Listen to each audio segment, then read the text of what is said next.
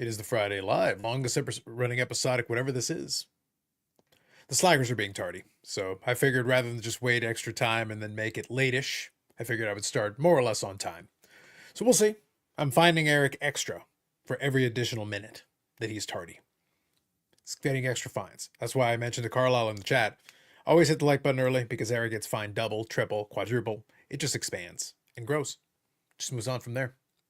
Josh was first. It's Friday night, you know what that means because I'm Carlos is live? It is true. By definition name, you can't be first. Josh was already beat you by, let's see, 3 minutes. My goodness. Ray says, I'm here for Carlos and no nonsense truth in the hobby. Is everyone ready for the National Convention 2025? My goodness, you're ready for the middle of the week. Middle of the year, I should say. I think it's late July this year. So, all right, fair enough. By the way, the hat is actually a playoff of the thumbnail.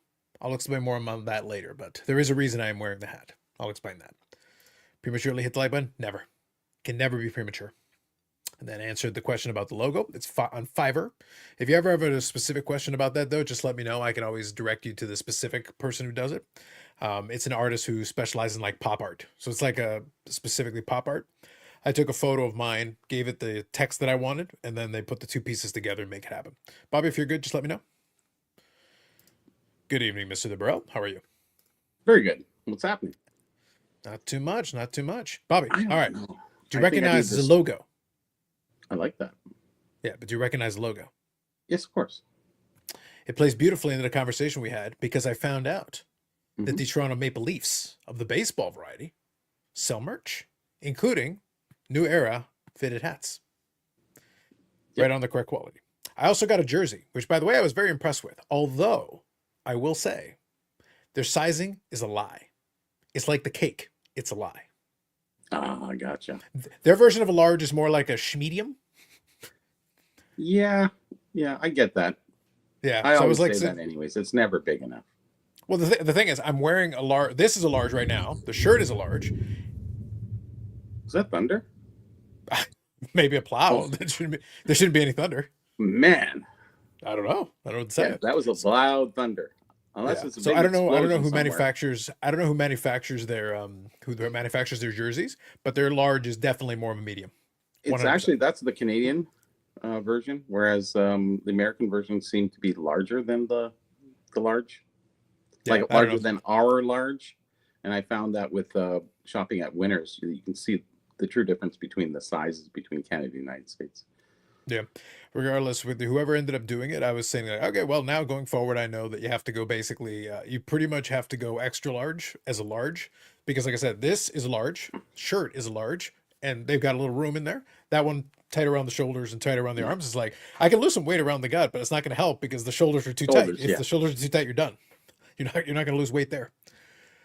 Minimal. It's not going to work. Yeah, I couldn't come into StreamYard. It wouldn't allow me. So I had to, it's like it wants me to get the app again. And I don't know. And really? Again with that thing? It's weird. I know. You know, actually, I was figuring out why I was hearing you last time. When I came in last time, I had turned off the Wi-Fi because I was having Wi-Fi problems. This place is horrible with the new 5G Wi-Fi crap. Anyways, it works horribly. So I had the Wi-Fi, when I went to log in, I had it on the Wi-Fi off and I was doing internet, just the regular internet connection. So then while I was coming in, I pushed the other one. So I think the other one was running in the background. So that's why I was getting the double talk a little bit and but then that kept repeating that thing. And I realized when I logged out, I had to log out twice, which was very interesting. Okay. Gotcha. Good evening, Baz. Dom, good evening. I think the National goes into August this year. Yeah, I thought it was the end of July. So the end of July into August. That sounds about right. Going to be hot at Donald D. Stevens. I believe that. Especially. Good evening, Paul. Good evening, Philly Joe. No, Eric, who's going to eat the mayonnaise? Oh, he'll be here. He's formulated excuses and he's being fined as we speak. So he knows. He's running. He's rushing through traffic right now, bobbing and weaving because he realizes that every additional minute he's literally here so he doesn't get fined. And he's being fined as we speak. The meter is currently running. Yeah. Letting everybody know. Good evening, Jeff. When I was a kid, there were two sizes. The size that before you wash and the size afterwards. Facts. Eric is always late. At the very least, we wish he was fashionably late. Alas, not so much. No, not so much. But yeah, DC I was or actually not? very so what struck me about it, what I was very impressed by was I did not realize. I knew the Maple Leafs baseball team played at Christie Pitts. I Mhm. did not realize that they don't charge for tickets. Oh, really? Yeah, a lot of the other inter-county teams. So this is inter-county baseball, which is semi-pro. The other teams usually charge for tickets a little bit, not a lot. Like honestly, it's nominal. Like not a crazy amount. But I guess they decided they wanted to make their money in concessions and like selling merch because this is a new era fitted hat, just like the major league version of it. And but they've got the IBL stamp on the back, which is actually pretty good. And then in the jersey, they actually did like for it's very clear the manufacturer Hmm. is like a local one, but they did a decent job.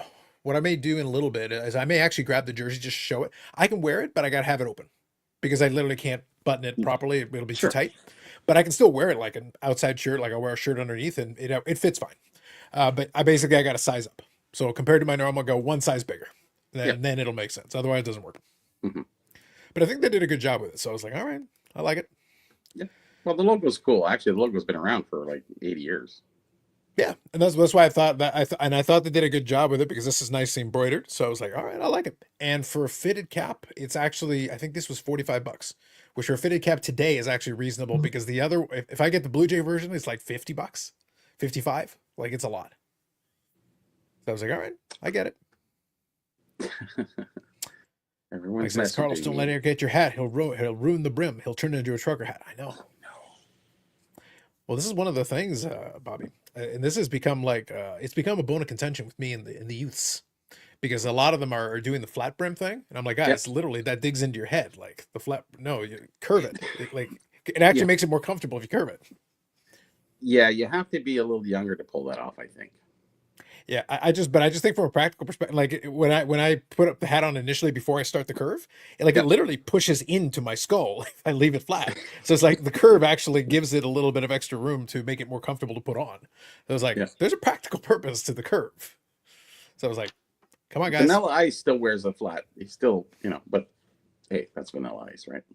Yeah, He can do pretty it much. now. He's 50 something. Yeah. So Name says I can't see Carlos' chat message. So like I don't know what you guys have going on. The good news is I can see all your messages. So right now, as far as I can tell, I see all your messages.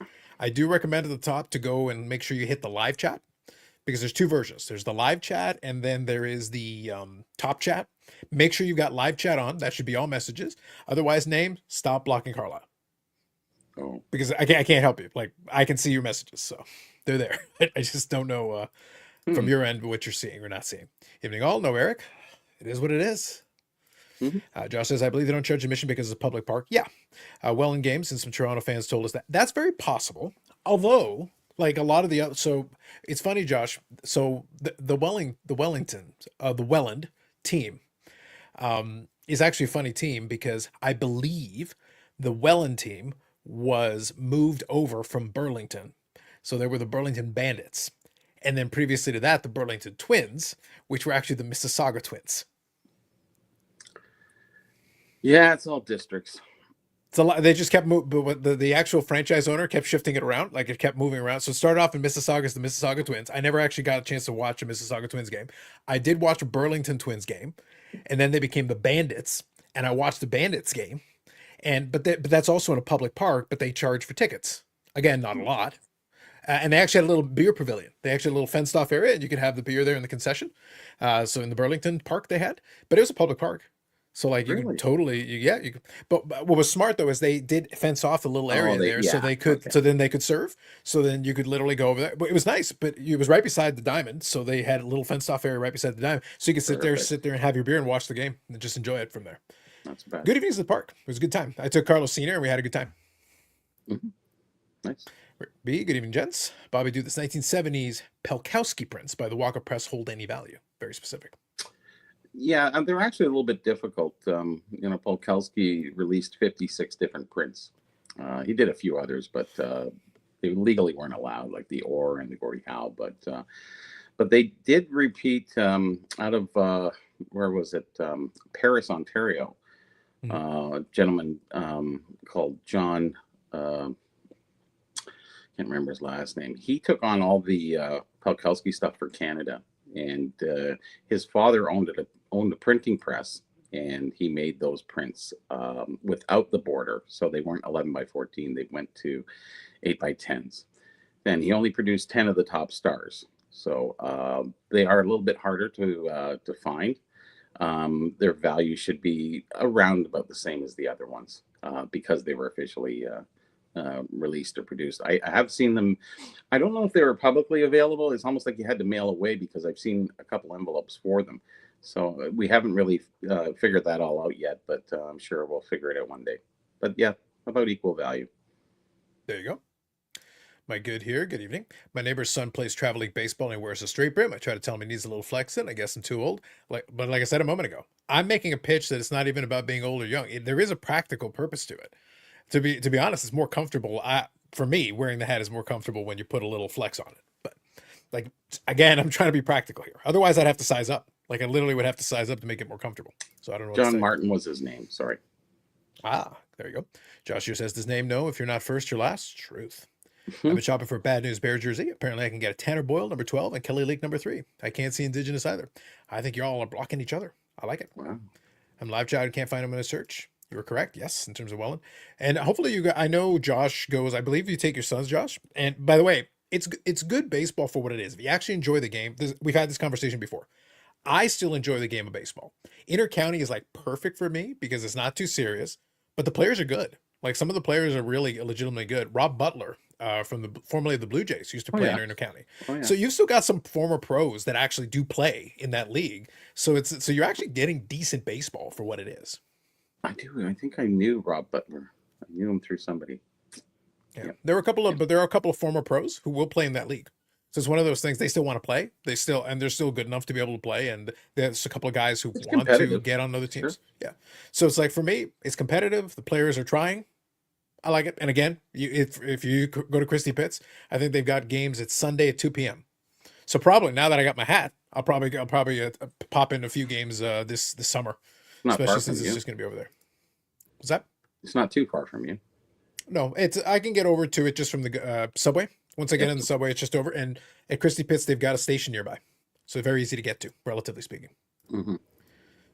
CC says, good evening, gents. Arrived late tonight. No Eric tonight. He's bobbing and weaving through traffic, trying to get himself. He's making all kinds of excuses. We'll see. I don't even know. We'll find out.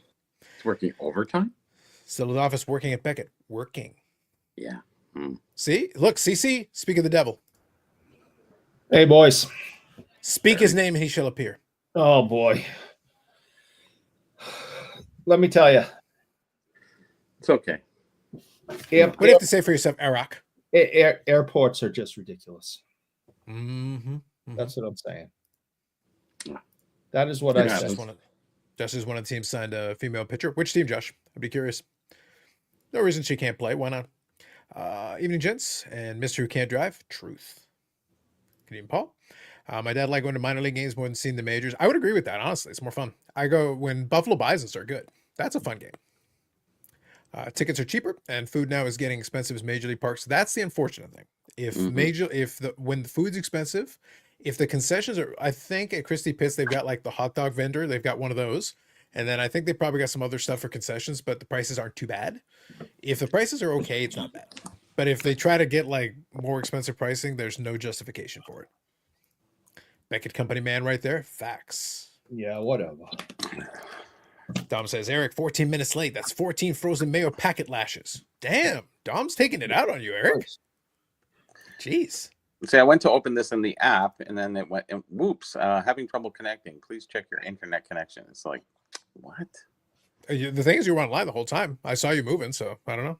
No, I was live. Actually, you kept fading out every 30 seconds, so continually. And then Eric faded out once, but he just got here, so. They're messing with you. Josh says, did you send your wife to Florida again? Well, Ham does need to see him. She just got back from Florida. Hanging out with Florida. Whatever her and Ham were up to, I don't want to know. Okay. I don't even want to know. Who has any idea, man? No idea. But yes, she just got back from visiting her mother in Naples. So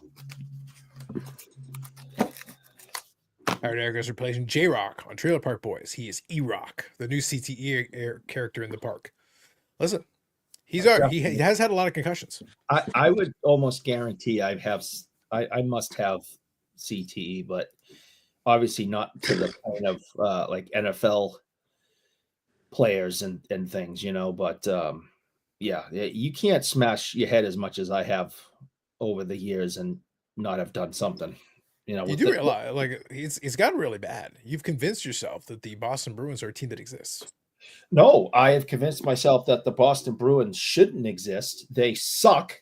And if you saw the Toronto game, they should have been kicked out of the league immediately. You were up 3-0 and you lose in overtime. Yeah, we're good at that. They suck. The Bruins should be kicked out of the league and like, all right, we'll try it again next year. They suck. And then they lost to the Islanders yesterday. Fucking yet again. I'd love to be able to help you. Look, Eric, I'm sporting the only Toronto Maple Leafs gear that I own. I may have to dig out my hat and stop wearing that because the Bruins just suck. And I don't know if my mother's watching or not. We were watching the game together, and when it was 3-1, we started talking, and we both agreed there was no way the Bruins were winning this game. And then it was 3-2. Then it was 3-3. Right, with seconds left, it's 3-3, and we're just laughing over the ridiculousness of this team. And then, of course, they get into overtime, lose, and we just start laughing again. Like, you can't even get mad anymore and like throw something through your television or jump and swear. No, just laugh because it's inevitable. They suck. Tough times. Boston Bruins. Mike says the Boston Bruins. Oh, that's right. We're talking about the minor leagues. Facts. I don't think they could beat a minor league team. I would like the Providence Bruins to come up to Boston and play them for who gets to play the next game. Because I think Providence would beat Boston, and I think Providence should play the rest of the season. Mm-hmm. Have the baby bees take over and just play the rest of the year because the big boys suck. Not like the heady days of Joe Thornton. That says many of us have CTE playing sports from the 70s and 80s. It's okay, Eric. We're all in the club. Listen, Eric still thinks it's the 1980s. Yeah, I mean, we didn't. On a half serious note, we just didn't understand how. We didn't understand the science back then, and we used to just say we got dinged up a little. I mean, we thought it was kind of funny. I thought it was hysterical that I told the doctor I had a 21-year-old sister in the 3rd grade and that George Washington was president. I thought that was the funniest damn thing I ever heard. I now part of the problem was that you were actually alive when George Washington was president. Well, I know I am old, but George Bush happened to be president at the time, and they're both named George. Yeah, well, that's where the thing was. I was close. Commonalities, but yeah. And I've had many, whether it be when I was younger or even when I was older, mountain biking, hitting trees with my head or whatever. So, the big issue was that you kept trying to headbutt trees with your head. Like, it was an intentional thing. It wasn't you crashing. It was like you speeding forward towards a tree, playing a game of chicken with the tree, and the tree is like, I'm not moving, bro. They don't. Yep. But who is that? You guys remember, anyone in the chat remember, who was that football player that scored a touchdown? I think it was a quarterback, and then went over and headbutted the wall. And there was a thin layer of padding, but behind it is just concrete. And he ended up like ruining his whole career because he went and headbutted the wall. He ended up with a concussion, like he broke something in his neck. I mean, yeah, that's what that reminds me of when you're telling me I headbutted trees, was that quarterback who headbutted a wall.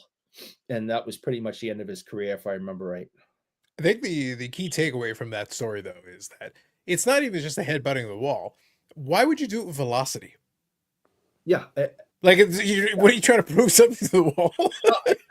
Listen, if you go on the Googles, right, or the YouTubes, The Googles? type in, quarterback headbutts wall, it's going to come up. I think he played for the Giants possibly. And, he ran in for a touchdown and then ran over to his right. And then So I'm getting a couple of Gus Frerots. and just drove his head into the wall. And that was the end of that. Thank you, Jeff. Thank you, Dom.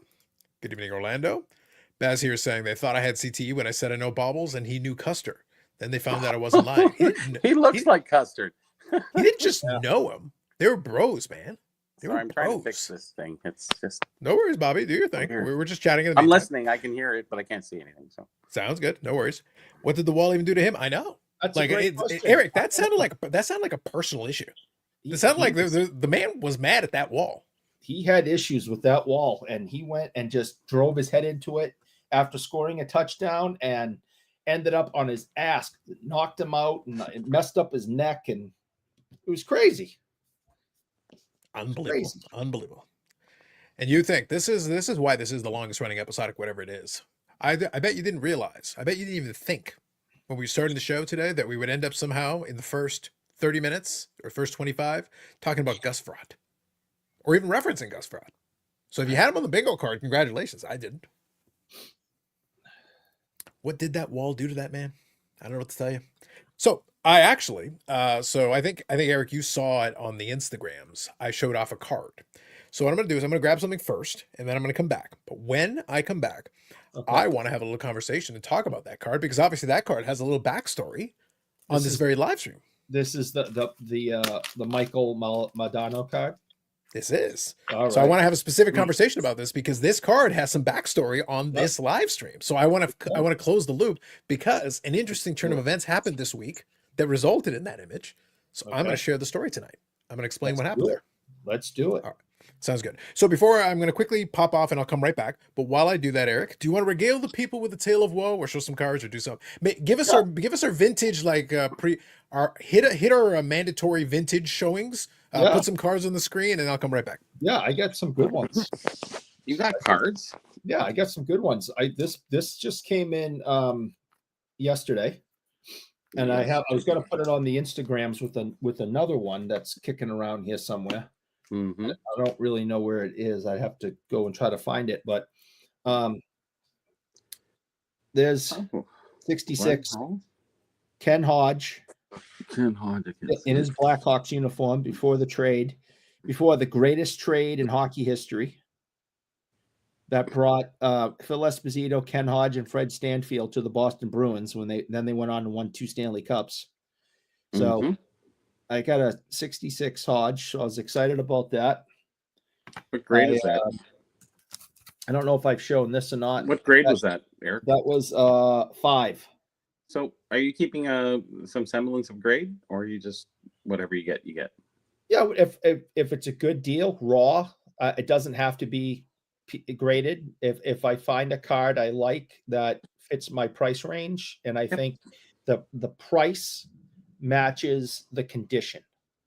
So whether it's graded, whether it's raw, does the price match the condition that I'm willing to pay? Yeah. And for the price I paid and for a graded 5, I went, that seems fair to me. But is there a grade that you would go down to, like a 3, other than Bobby Orr? I mean, or are you trying to keep it above a 4? I don't like, cards that are too beat up. I mean, I definitely have some, but I try to keep things. For that set, I meant. Oh, yeah, I'm gonna try to keep it looking like a 5 or above. Okay, cool. But again, if it's raw, I still want it to look as good as this. I don't want it, dinged up or have a crease in it, or and so like a 5 and above. And I have some. The majority of the Bruins team set in 66 I have are autographed, believe it or not. High demand. Yeah, I have a lot of them autographed. So nice. But yeah, I'm trying to get the team set for you know, I'm not going to get the whole 66 set. Why bother? You know, I mean, I just it'd be so much money. I think it's gotta really be good. one of the Team most- set collecting is, Eric, you have the minor league or rookie already. I know, That's the biggest one. I know, and I have the Howe and I have the Hull. Oh my God, you're basically done. It's a pittance. Yeah, Get on with it, man. but Tom says, dude, even held a P18, stumbled through another drive after that. What a legend. Mhm. Indeed. so yeah, I'm gonna keep trying to build Bruins team sets. I have most of them done, so I got to kind of go back now. I'm also working at the same time that I'm working on the 66. I'm working on the 67 at the same time. I like that stuff. I'm almost done with that. 65 and 67 are really nice. 66 is, no rookies, nobody's in it. So Yeah, the 66 O-Peachy. Yeah, there's nothing in there. television sets like wood grain borders. Come on. Yeah, stupid. I think with the wood grain borders, you're either into it or you're not. All 87 boys are the tops, same. 62 pop, 87 tops, 62 tops in baseball, 55 Bowman. 55 Bowman's another one. If you like the wood grains, that works out. So my good says, love the hockey and football cars in the 60s with the TV sets. Yeah, referring to that one because they had it also in football. That was another, they had the design. I think it was a novelty idea, but I don't think they see if it was really good, they would have kept going with it. So they only did 1 year with that. Actually, you're not going to repeat it too many times. You can't repeat it too many times. Even Tops, when they did that, they made them 25 years apart, 62 and 87. So they split them up over 25 years. Yeah. So my good says, Eric, when you do your sets, do you keep them in the slab or do you break them out? I've never cracked a slab. If I get a card that's in a slab, I leave it in there. Unless it's Beckett, then you just open it. No, I just don't buy them. It's just like I think I have. Comes apart real easy. In my whole collection, I think I have like 2 Beckett slabs. So one of them is in my Jerry Cheevers rookie is in one. Crack it. Send it in. G-Rye. Yeah. And Eric corrected me on the pronunciation, Bobby. He was saying G-Rye Cheevers. Yeah, G-Rye. So I think I do have a Bobby Orr card that might be in a Beckett, but I think there's only 2 scandalous. Utterly scandalous. He is for Maybe Bobby. Says Carlos Leafs fan since day one. So this is the only Leafs team that I will acknowledge. Enough of this shit. He knows what he's doing. See, this is one of those. Oh my God. All right, here we go. Listen. This piece of cow dung. Listen. Wow.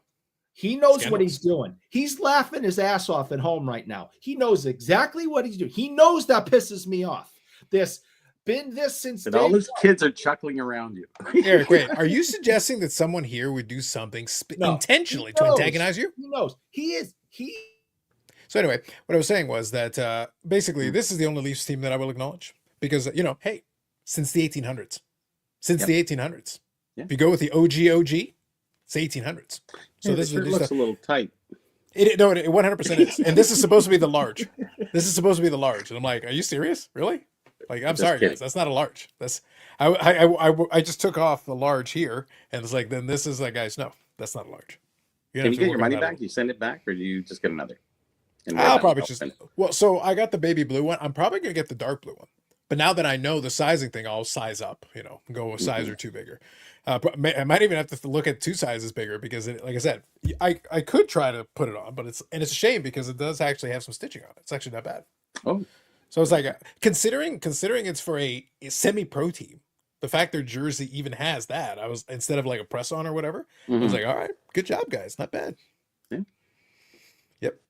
Cow dung. Listen, Eric's going for it, man. But I like the jersey. I like the baby blue. It's actually pretty nice, and it fits. It goes well with the hat. The dark hat and the light blue. Yeah, I like it. So I give him credit. I might we'll see if I go to a couple of the games. I might give because you can actually buy like a little like seasons card if you get the little card. Now you don't have to, but it gives you a little discount in the concessions and whatever. So if I'm going to go to a couple of games, I might. One of them, if you get the one, it supports the team anyway because again they're semi-pro. But with one of them, you do get the jersey included as part of it. Oh, so you can be so I could literally just get the dark blue version of it. And then also get the discount and get a couple of other little trinkets thrown in. It's like, okay, that might be all right. I'll think about it. How much is it? I'll think about it. You've got 2 different levels. One is $199 and one is $299. And you also get and you also get, I think, tickets to all their road games. So if you want to go to the road games, you get tickets to all of those as well. Wow.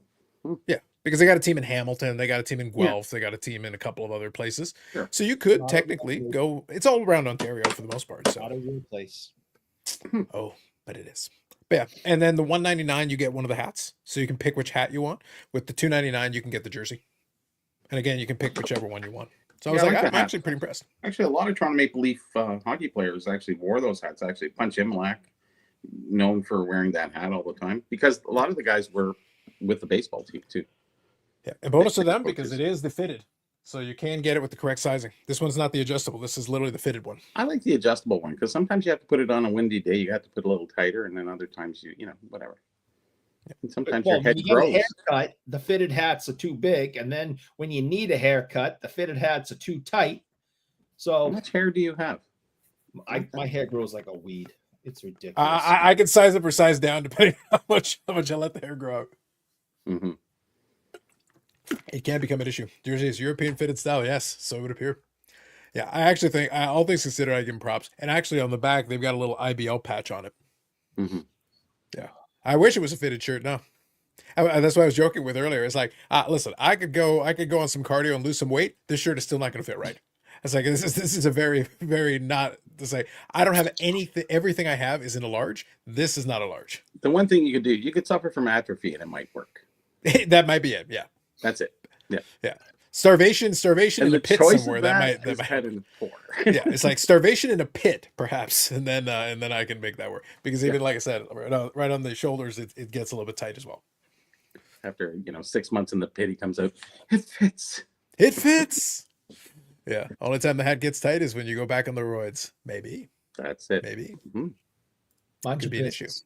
Mind your business. Shut up, Josh. Eric's all about the roids. Mind your Yeah, business. all the cyclists. The big guy. Mm-hmm. Mm-hmm. Yeah. Indeed. So let me quickly let me share the little story here. So the card that I put on the Instagrams was this one. Yeah, I like that one. The manufactured patch. Yep, it's a manufactured patch. So there's 101. Now, Josh is correct. That was the one that was at the Quebec Expo on the dealer table for $1,500. And it's also the one that I showed you on eBay, which was on eBay for $14.95. So that was there as well. Mm-hmm. So how did I wind up with this? Because I explicitly said that is way too much. It's a ridiculous amount. That shouldn't be anywhere near that amount. And I stand by that because I did not pay that. Now, here's what it became interesting. A confluence of events. There you go. A confluence of events came together this past week that allowed for this to come into my possession. And that is, number one, I had a couple of things on eBay sell. Great. Awesome. Nice to have a little extra cash. I had a spontaneous reach out from somebody on Facebook who on the AEW Facebook group I'm in said, "Hey, Carlos, I heard you might have this card." It was a dentist PC card that they said, "Hey, do you have this?" And I said, "Well, not only do I have it, I actually have 3 of them." Mm-hmm. So in this case, it was, I had extras. So he goes, "Well, I'm working on the set. Would you sell me one?" And and it was numbered to 25. So the version that he was looking for is numbered to 25, and I have 3 of them. My hoarding worked out in this case. Oh, so then he said, "Look, I really want it for $1,500. Yeah, almost. So anyway, so he wanted one for the set, and he made a very solid offer on it. And I was like, okay. And let me just put it this way: for what he paid me for one was what I paid for all 3 of them, basically. Mm-hmm. So I've still got 2 of them. So regardless, I was like, yeah, I can do that. No problem. One more to sell. Yeah, one more. And that's, in all honesty, it was out of the blue. I didn't make anybody aware that I was selling it, but I did have them. It was on my Instagram, so you could see that I had the card and I had duplicates of it. So I said, well, all right, which one of the 3 do you want? So I threw that in the mailbox. So that right there so I had PayPal balance. I had a little extra cash from a couple of eBay sales. But even then, that would not have been enough. I'm not going to pay that original price. That wouldn't work. It would not have made any sense, because even if I had all the money in hand, then I'm wasting $1,500 on a card that I don't think is worth $1,500. However you want to slice it, I'm not into that. Continue on with the confluence. The third component that came together is that I don't know if the seller, because it's a dealer based out of Quebec, I don't know if he finally got tired of holding it, and maybe the Quebec Expo was the last straw or whatever. But I got an email from eBay knocking $700 off. Whoa. It wasn't like $1 or $2. That's not like a 5%. It was like Yeah. it went from That's $14.95 to $7.95, It's like which is 55% substantial. off. Which is substantial. It was a big Yeah, decrease. it is. And then you tack on my PayPal balance plus the money I had made from those others, and all of a sudden my cash out of pocket is way more in line with what I was actually looking like, which would make more sense for me. And I was like, okay, if that's what you're talking about, then we can complete that deal. We can do that because now I have the cash in hand. Plus, you drop the price down to way more in line with what I would want to pay, as opposed to the original starting price. I got a message coming up. It's really funny. It says, having trouble connecting. This is often caused by unstable internet connection. Move closer to your router if you're on Wi-Fi. It's like, yeah, like I'm really like 12, 14 feet away from it. Like, thanks for the new Wi-Fi, you stupid freaks. This Wi-Fi sucks. Don't go 5G. Just stick with your own cable connection Wi-Fi. It's just so much better. So it would appear. As soon as you upgrade, you downgrade. Sometimes. And they say, well, everything looks good for on our end here. It's like, well, come on over. Let's do it. And we'll see how good it looks from here. Stupid assholes. Of course it looks So good. man, Jeannie's here. Good evening. Josh says, I hope this includes the eBay coupon. Maybe. I wish they still had eBay coupons. I wish they still had the eBay points. The eBay points was the best thing. I love that. But I'll say, but like I said, $700 off plus my PayPal balance plus the other one. The out of pocket ended up being very little, relatively speaking. So I was like, okay, I can live with that. That's fine. The eBay bucks were great, man. I wish we still had them because I'm buying stuff all the time. I'm like, geez, even if it's 1%, I would do very well on that. And then Just at like, the end of a couple months, you sit there and go, I got this much money. I don't really want that to pay that. Here, just throw that money at it. See ya. Yeah, but then they discontinued it in Canada, and then they went to the United States with that. Yeah, it was a shame they got rid of that, but because I was very much enjoying using it. It was like so a cashback credit card or something. Oh yeah, well I do that. So in this case, like I used it for that, but I'm saying like it was better when you'd be able to use that and get the eBay box. Oh yes, of course. Double it up. That was even better. So anyway, so Mike, it's on the Instagram. I did take a big closer picture of it, so it shows it very well. So at the end of the day, it's an on-card auto, which is nice. It goes with the other one I've got. There's 3 versions of this. I have 2 out of the 3 versions. I need 1 more, but this is the one of 1, so now that one's out of the way. So, yeah. And that's the toughest one, so it works out. Let me see. Are the others 1 of 1s too, or just no? Nope. One of them is unnumbered. One of them is out of 10. So I have the unnumbered, and then they have the 1-1. So the out of 10, though, I may come across it at some point. I'm not too worried about it. ROI and hashtag invest. Facts. Facts. That's what you call serendipity. Yeah. And it was funny. It was only a couple of weeks after we had talked about it because the Quebec Expo wasn't that long ago. So it was just funny that it was on that table with the price point that I'm like, yeah, I'm not paying that. But then it came together where it's like, oh, wait, now you're talking about that price point where it works out.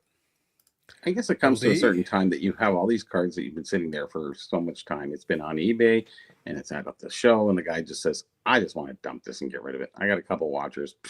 Let's see. Was it an offer or just drop the price? No, it was drop the price. Oh. Yeah. So it was literally this. So the buy it now went from $14.95 to $7.95. So I was like, okay, great. And then again, with the balance and all the rest of that stuff, I'm like, I thought about it. Hey. The problem is they didn't have the button. If they had the button, I would have totally made him an offer. He does use best offers. On that one, he did not use best offers. Yeah, he already dropped it. So I was like, all right. Yeah, I can accept the results.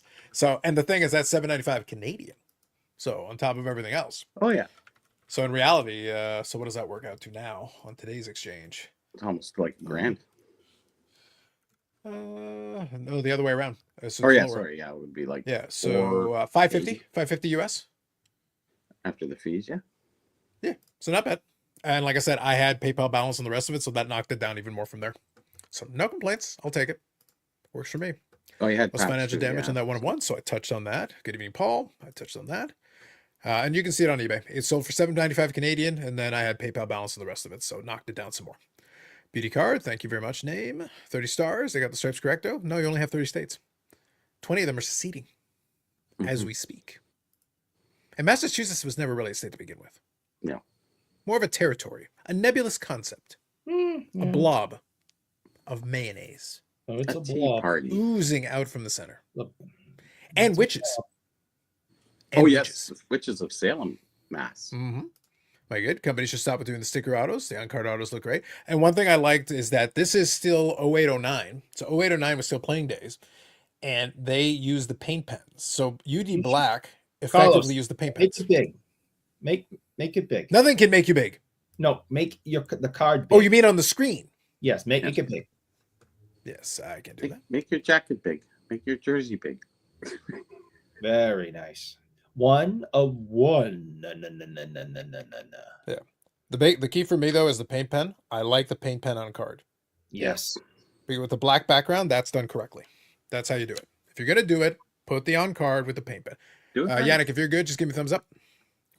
Yannick's joining me wearing the jerseys. Oh. No, if he's gonna be here, I'm leaving. You got two different shades Toronto of blue. versus Montreal here. Beat this Toronto crap. versus Montreal. That's right. Hi, Eric.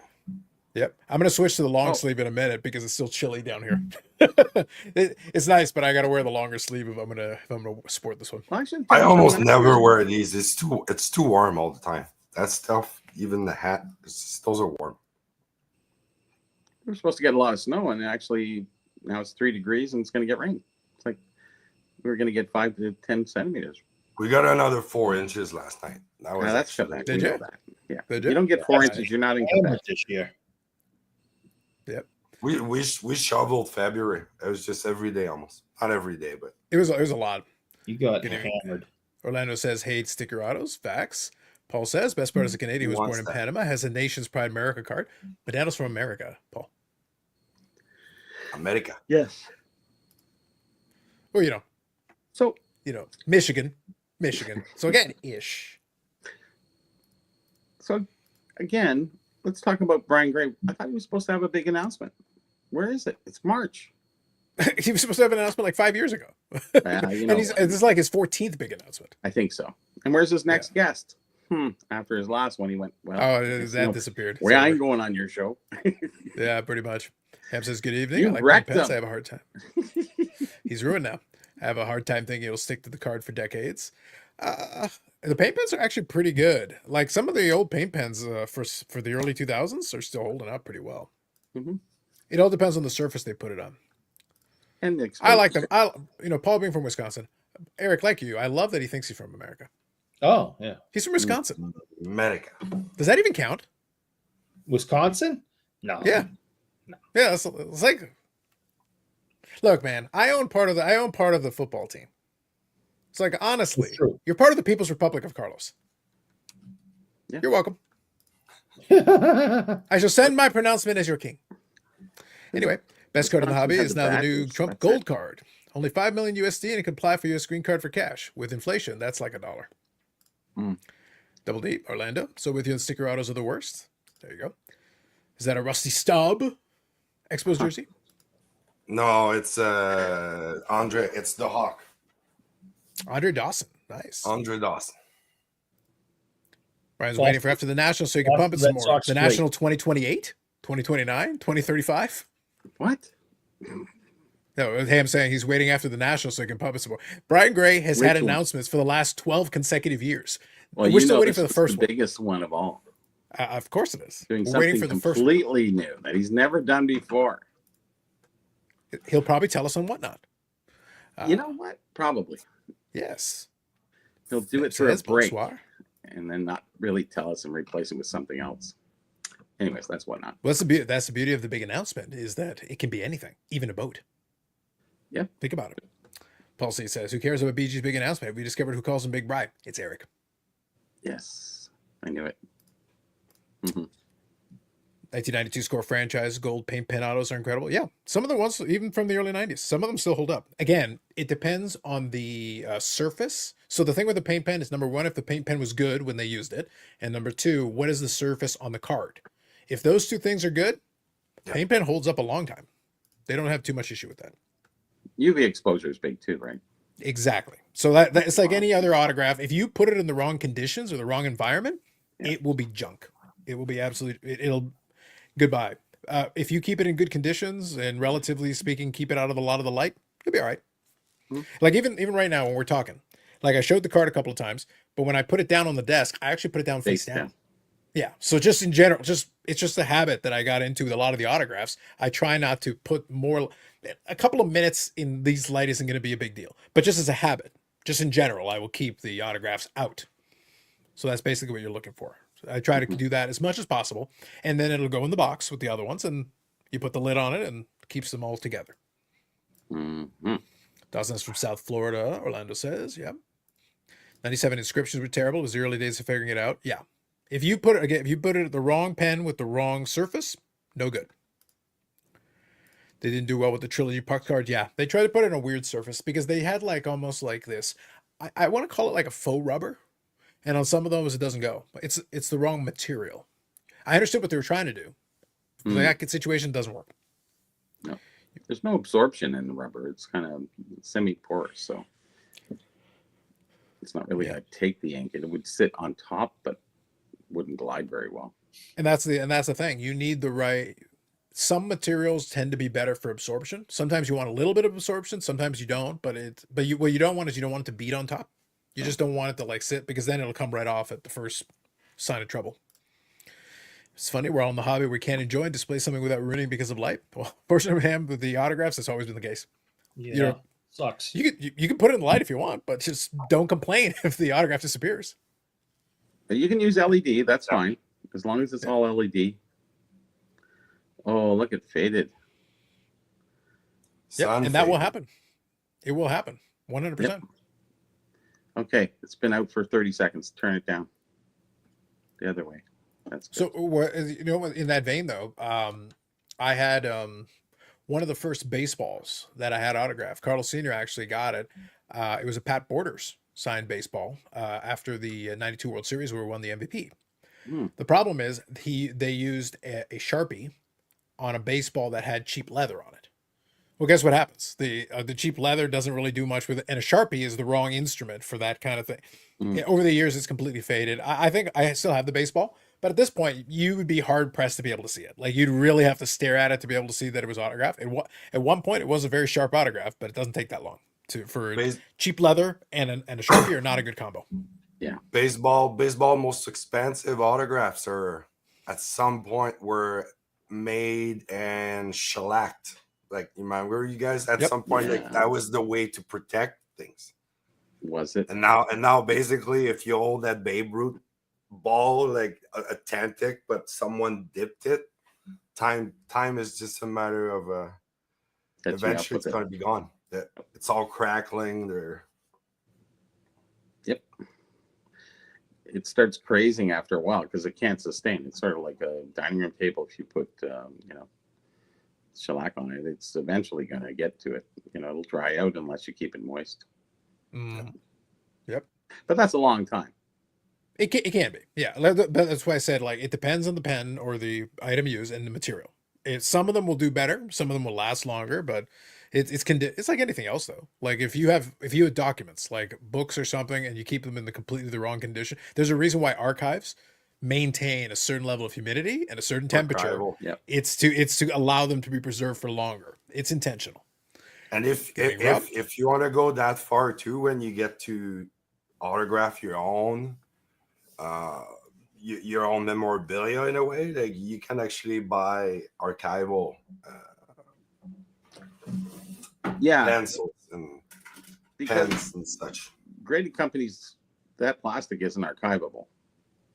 Top loaders, not archivable. Penny sleeves, not archivable. Realistically, right? I don't know if you can, but anyway, it says archival on it, ink. Yeah, and you have to buy the special stuff. And nobody's really buying that. And it's funny that the whole hobby is rife with all of these things that are non-archivable. That you would put an 8x10 photo from 1920s in there. And, it's a petroleum product. It's going to seep through eventually. Mm-hmm. Yeah. You probably won't be alive when it matters, but any which way. Oh, yeah, and look, it just depends on how you want to enjoy your hobby and the time and the time you have the items. So that's basically all you're looking for. Yeah, after you're done, who cares, right? Exactly. J-Can says, are we talking about Pokemon yet? Stay tuned for hour 2. Eric's going to regale us. He's going to tell us all about the Umbreons, the Cheestringamon, the Ubermon. Oh, yeah. The Bubioramon. Mm-hmm. I'm just going to add a Mon to everything and pretend it's would. Pokemon. You should. Just saying. Yes. Josh says, hobby pet peeve currently, it costs $10 for a 3-row box. It's outrageous. What? It genuinely is outrageous. It's madness. Is he being serious? It's cardboard. Well, he says on the weekend, so I'm assuming he went to a show or something. I wouldn't surprise me. Like, honestly, they've got ridiculous. I blame Tim. I need BCW's words on this. Right. I mean, where's Tim? That's $10 for a 3-row box. It's like $20 beer. I mean, Really? We sell those for a couple of dollars. Impossible. Yeah, like even That's $5 Canadian would be already like Yeah, I mean, that's ripping people off. They've gotten nuts with the cardboard stuff on there. It's madness. Yeah. Says that happened to me with a childhood Gordie Howe auto and a cheap buck. That's unfortunate. But yep. I just picked this up. There we go. What's it say? You got that on what index card? Yeah. Beautiful. Looks like Gordie Howe. Yeah, that's a nice one. Could you show it one more time? I just made it a little bit larger. Yeah, he had a very nice autograph. Very good handwriting. Yeah, the key part is that it was still intact. That's still at the time where this autograph is still pretty solid. Yeah. Yeah. I mean, I love collecting Gordie Howe autos. If I can get them at a decent price, I will never overpay because there's so many out there. Yeah. But I mean, just from where I'm sitting right now, 1, 2, 3, 4, 5, 6, 7, 8, 9, 10, 11, 12, 13. I think there's just 13 where I'm sitting, and then I have more in boxes and in other places. It's as high as Eric can count. Yeah. I was gonna say you're testing the limits of his counting. So by the way, well, I had to take my shoes off count because I got to 10. I got to take my shoes off. Yeah, it's not. I like that they put the logo on the bottom as well. So I thought that was a good look. And again, they actually put a little bit of stitching in it. So I was like, you know what? This is semi-pro baseball. For goodness sake, it's like Fanatics, take notes. Like guys, these actually have. Again, the sizing's all wrong, but at least it's a half decent. And by the way, I like the fact that they also put established 1896. Nice. That's a nice jersey, girl. Which is nice. It's a nice touch. I was like, and like I said, this is actually like a little rubber piece here for the IBL logo. What is it? It's inter-county baseball. Oh, IBL. that's all. They put that in rubber. Nice. Yeah, this is actually a little rubber piece they actually put on there. So I was like, you know what? Credit to you guys. Not bad. So whoever this is sportswear.ca. VMFsportswear.ca is who made these uniforms. But they got to fix their sizing because these are wrong. That is not a large adult. That is not a large adult. Thank God it's made in Canada. But I was going to say.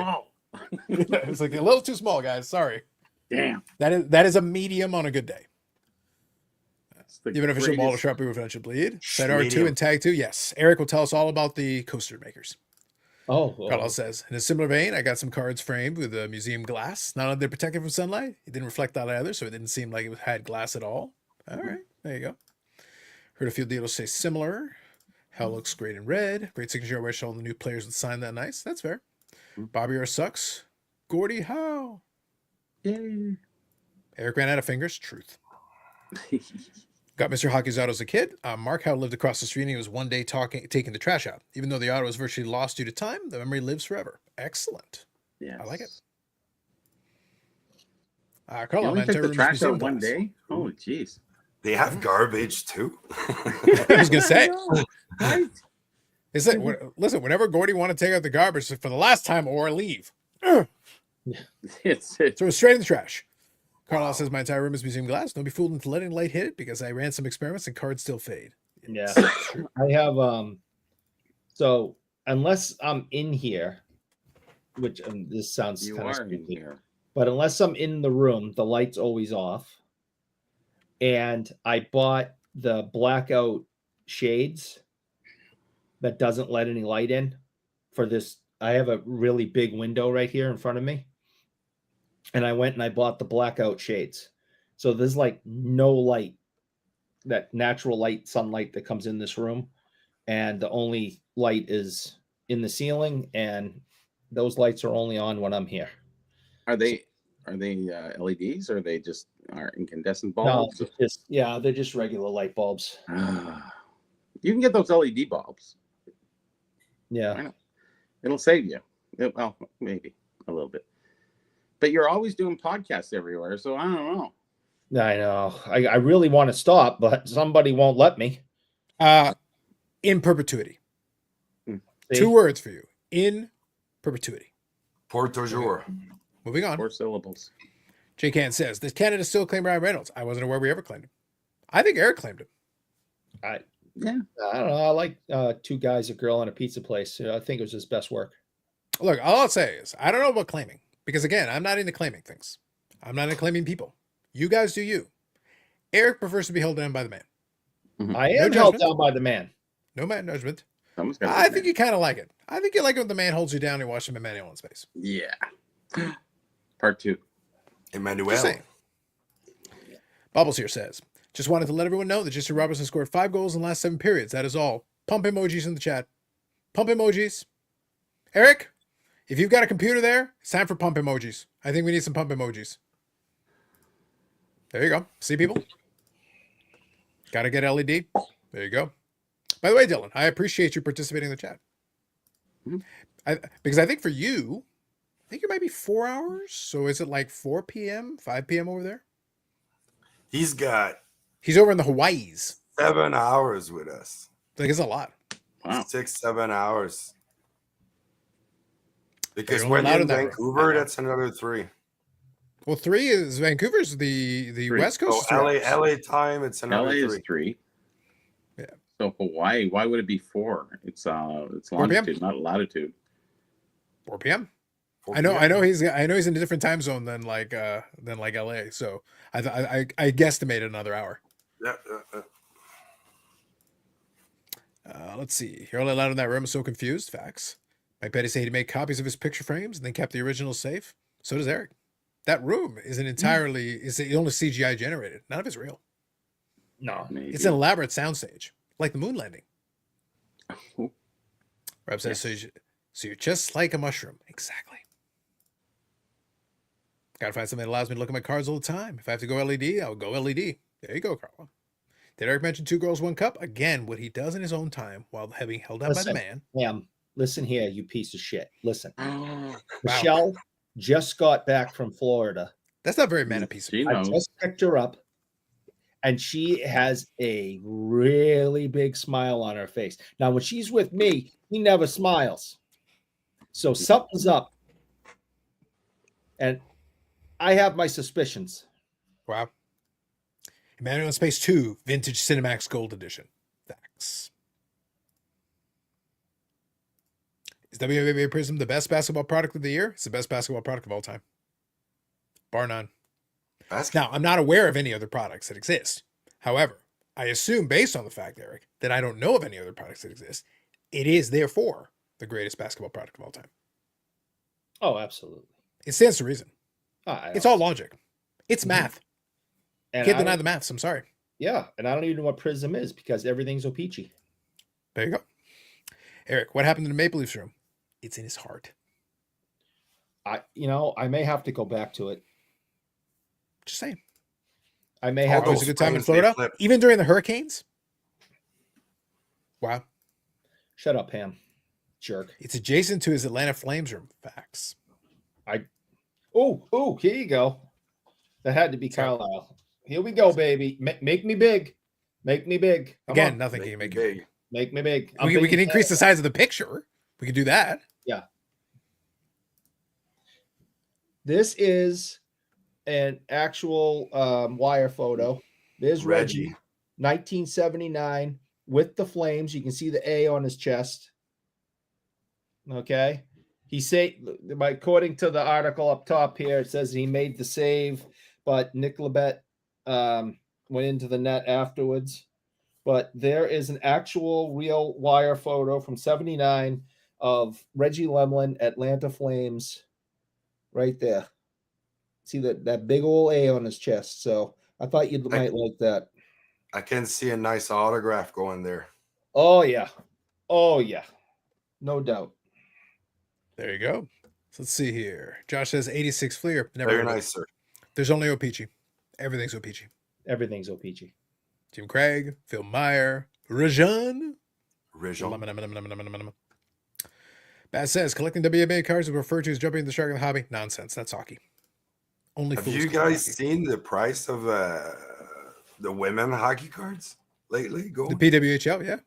Woo. There was a, I think it was a And Poulin sold for a ton. There yeah, was like I one. think a couple grand, probably even It was more. the one. It was not more than a couple of grand. It was the one of one. Let me see here. Card. Gong Show did a post on it. I'll find it. It was actually a big sale because it was the gold outburst. Yeah, very impressive. $14,081. There you go. Eric, I didn't realize you had that kind of budget. Good on you. Oh yeah, lots of money. You got it. There it is. $14,081 USD. Oh yeah. eBay best offer. Marie-Philippe Poulin. Yeah. PWHL Young Guns Outburst. Good for Wow. them. Good for them. That's great. I hope they enjoy that money. That's Big fantastic. monies. Big monies. Yeah. No thanks. Flaming A, that's right. How about a Red Wings room since they're 5 points up on Boston now? Anything. Well, I mean, I got Red Wings all over the place because of Gordy. So there's lots of Red Wing stuff in here. You guys just can't see it, but Yep. I mean, there's lots of Red Wing stuff. So, I mean, I got this right here. One There's of an the ashtray or a plate. There you go. That's one of the coolest things I got. So, Yep. Mike, it says put the auto on the ice where it'll pop relating to the picture. there's the Gordy plate. So those go together.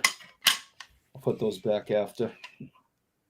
No chocolate sticks in those plates. No. Yet. No.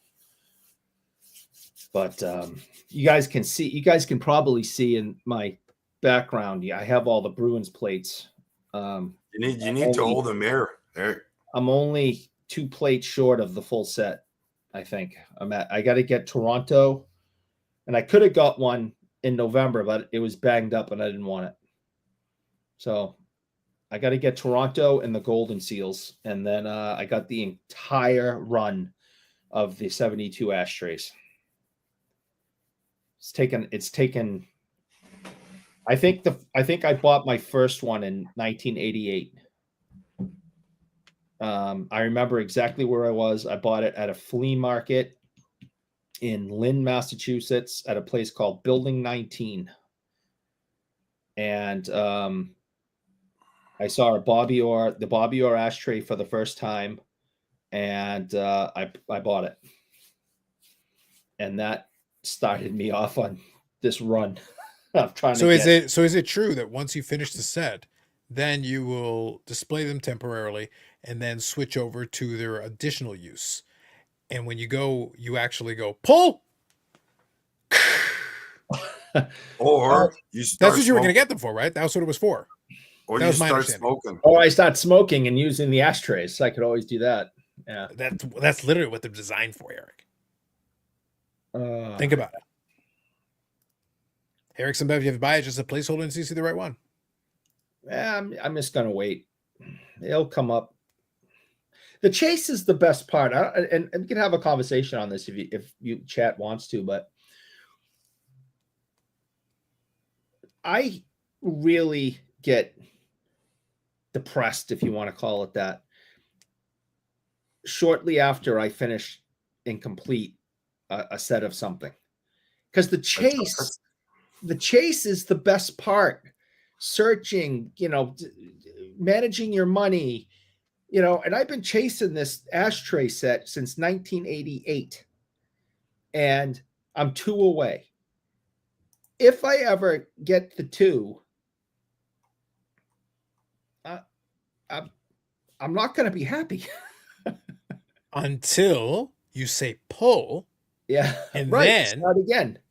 You're a couple of shots away, and you can start all over again. And I do this with card sets.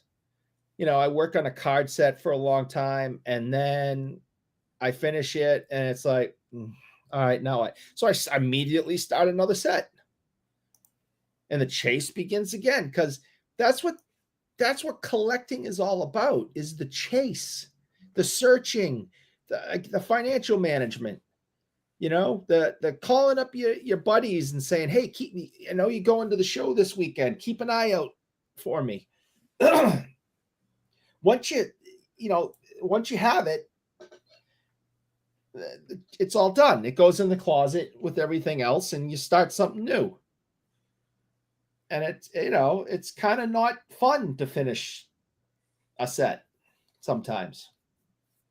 So that's how I feel anyway. That's why I'm always on to the next thing. Interesting. Interessante. He's a very strange guy, Yannick. He's a very strange individual. He's a unique bird for sure. Mm-hmm, mm-hmm, mm-hmm. Am I the only one? And seriously, I've been trying to have, we got to kill 3 more hours here. I mean, am I the only one who feels this way? Is that you kind of get let down after the chase is done? I mean, to the next chase. Yeah, I was gonna say, yeah. So the problem is I have a lot of we'll take it seriously here for a minute. The issue is that there's a lot of projects on the go. Yeah. So the completion of one chase is like, a moment of celebration of the accomplishment, taking the totality of it, and now on to the next thing because it's still in progress. Immediately. Like I don't even take a second to enjoy. Because Eric, you collect a lot of Boston Bruins. I wouldn't have enjoyed it during the process either. Like I would have enjoyed it pre-process, during process, post-process, post-process, pull. The only time I might enjoy it is during the pull. Funny. Just saying. Just throwing it out there.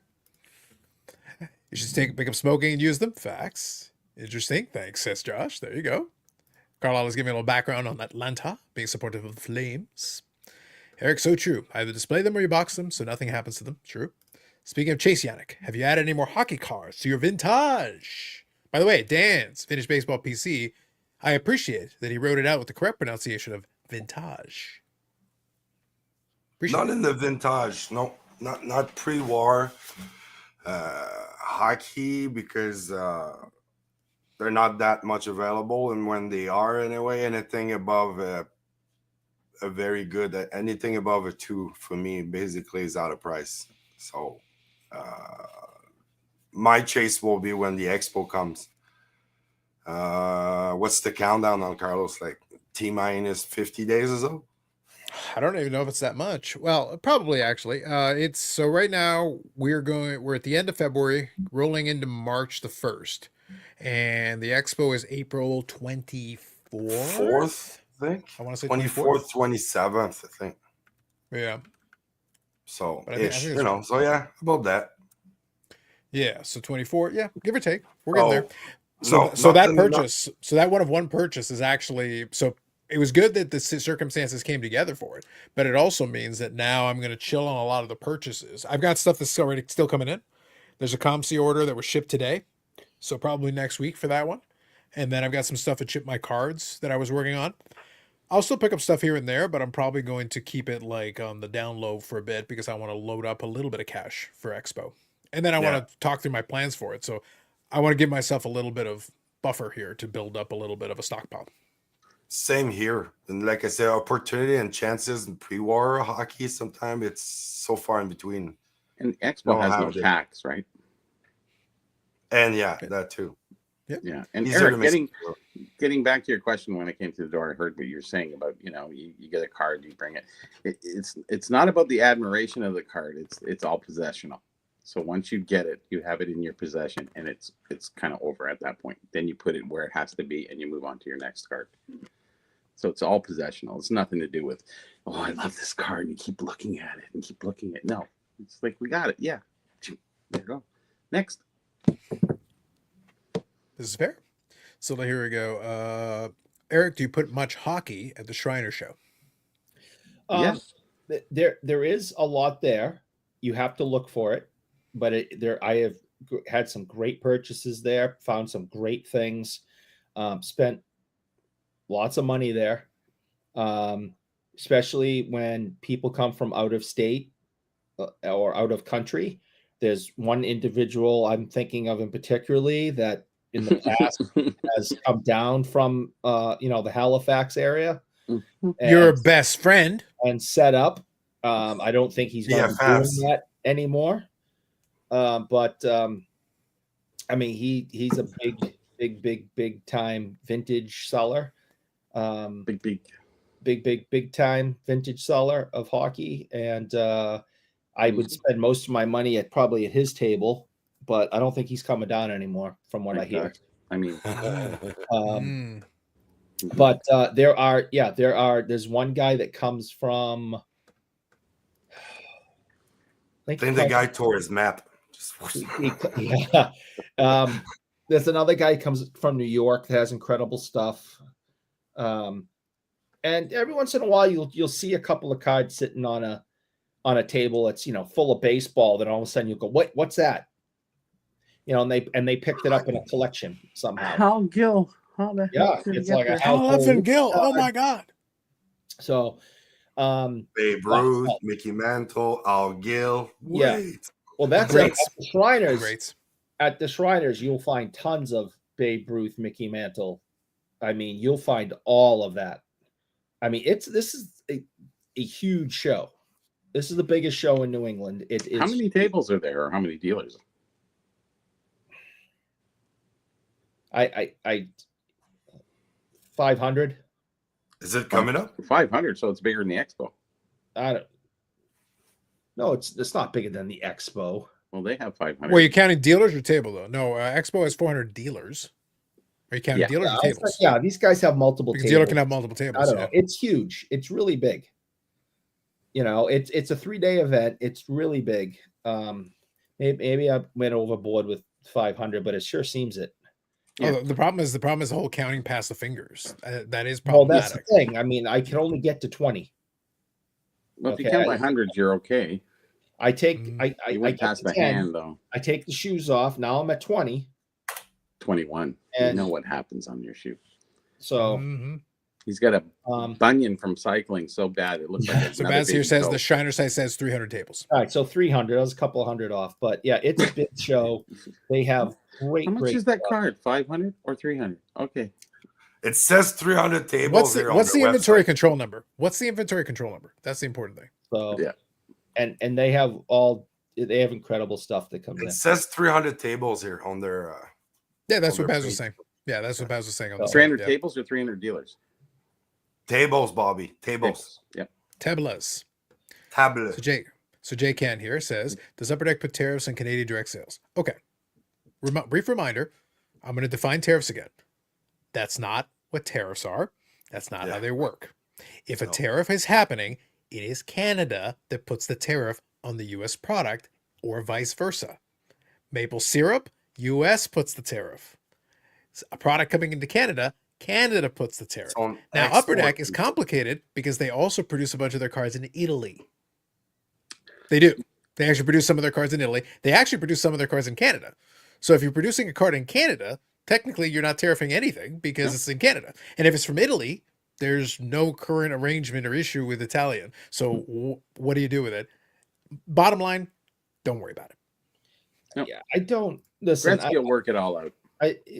First of all, I think they're going to work it all out. Second, I don't think they're going to be tariffing or taxing things like that. They're going after steel, oil, gas,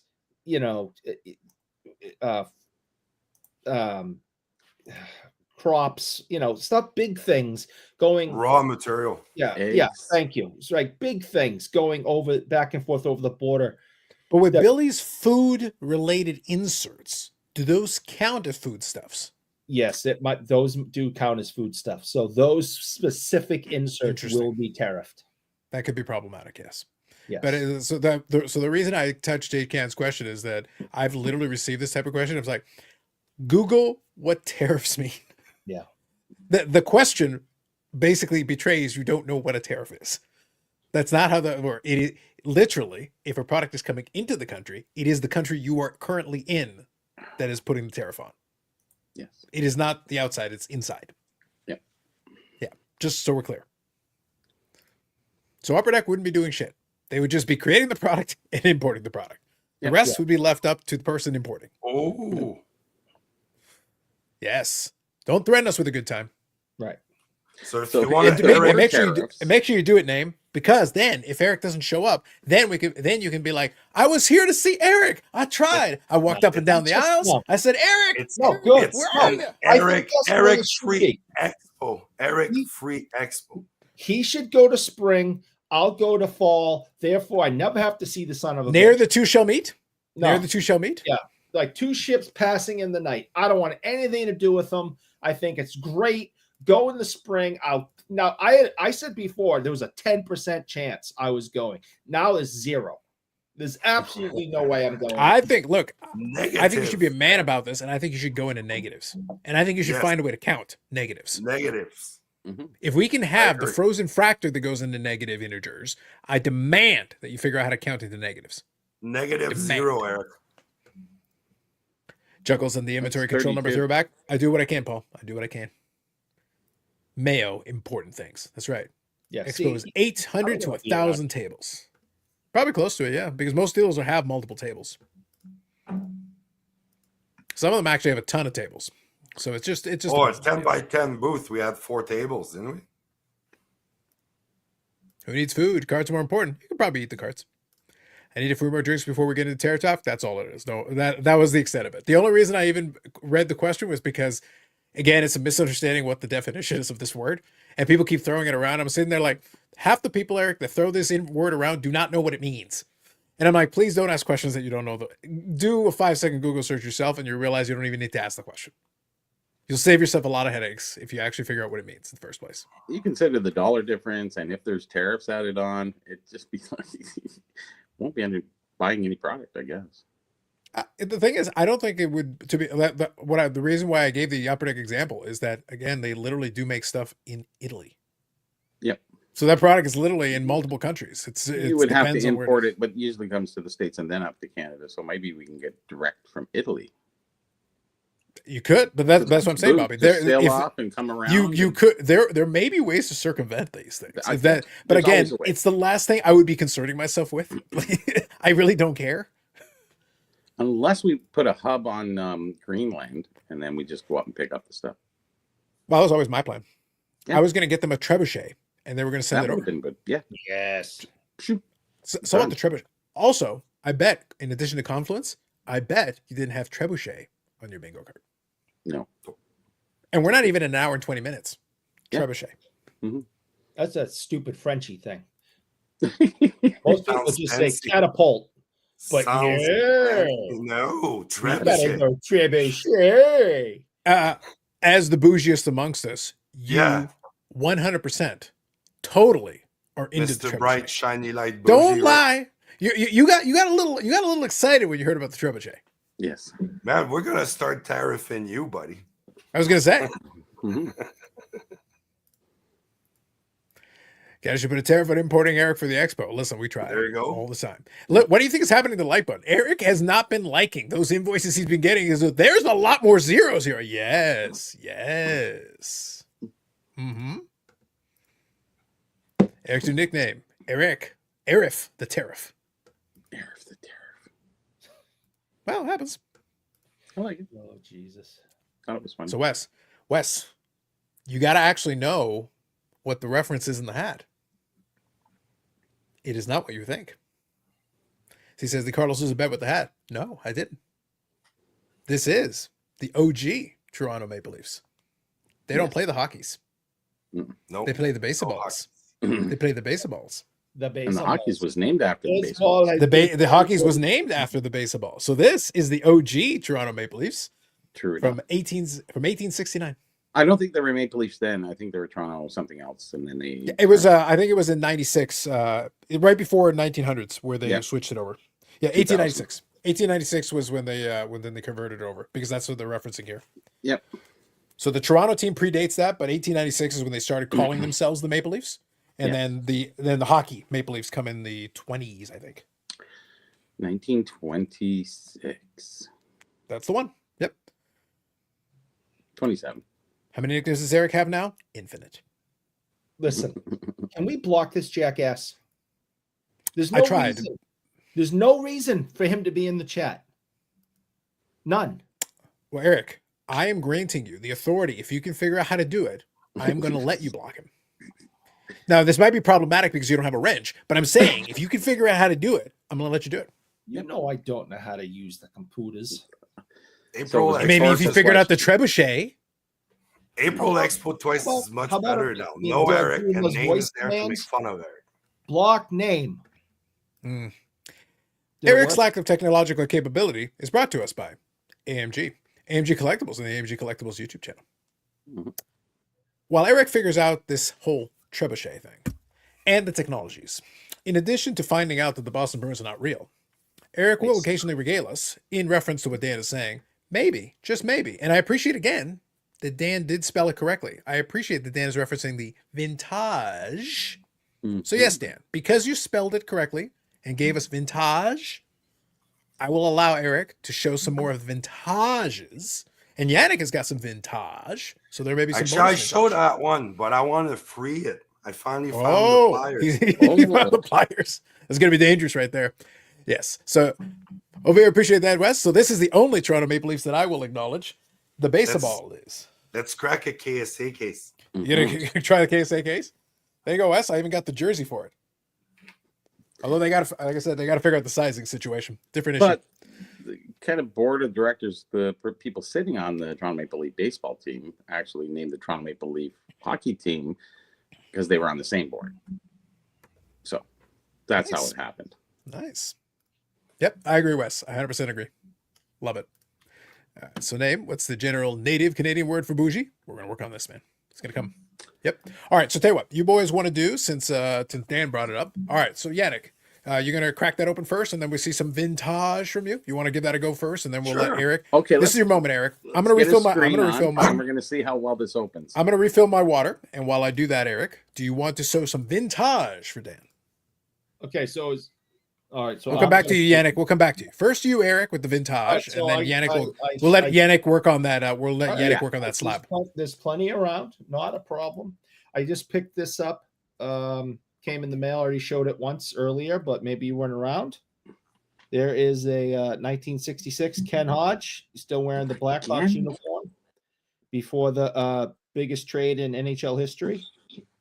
All right, which sent him, Fred Stanfield, and Phil Esposito to the Boston Bruins. So I just picked that up at a really good price, PSA 5. It's in great shape, no issues. The back looks great.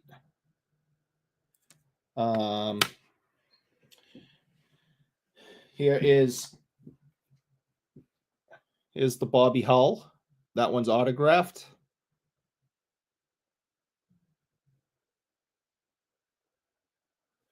And the back still looks really good. No damage there. There's this other 66 that, I don't know. That's just, whatever. But back's a little dinged up on this one. Probably glued in something at some point, And then we have, of course, let's see what we got here. We have a 1951 Johnny Pearson rookie card. That is also a PSA 5. So 51 Pearson. We have a Dallas Smith rookie, 1961. And that is 7. Dallas Smith, Bobby Orr's defense partner. Just talked to him on the phone 2 weeks ago. So there's Dallas. The back is also in really good shape. All right, let's do one or two more there, Eric, and I'll All right. join you back in, and we'll show Sure. a couple other All things. right. All right. Let me see. I got another 66, Ron Stewart. I have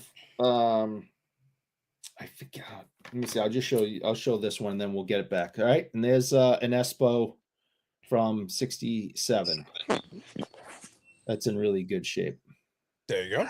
Nice. So, So let me read a couple of comments here. We'll get caught up. So more card showing. Dan says, very true. When do you start breaking? Eric is going to be on Whatnot shortly. no, I won't. Wes says, Yannick's Expo jersey is cooler, though. Respect. Well, that's the thing. The fun thing about this one, Wes, is this is actually semi-pro baseball. I was chatting earlier with the guys that I was impressed that they actually had their merch game on point because this is a semi-pro baseball team. It used to be the International League in ye olden days, but now it's semi-pro called Intercounty Baseball. It's fun if you like baseball. I do. So it's one of those things where I enjoy checking them out. But this is a fully new era fitted hat and everything, and I was like, not bad, guys. I like it. But yeah, next Expo jersey, respect. But considering it's semi-pro, the fact they even have the jersey and the hat game is on point, respect. I like it. Where did Yannick go? I don't know. Maybe he's fighting that KSA. He's fighting that KSA slap. Eric Paul's enjoying Eric showing off a Blackhawks card. Yes, that's lots of Blackhawks cards. Yeah, Wes says graded my first 66 Boobior last week. Nice. Now, all right. So, Wes, did you send it in? Have you got it back? Do you know what the grade it was, or are you waiting? We'll figure that out. Yeah. Because I'm vintage Eric. He is vintage. Bive. I like it. No worries, Wes. No worries. Had a customer bring it in. Nice. Wes does get to see some pretty cool cards that get brought in for grading and submission. Brought in 1 Orr and 5 Gretzky rookies. Nice. Suspect it's a 4. That's still a good card. A good card. Yeah, I guess. And the meter quota, 58 Topps Mantle All-Star. Like that one. There you go. There's a base of ball. Card. Yep. Here's something I like the background of the red pops. Now, this isn't vintage, but I picked this up at work today. And how did it fall in your pocket? I mean, well, it does that sometimes. But hey, totally. Hello. Nobody will suspect that this is something I grabbed, but I now have my very first Bob Cousy autograph. It's on a card with him and Rondo, and it says to Alex, peace, Bob Cousy. Who's Alex? I don't have no idea, but the person who would have gotten the card had Eric not absconded with it. Yes. But I now have a Bob Cousy auto. He is still alive. He's like 94, 95 or something like that. But the card's from 2014, so we know it's sometime after 2014. But I just think it's cool to have a Bob Cousy auto. So I now have that. So I'm excited about that one. If you take some alcohol, you can rub out the 2 and yeah, it's true. It is true. Or leave it in the light for a couple hours and tape over. That would fix it. Yeah. That'd be good. Yep. But I just thought that was really cool to have a Cousy auto in the collection. So. Daniel says triple printed 58 Mantle All-Star, ain't no or rookie. That's right. It's actually for a sport that exists. Plus, Eric didn't purchase that card. And did he really earn it? Questionable. Eric, how did you acquire this Orr card? See, because I actually bought this with my own money. It wasn't a gift. I didn't do that. No, I didn't. No, I bought this with my own money. So no, I didn't do that. I believe it was a charitable contribution from a generous individual. Let's have a closer look at the card, Carlos, front and back. Which one? The 58? Yep. There's the front. There. I've had this one for years. I've had this one for years. Hey, now you're an all-star. Get your game on. Okay. Yep.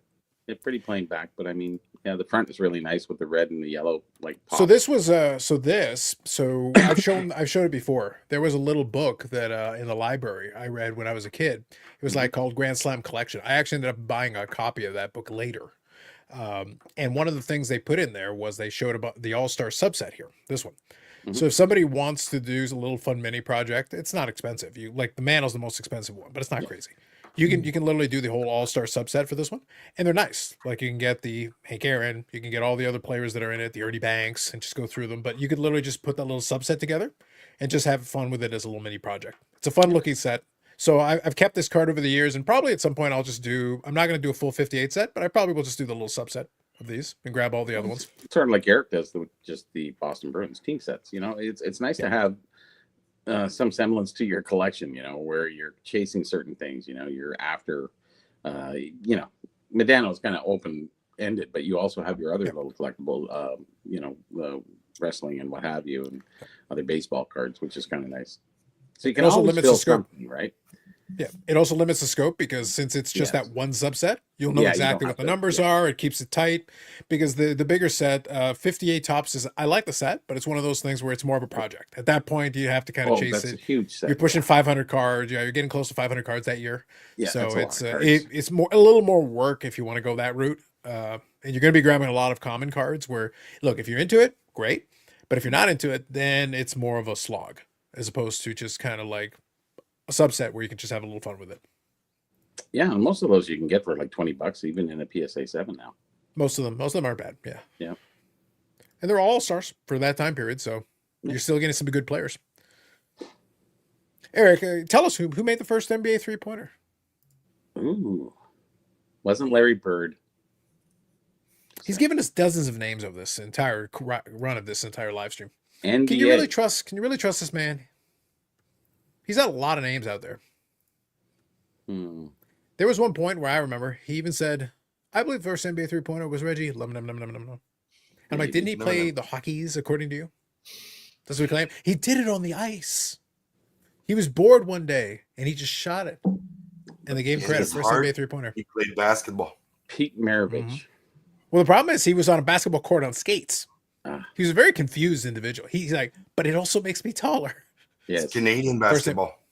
First NBA 3-pointer. Well, Yannick, basketball was invented by the Canadians. So really, Yannick. Canadian basketball is just basketball. Yeah. it Really, is. what we need to be talking about is American basketball, the bastardization of the game. So did you get your card out, Yannick? Oh, you got it. We didn't see the fight. I wanted to see it. So which card is this, Yannick? This is a 1951-52 Laval Dairy, or known as yeah. Let me finish, Paul. Be there. Sorry. Bedard Donaldson. And this is card number 1. Jean Béliveau, basically pre-Montreal Canadiens, when he was wearing the Quebec Aces. What's it say at the uniform. bottom of that card? Bottom of the card, it says his bio, basically. Jean Béliveau, Asta, Quebec, né 31st of August, 1931, Trois-Rivières, play center. Is the champion scorer for the 1951-52 season of the Senior Quebec Hockey League, Courtoisie of Laval Dairy. So it's kind of like Courtesy. milk and any dairy product related. So the card, like, unfortunately, like the photo itself is overexposed. So like it's not necessarily that you can't see his face properly. Yeah. It's just like the light was very bright. And it's just made that way. But card number 1, so it's always the tough one, I guess, to keep sharp. And, you know, that's one thing that happened with the Laval Dairy is everybody thought that was the Laval Dairy set because that was the only card. Only card number 1, only Béliveau. And I think Béliveau was under contract with Laval Dairy, and that's why I don't know, until I came into the scene, I didn't change it until, 2006, 5, something like that. Now, how many from the set you got now? 109 for a complete set. Now I got 102. Always getting close. Yep. Getting close. Yes. Eric, the depression is coming. It's The approaching. depression's coming. It approaches rapidly. And I like this set in the binder that way. I think it looks pretty good. No, they Nice, look nice. Those are really nice in the binder. Now, did the KSA holder give you much trouble, or you were able to crack through it pretty easily? It actually gave me some trouble because it just kept breaking in million pieces. I've seen some of those. So I've seen some of those have a little bit of a shattering or cracking problem.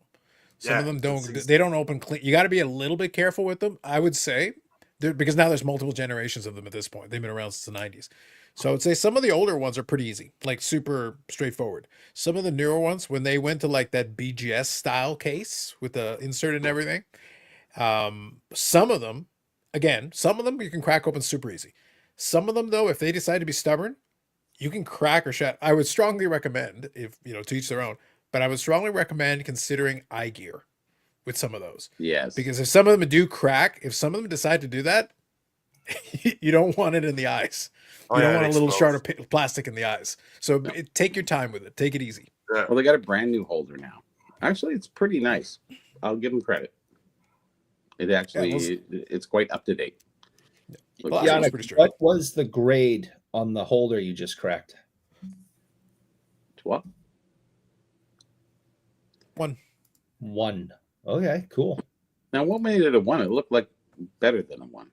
I don't know, man. It's very sharp. It's got Could be glue. maybe the residue. registry. Maybe they really punished you for registration. Was there It's any got- was there any damage on the back? Glue residue. Oh, okay. Okay, yeah, I would say that's fair then. Yeah, from a technical grade standpoint, I would agree with It's that. not so bad. Yeah, but you can definitely see it. It's I've there. seen some grade like 5 and 6 with the glue residue. Needs a bath. Fight Club. Yep. So there you go. Kurt I would Fair agree with Fight Club.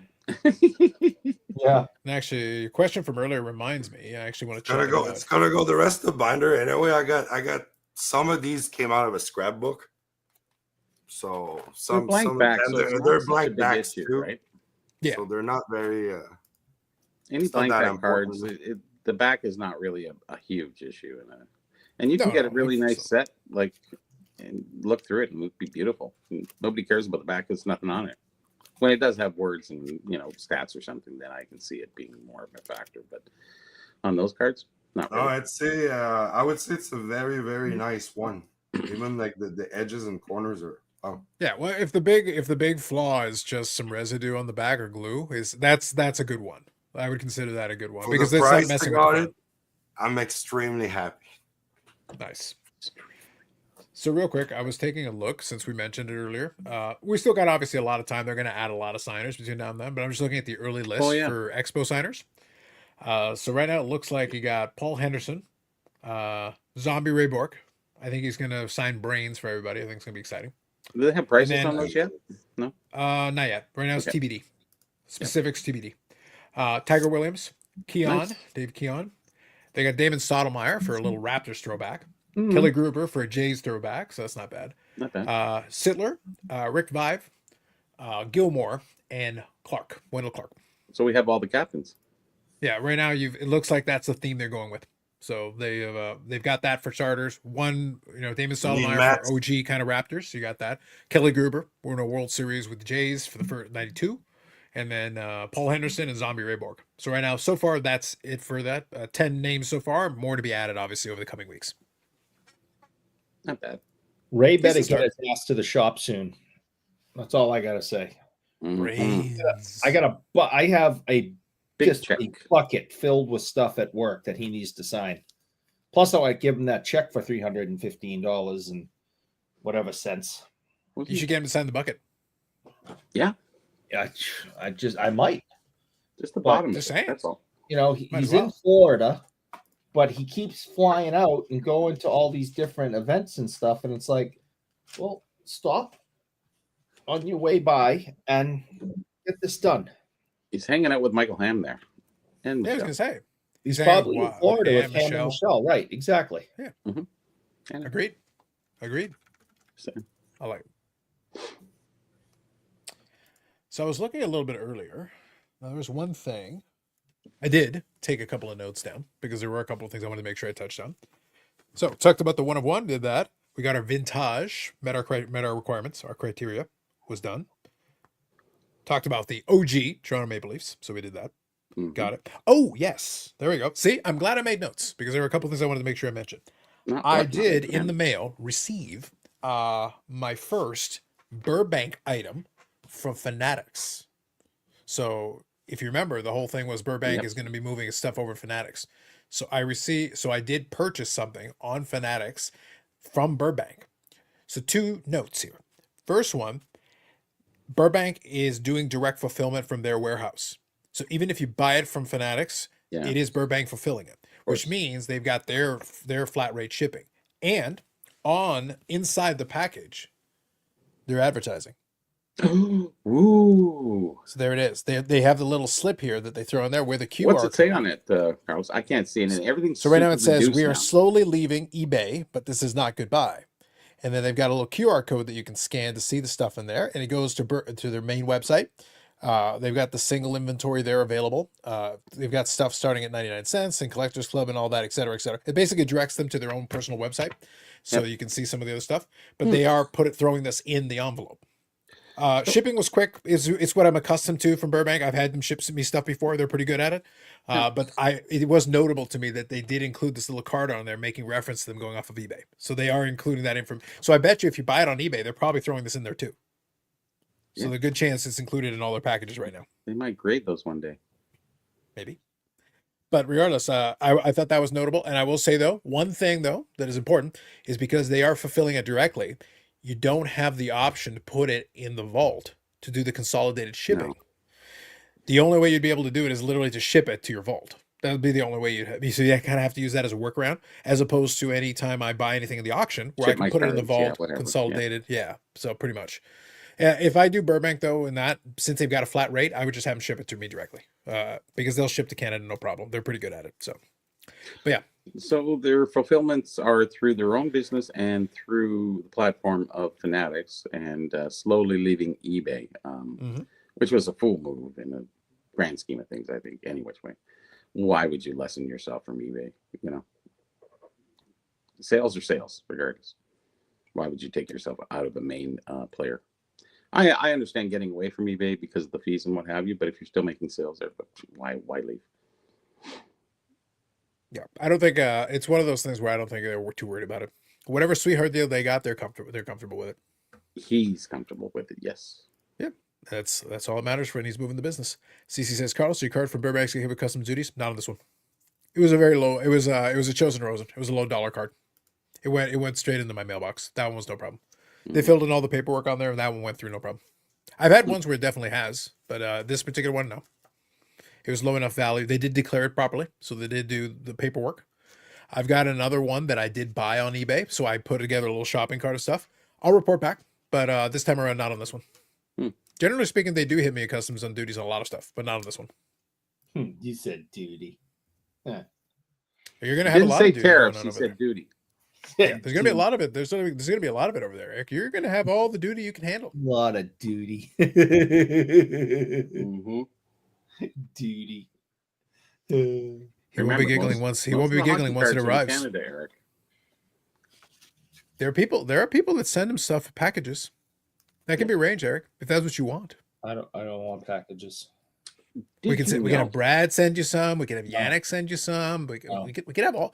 Listen, we could just give your address out to everybody, and they could all send you some. Oh, please don't do that.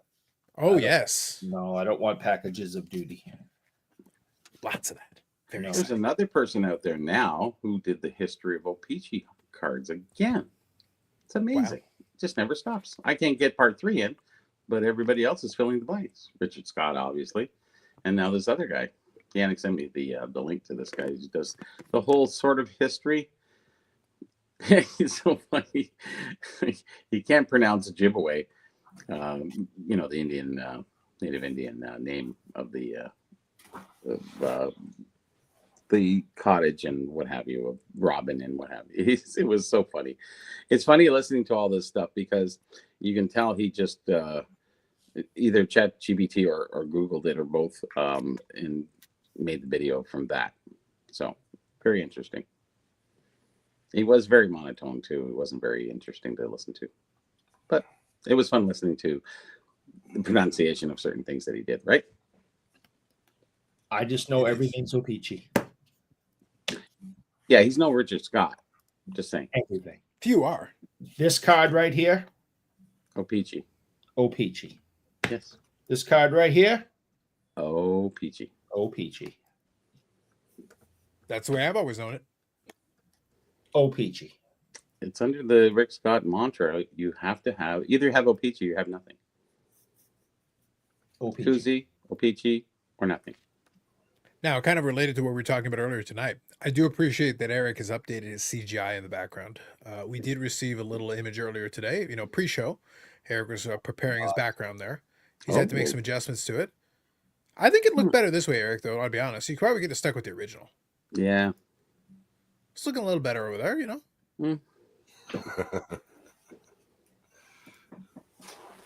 I like it. I like it. Yep. Mike here says, do you think Gretzky's record will fall this year, and do the playoffs count towards the record? So for the second, they do No. not. It's got to be regular season goals. Yes, and no. Yeah, I think he's got a good chance. Right now, he's scoring at a good clip. So the possibility is games there. are left? I think I want to say 20-ish. Yeah. Well, they're going to feed him like crazy. Do you think he wants to do it now or in the opening season? I think he wants to. I think my impression, based on the way he's playing, I think he genuinely wants to get it done this year so it can be done. Yeah. The team's good. And then retire, yeah. The team's good. Right now, the team's good this year. So I think if I was sitting in Ovechkin's camp, my impression is that he wants to get it done this year so he can have the celebration, do the whole thing. Yep. And the team's good so they can go to the playoffs. And I think he wants to play his best in the playoffs, and then when they're done, whenever that finishes, I wouldn't shock me if he retires after that. Yeah. So he wants to get the record, but he wants to get the record done in the regular season to get whatever playoff run out of this team that they can, because they're good. They're playing very well. So if they can have a great run, that would be awesome for him. And then right off into the sunset after that. So if he can get that first checkbox, then the second checkbox, whatever happens, I think he'll ride off into the sunset with it. Has anybody been tracking the movement of Ovechkin rookie cards or anything? A little bit. I've definitely seen a little bit of an uptick. Part of it, though, is that it is baked in a little. So some of the gains were earlier. So at this point, you're not going to see any crazy jumps. You have seen some movement a little bit on some of them. On the day of. Yeah, but I think the big, the day of, you will already be done. Whatever gains you had would have already happened. Yeah. It might I carry think you on want for a month or so, but other than that, yeah, you want in the run up. Like right now, he's at Yeah. 12 goals shy. So when you get to about 5, that could be a couple, like 3 games, depending on how it's going. So that he'd be within striking distance there, because the likelihood of him getting 5 goals in a game, you know that they've already been. And the thing is, his shooting percentage is actually up quite a bit. So the thing is, when he's getting the puck, he's capitalizing on those shots. Oh, yeah. So it's like he's hitting. Once he's like 3 or 4 away, Gretzky's going to start following him around, like Howe did for him. Yeah. True. Yeah.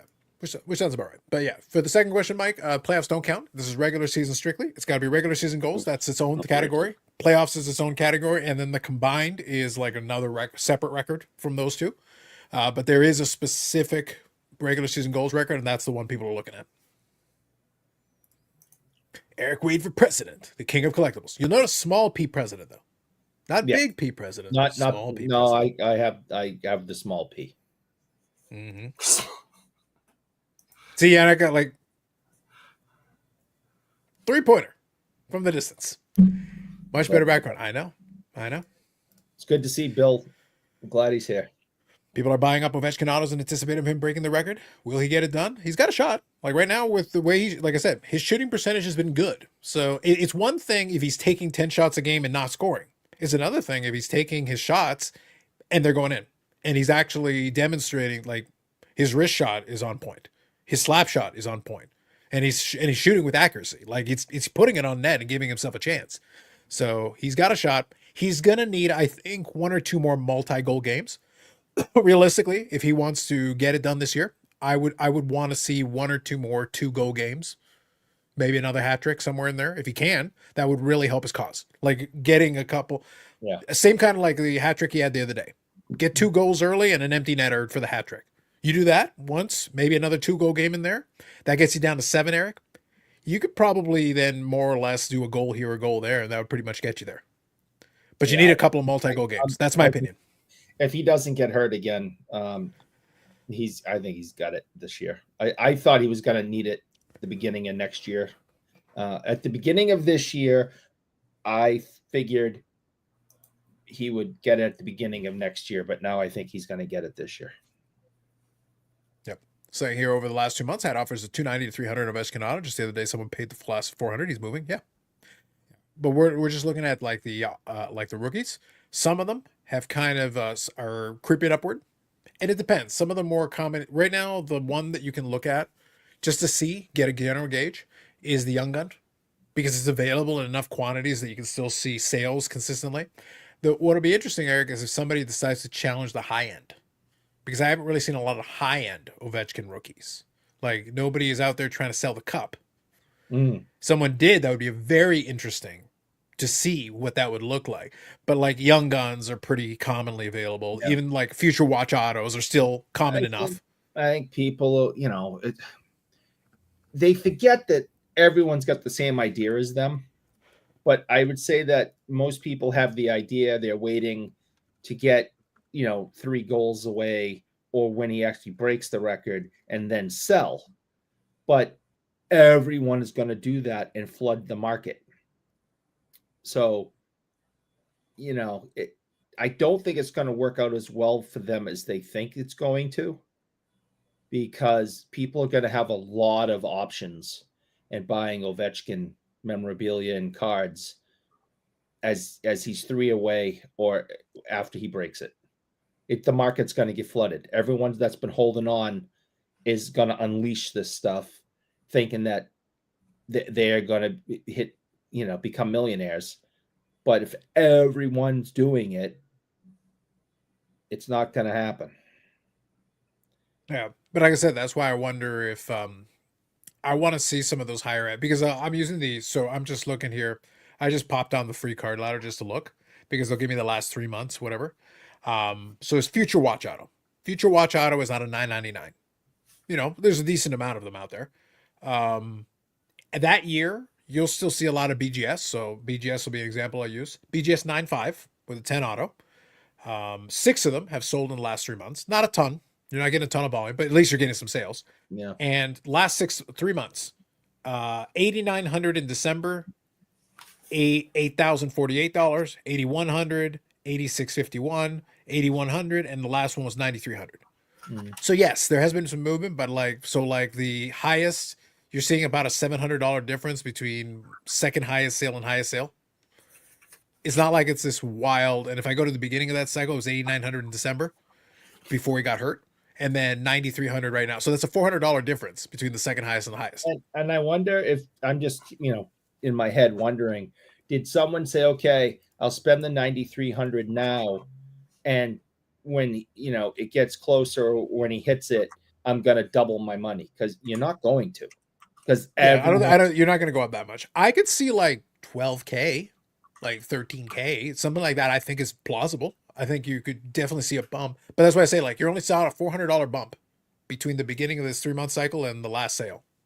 I also think that after a couple of years go by, that all this stuff's gonna fall. Right now, he's the new hotness. This is the exciting thing. Everybody wants to get on the bandwagon. People want to get a piece of history. Totally understand that. Yeah. What is the hype beyond that? Actually, in 3 years, because I agree with Carlos. I think if he gets it this year, gets into the playoffs, at the end of the playoffs, he's going to hang him up. Yep. So 3 years from now, you think people are nope, they're going to be looking at something McDavid's doing or something? You know what I mean? What, not winning cups? Well, Eric, though. Eric, so look, you're doing apples to oranges here. By that logic, Gretzky should be $1.50. Yes. He retired 25 years ago. Who cares? Yeah, yes, but Gretzky It's the great one. I don't think you can compare Ovechkin and Gretzky like that. I'm not comparing them as players. What I'm saying is the accomplishment is the accomplishment for the player. Ovechkin's claim to fame is that he's a goal scorer, and it's a goal scoring record. So his floor is more or less established. He won't suddenly drop off for no reason unless he does something otherwise outside of the game. Because once he's at a certain level, he will hit a level and then come back down a little bit. But the new floor will be higher than the previous floor. It won't double, but it will be a higher floor than where we were before because of the accomplishment. I'm just saying, you're going to see this big spike, coming up. That's my point, though. I don't think we're going to see a big spike. No, that's why I went from 9,300 to 12,000. That's 3,000. That's like 33%. That's not a big spike. In 3 years, I think the floor is going to drop out. That's just what I think. I don't know why. Because what other player has gone? What other player, once they're done, has gone down that much for no reason? People are interested now, and in 3 years they'll be on to something else. That's what I think. I do realize no one else is going to be contending for the goal scoring record for like 10 years. Ovechkin, whatever McDavid is doing, that's cool, but he's not a goal scorer. He's a points guy. So there's nothing McDavid can do that is going to matter. I know the in next that guy category. everyone's looking at is Matthews because he's on trajectory that if he keeps it, But even if he did, it would still take him a decade. Like at this current pace, it would require 10 years for him to even start challenging that number. You can't even get a goal in a game. I think Gretzky's cards, his rookie and things have stayed the same because one, he's Canadian. Even though these last week or so that's been questioned. He's Canadian. He broke Gordie Howe's record. He had the goal scoring record. He had the points record, the assist record, the hat trick record, goals in a season. I mean, he had all the records. Ovechkin's going to have one major record. But it is the major record. Here's the thing. All the things you're talking about, I don't care about 2,800 points. I don't. It's the most irrelevant of his records. It's a very impressive record, but who gives a shit? He played in an era where literally no one else can do it unless we physically change the game. We would have to ban goaltenders again, like the 80s. Mm-hmm. They were illegal. They got penalties if they stop. They have to stand up. Yeah, but Gretzky also had to deal with the center line, which isn't there anymore. Yes, true. I don't think that was too much of a factor for his style of play. I don't think that was an issue for him. And also no one was allowed to touch him. And also he was not allowed to be touched. So no contact for Gretzky. It was a contactless sport back then. Mm-hmm. And goaltending was illegal. It was not allowed. Yeah. The goal scoring record is the glamour record. That's the glamour record. The other ones, he will never hit the ultimate ceiling because, as you said, he's not Canadian. But the thing is, the goal scoring record does matter because that is the all-time record. Gordie played 1,000 years to record his numbers. But he also won multiple Stanley Cups. He did a lot of other things. He was Mr. Hockey. So that prestige carries him. Mm-hmm. Gretzky's record list, his list of records is actually more impressive than most of his individual records because most of his individual records are not that sexy. The most this, the most that is like, that's cool, but do you care? Until Ovechkin broke it, Gretzky had the empty net record. Do you care about the empty net record? No. He had 56 empty netters.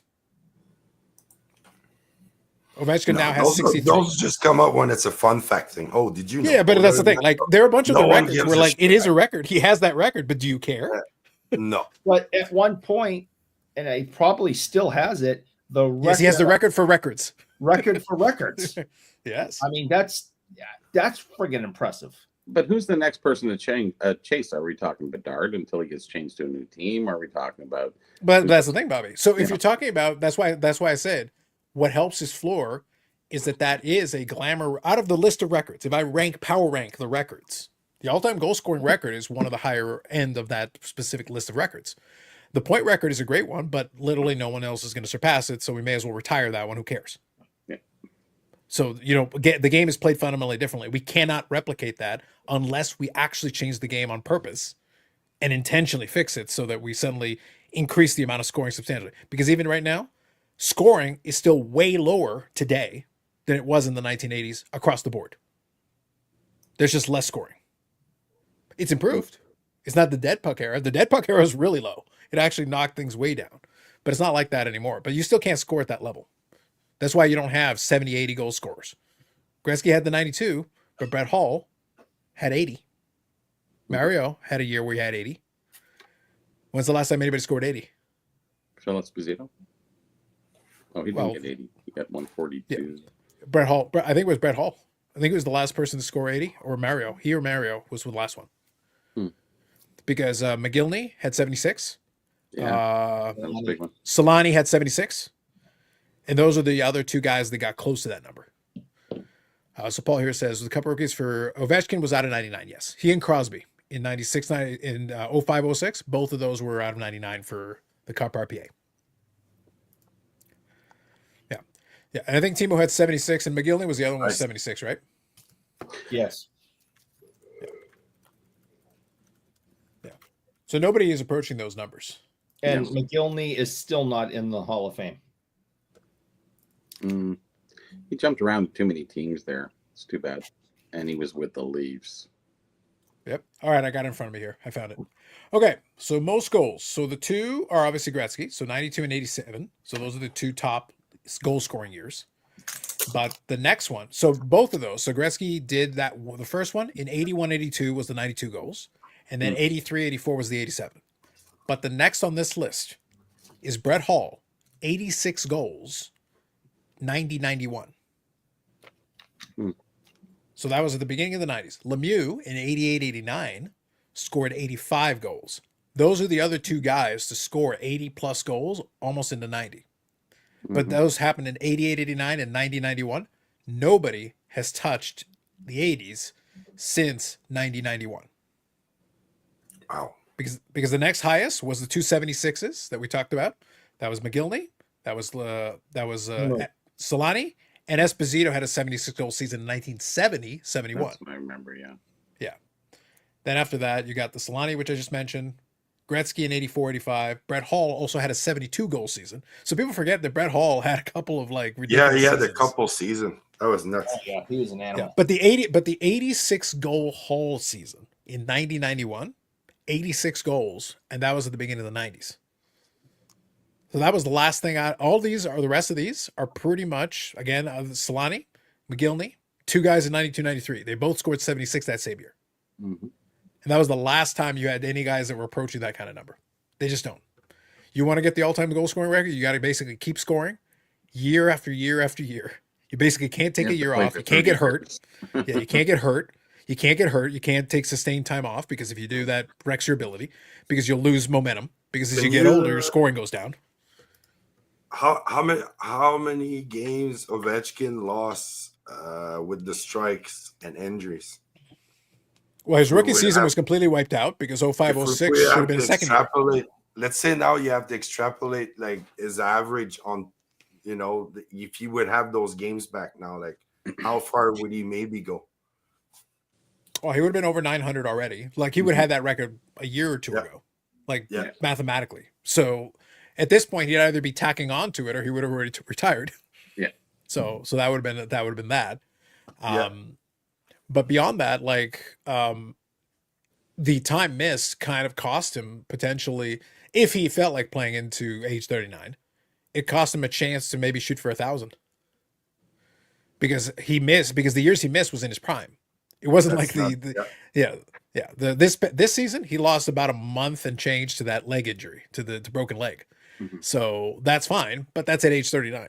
It's when he's in his 20s, when he's scoring all the time. That's when it's more meaningful that he's losing games, which is a big problem. So real quick, Mike says, Eric, did you get those scissors in your Kurt's card care package? No, my mom gave them to me, and they're safety scissors, so I don't cut myself. At least as long as they're safety scissors. Zach says, what's up, guys? Nice for you to talk hockey with Eric instead of sports talk. Exactly. We're all about the non-sport here. That Timu year seemed nuts at the time, yes. Yeah, and the fact that McGillney and he both scored 76 that same season, 92, 93, and that is more than 30 years ago, and no one else has approached that number since. And Timo wasn't that his rookie year too? Yes, he was a rookie. Yep. With his glove. Yep. A rookie. Unbelievable. Dude, just think about that. Like, we're talking, like I said, for rookie season, yes. Yeah. Must be. He broke Bossy's record, I think. Gotta be. Yep. What Bossy get? 60 something? You talking about his rookie season? Yeah. That's the 50s. That's the had a crazy rookie season too. Peter? 61 or something. Yeah, I'll tell you. Bossy. Rookie season. Mike Bossy had 53 goals in his rookie season. Oh, only 53. Okay. That's still good. Which is still obviously very good. Yeah, over 50 goals is what's Yeah. Being a baseball guy, why is it nobody's a big scorer anymore in hockey? No, the rules of the game. Like, look, we joke about it, but I'm being serious. The 80s was a cheat code for a lot of these guys, but the goaltenders went from being stand-up style, which is just less effective, to the butterfly style, which actually is more effective at stopping the puck. The goaltenders became more athletic. The goaltenders became bigger. They became bigger and more athletic. The equipment got bigger. The equipment got bigger. The players got bigger. They got more agile. And the butterfly style was way more efficient at actually stopping the puck. So you have a change in the players. You have a change in the setup. You have a change in their training. So across the board, they just get better. So all of a sudden, goal scoring would start creeping down. And then in the mid 90s, they went to the defensive trap kind of style that dominated for the next decade almost. And scoring went way down. Took all the It fun. was boring. Yeah, it just slowed it right down. There were stretches of time in games where it would just slow down to a crawl. And some teams specialize in like winning games 1-0 or 2-1. Yes. Mm-hmm. Which is not conducive Not to an get exciting 50, 60 game goal to watch. scorers. Yeah. To get 50, 60 goal scorers, you cannot do it in that style of game. Yeah. So you had a whole generation of very talented offensive players that were denied any ability to be able to do that. 50 goal scorers became really, really hard to come by. Goalies are over 6 feet tall now versus guys being 5'10". Players are also way more talented. Yeah. They're just more athletic. They're better in a lot of ways. And they just take up more than that. A bigger goaltender takes up more than that. Some goalies then were still standing up style almost. Yeah. Well, they were really reflex goalies. So they would have to but in that they were in the wrong position a lot of times. So they were made to look silly. And then eventually they started adapting their style and they go, oh, actually this works better. Yeah. It'll get you in position more often. You can stop a puck by accident sometimes. In the 50s and 60s, they're having a big steak and a beer before their game because it's supposed to make you play better. Well, maybe not. Yeah. Duh. Yeah, Mike here says, I thought I heard the Red Wings who came up with that style of defense by trapping. I don't remember who came up with it, but New Jersey popularized it. I know New Jersey became like the most successful one to utilize it and really popularize and set it off to a bunch of teams. Because there were versions of that prior, but nobody had used it all the time as effectively. And once New Jersey got into that, they won a Stanley Cup with it. And as soon as that happened, it's a copycat league. Other teams look at that and go, oh, that can work, especially if you have a great goaltender. So you need that as part of it. Yeah. You got Brodeur, and Dallas had Ed Belfour, who was excellent. Eddie. Yeah. So and in his peak, he was excellent at what he did. And then tack on that you had talented players who could play that style. That was the whole thing. That was Ken Hitchcock's thing. He wanted Medano to play two-way. So he's like, I want to use your skating speed so that you can do that. But then you'll still, contribute offensively. But of course, if you're going to play two-way, your offense is going to suffer. And as it was, he was still a 30, 35 goal scorer who could get 80 points-ish. And that's playing two-way defensive hockey as well. So it made him very effective. It made him a better team player in that sense. But he was a guy who could score 40 or 50 goals. He had that capability, but he cranked it back. It wasn't a Pavel Bure thing. I'm just going to go hang out at the other side of the rink, and you guys pass it to me when you're ready, and I'll score. Someday Pavel will hear about this defense thing. He only hears rumors. Yeah, right. He goes, there's a defense thing now? When did they invent that? This is crazy. It's like, you guys are nuts. You're talking crazy talk. Yeah. But because of that, you'll never, starting, again, when we talked about that list of goal scorers, Esposito was 70-71. He had that big 70-goal season. Yeah. Late 60s, first 100-point player. So all of a sudden, right at the end of the 60s, you have the first 100-point season ever. And then, by 70-71, Esposito goes out there and scores 76 goals. He had and it sets off 140, 142, and then I think it's 146 was his total that year. For points? Yep. Something like that, yeah. So you just think, but like right up until literally 2 or 3 years earlier, back then. no one had ever had 100 points in a season ever.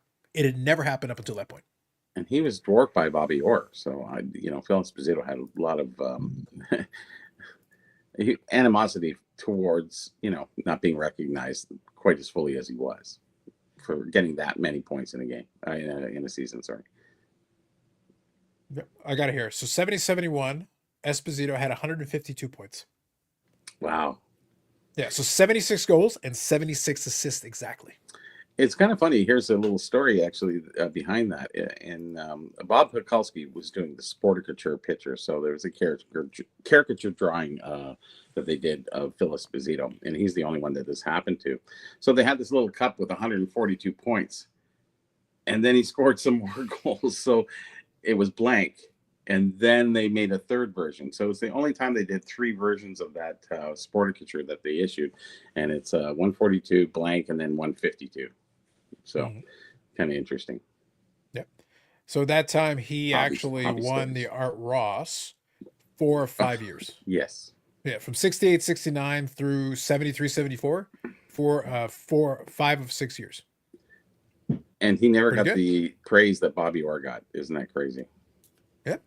Yeah. All he did was score 43, 49 That's goals, it. 43, 76, 66, Whatever. 55, 68, and 61. A Nothing. pittance. A pittance. Yeah, Gretzky broke all of his records that he set. But Bobby Orr was getting all the press though. Yeah. And he had resentments about that. Well, when you're a defenseman and you lead the league in scoring, you're something special. Yeah. I That was understand basically that. the thought process. Yep. Let's see here. I just want to see. So Mike says, so goal scoring is down in the last 30 years. On the whole, I would say the last couple of years it's upticked a little bit because that's how McDavid got that 150-point season. It's only the last couple of years it's slowly crept back up. We're starting to finally get some scoring again, like the last couple of years in particular. But it was quiet for a bit, especially compared to what it once had been. Just wasn't the same. Kind of weird and interesting the way that worked out, but it is what it is. So who'd you say are the best goalies? Depends on the era. 30 years is a long time. Yeah. I think there's 3 goalies when you have this discussion that you have to start off with, and then you can, add to those 3. But I think that, and I know Mount Rushmore is 4, but the first 3 faces on Mount Rushmore have to be Dryden, Waugh, and Brodeur. Hey. And then you can start arguing, who's the 4th and What 5th. I mean, Bauer? Like, no. Yeah, Sawchuk? Well, we're talking last 30 years, Jernigan? probably. No. Last 30 years. Yeah, Last 30 years, probably. but and I know 30. and I Yeah, know last Dryden 13. didn't play in the last 30 years. Yeah, so Dryden's Hashtag. automatically out because you're in the wrong Yeah, era. he's not 30. You got to go He's 40 basically. years. So I'm just let saying. me give you from 90 on. From 90 on is basically what we got. Hasek, Brodeur. Hashtag Belfour. Yeah, Belfour at his peak. Belfour. Belfour at his peak was one of those guys. Yeah, so I mean, Not with the Hasek, Leafs, though. Brodeur, and Waugh are your top 3 in the last 30 years. And I then agree. you can start having conversations of who had good. I mean, Felix Potvin was incredible for a minute and a half. Yeah, the problem is, so to get to that point, beyond those 3 guys, I could make you arguments for a few players who had a run Yeah, Timmy of Thomas. like good. Yeah, you had some guys who would put together a run of a couple of years, and some guys even like 4 or 5 years where they were So does exceptional. Joseph. Yeah, Joseph, I think was very especially. What made him was that playoff run with Edmonton. That's what made him like elevated him to that higher status. I don't think he ever sustained it, but he was consistently good. I think that was the key with him. He was just consistently good. Yeah, I mean, just to mention, Tim Thomas again, 2 Vezinas, Stanley Cup, Conn Smythe. I mean, the guy had a window where he was the best goalie on the planet, but he didn't maintain it like Waugh and Brodeur did. They had much longer careers. Tim didn't get into the league until later. He was older in his rookie year, and he just didn't play as long and maintain that greatness as long as those other guys did. But there was a window where he was better than anyone on the planet Earth. I think he still has the record for the lowest goals against in the playoffs. Yeah, in the playoff run, you can make an argument. Carey Price had a great run. He was one that was very successful. Marc-Andre Fleury was very good at his apex. Obviously, he also built up a great resume for sustained play. So right now, what I'm looking up here, I wanted to kind of get an idea here because I think this would be instructive. I think StatMuse, by the way, is a very good website if you're interested in going down rabbit holes. Yeah, let's quantify it. Yeah. How about this Grant Fuhrer in St. Louis when he played like 76 games or something in a season? No, I agree. But the only problem I have with Grant Fuhrer is that he was a guy he would give up goals in bunches. He could stop guys in bunches, but he would also especially like earlier in his career, he was consistent. He was very good, but it was weird. He'd have like games where you dominate and other games where you kind of let a couple slide. It was kind of off and on. It was a little Jekyll and Hyde. I just, obviously he was so good in Edmonton and won, 4 cups there. I don't think he won 5. I think he won 4. I forget, but he was so good there. But obviously that team was so great. But I think what he did in St. Louis was just absolutely insane. Yeah, absolutely. So here's some names. Yeah, so here's some names that are probably not going to be the first ones you'll think of, but I think it'll be interesting if you really dig into it a little bit. So for StatMuse here, what I wanted to punch in is I wanted to know most goalie wins in the 2010s, because when we're talking about the last 30 years, from the 2010s on. So between 09-10 and 18-19, Marc-Andre Fleury won 328 games. Yeah. In that period. That's very consistent. That's consistently great. And then on top of that, he actually had a goals against. So this is for basically a decade of play. Mm-hmm. Goals against of 243 for a decade. Wow. That's very good. Mm-hmm. Like That's good. Consistently good. 41 shutouts, again, consistently good. In the same decade, though, some of these names people may not think of as much. This is which is kind of interesting. Second on this list is Pekka Rinne. Wow. Mm-hmm. 311 wins in that period. Yeah. And his goals against was 2.38, and he had 48 shutouts in that decade. That's when you played with Nashville, wasn't it? Yeah. Yes. Yeah. Yeah. But is that a name you'll think of? But by the numbers, that's exceptional. By the numbers, yeah and no. But yeah, but sense. Eric, 311 wins in a decade. Yeah. A 2.38 goals against and 48 shutouts, almost 50 shutouts. It makes sense. How many? That's impressive. I know this because those were the years I was in the hockey pool fantasy and shit. So it makes sense. Yeah. Yeah, he's one of those sneaky guys. I'll take a look and see if I can find it. I think he won 2.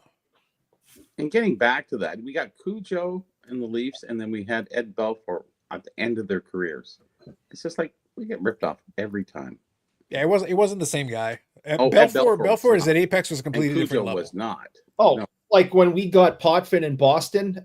Thank you. He sucked. Mm-hmm. Yeah. One Vezina. I thought he had 2017-18. He did win a Clancy in 2020-21. He was, but he was only a 2-time All-Star. So it's one of those things where some of these guys kind of slipped under the radar. Nobody really thought about him. It's one of those things where like that's the reason why I wanted to look at a decade. Because obviously, if you take a full career, you can get the final stat line will look Curtis Joseph's final stat line. If you look at wins and stuff like that, it's extremely impressive. Yeah. But I want to see like a 10-year run. A 10-year run can tell you a lot about a player because that can give you some of his apex. Yeah. Some of these guys are very right up there. Third on this list is Henrik Lindqvist. I was just about to. Lindqvist was great. I was trying to get it out. Yes. Yeah. Number 4 on this list, Jonathan Quick. Yeah. Would never guessed him. No. Yep. He had a 2.35 goals against. Oh, very impressive. 47 shutouts for him. So very good. Very good. Carey Price, 274. Of course. Yeah. Wins on that one and 40 shutouts for him. Tuukka Rask, 262 wins, 44 shutouts. Yeah. Now Tuukka Rask, 2.28 goals against for a decade. Wow. Yeah, he's good. The greatest regular season goalie in Bruins history statistically. Shut up. And then he got to the playoffs. The regular season, the numbers do add up. And he just cracked it. Yeah. Right behind him, Luongo. Right? He sucks. Of course, Luongo. Yeah, he had to be there. Yeah. Tuukka sucked. Yeah. Braden Holtby is next behind Luongo. I don't even know.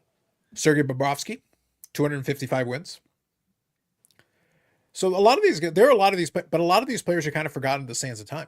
Yes, like a lot of these guys, nobody really gives them a second thought.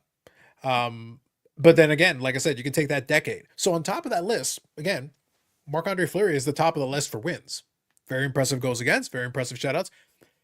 His final totals, obviously now at the very end of his career, he's going to have very impressive numbers. But who was really thinking about Marc-Andre Fleury during most of that time, though?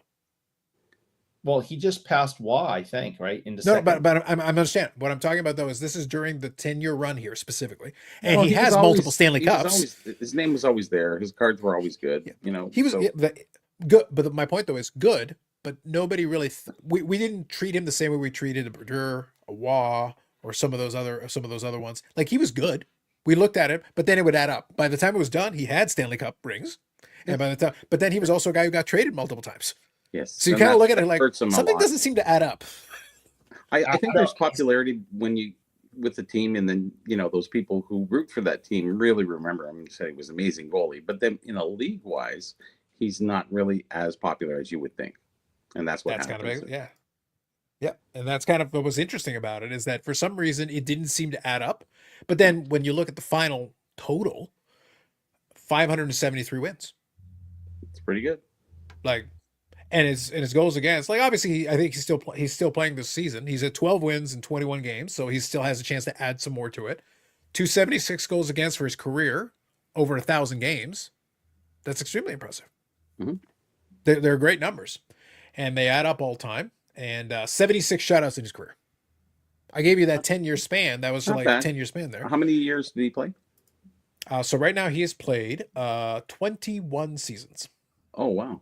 So Yeah. yeah, he's a little low on the totem pole, but yeah, not Yeah. bad. But that's the thing. Like Still it's one of good. those things where he stayed very consistent for a very long time, but Mhm. he never led the league in wins. He never led the league in goals against. Never led the league in saves. Never led the league. Basically the only category I could find him leading in was 2014, 2015 with Pittsburgh. He had 10 shutouts that one season.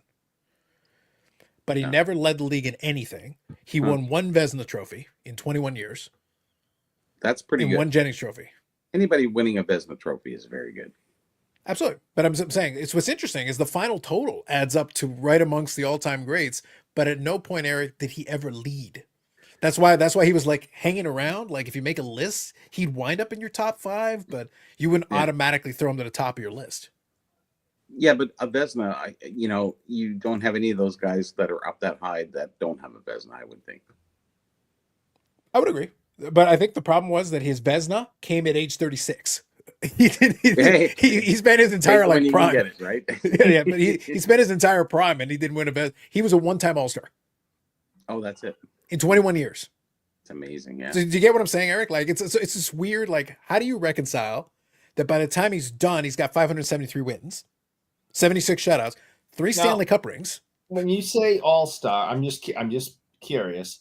Like he played in one all-star game, or at the end of the season, he only made the first or second team all-star.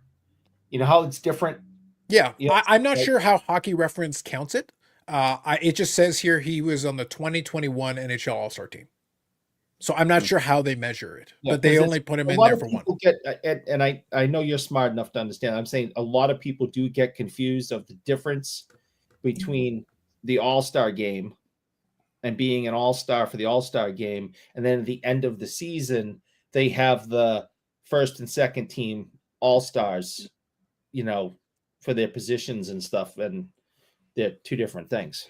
I got it. So I pulled it up on another tab here. So he appeared. So we'll say appearances. So as opposed to being named for one of the teams. So he has appeared in the NHL All-Star game 5 times. Yeah. Okay. So That's in it's- 21 seasons. That's All right, 21 so- seasons. So he's been in the game 5 times, and he made the all-star team at the end of the season once. That's what it looks like based on that number. Okay. Yeah. But that's why I say Still like good. it's interesting. No, but that's the point, Bobby. Because you all- only have one The goalie final in the accounting league, metrics, yeah. the final accounting metrics are great. All-time great. The final accounting Popularity metrics. so it's But not there. it's like you're right there. But that's why I say to me it's indicative though, Eric. Never leading the league in any of these categories except for like that one time. Which Yeah. is interesting. It's like you're playing, but it's testament to consistency. It's saying you're Right. consistently good year after year after year, but like Yeah. we never like see you at the top of the list on any of these. Like I said, the thing with Brodeur is that he was right at the top of the food chain with Waugh. He was right at the top of the food chain with it. But then he's also got 3 Stanley Cup rings. Yeah. It adds up. Like first ballot Hall of Famer, no one's going to question it. Like, you add up all the things, but then you look at the numbers like, well, I understand how you got there, but it was weird. Like over 21 seasons, you added up all the pieces and it ended up at the end. And So, sometimes but you have it's a like- when you have a great team, good defense, you can bring a goalie that is playing subpar to being top end, and it's always done that way. When you have a great scoring team and a dominating team, it actually makes the goalie by default that much better. So even though he may be in his 12th year, he can still hit those records. And you go, how did that happen? Well, you had a great team behind you. So I got to go to the can, but I got a great story about some Gretzky packs that I'll get to when I come back. Sure. Go for it. I'll read a couple of comments and we'll do it. I have a quick question for Paul, and I'm being serious. Was he there? Was he there the night that Grant came into the bar and I went to go talk to him, or did he leave? Remember how you left? Yannick was there, right? Mm-hmm. Who left? Did Paul leave? I know Carlos left. Which specific place was this at though? What are we talking My about? hotel. Expo, last Expo. Yeah, at my hotel. You and I think Paul left when Grant came in, and I went over and talked to him for a few minutes. Okay. Because obviously Paul is a huge Edmonton fan, and I can't imagine I would have not introduced Paul. Oh, you would have totally done that. So I'm trying to remember. Did Paul leave? You would have to be gone. Yeah, because I definitely would have introduced him. But I would have only recognized him if you you're told a me pretty big deal up here, right? So I would have only recognized him if you introduced him as the first NBA 3-pointer guy. Then I would be like, oh, that's I would have. That's how I would have introduced him. Yeah, but it's like, good job by you, sir. Good job by you. I appreciate it. So we're gonna get to Mike. We're gonna get to your question here in a second, Mike. Hang on. I'm just gonna read Baz's comments here. So Luongo 489 total wins. Bobrovsky 420. Odds good for a 1. Yeah, not spoken to much. That's why I wanted to take time to kind of talk through some of those guys where the final total is interesting on some of you. Jonathan Quick 401 wins. So these guys did this. Name says just finished boiling wieners. What did I miss? Eric's very excited about that. Baz says he's the Harold Baines of hockey goalies. It's interesting. I think we'd left early. Okay, perfect. So that confirms that. That's too bad. I'm not being a jerk. I'm not. I'm being serious for a second. I would have totally was. Totally. No, I'm not being a jerk this time. Totally. He's a Grant. Let me tell you about this fucker Paul. Out of here, I'm gonna go talk to Grant. I hate him. Yeah. So Mike I wish you hadn't left. I would have loved to introduce you. Mike here says, if each of you could start a team of any hockey player, with any hockey player, I assume, which one guy would be your first pick? Would it be Gretzky or would you go defense? It would never be Gretzky. No, I need a man. I'm taking Gordy or Mario. Gordy or Mario first. No, because both those guys can do very specific things. Bobby can do everything. Talking about Bobby Orr? Yeah. You're talking Chicago Blackhawks Bobby Orr, though, right? On one leg? Let go Bobby Orr. Listen, he built a Hall of Fame resume on that one leg, Eric. Yeah. Hall of Fame resume on that one leg. Well, he won the 76 Canada Cup. He was the MVP, and he was on one leg. And he was still the best player in the world in 76. So, fine. I'll take Bobby Orr on one leg. He's still better than the rest of the world. All right. You say so. I'm just saying Gordy would beat his ass. He just start elbowing him into submission. He goes, you got a weak leg? I kill you. Gordie Howe could beat up Bobby Orr. There's no question. And then he'd beat up his mother. He could if he wanted to. Just saying.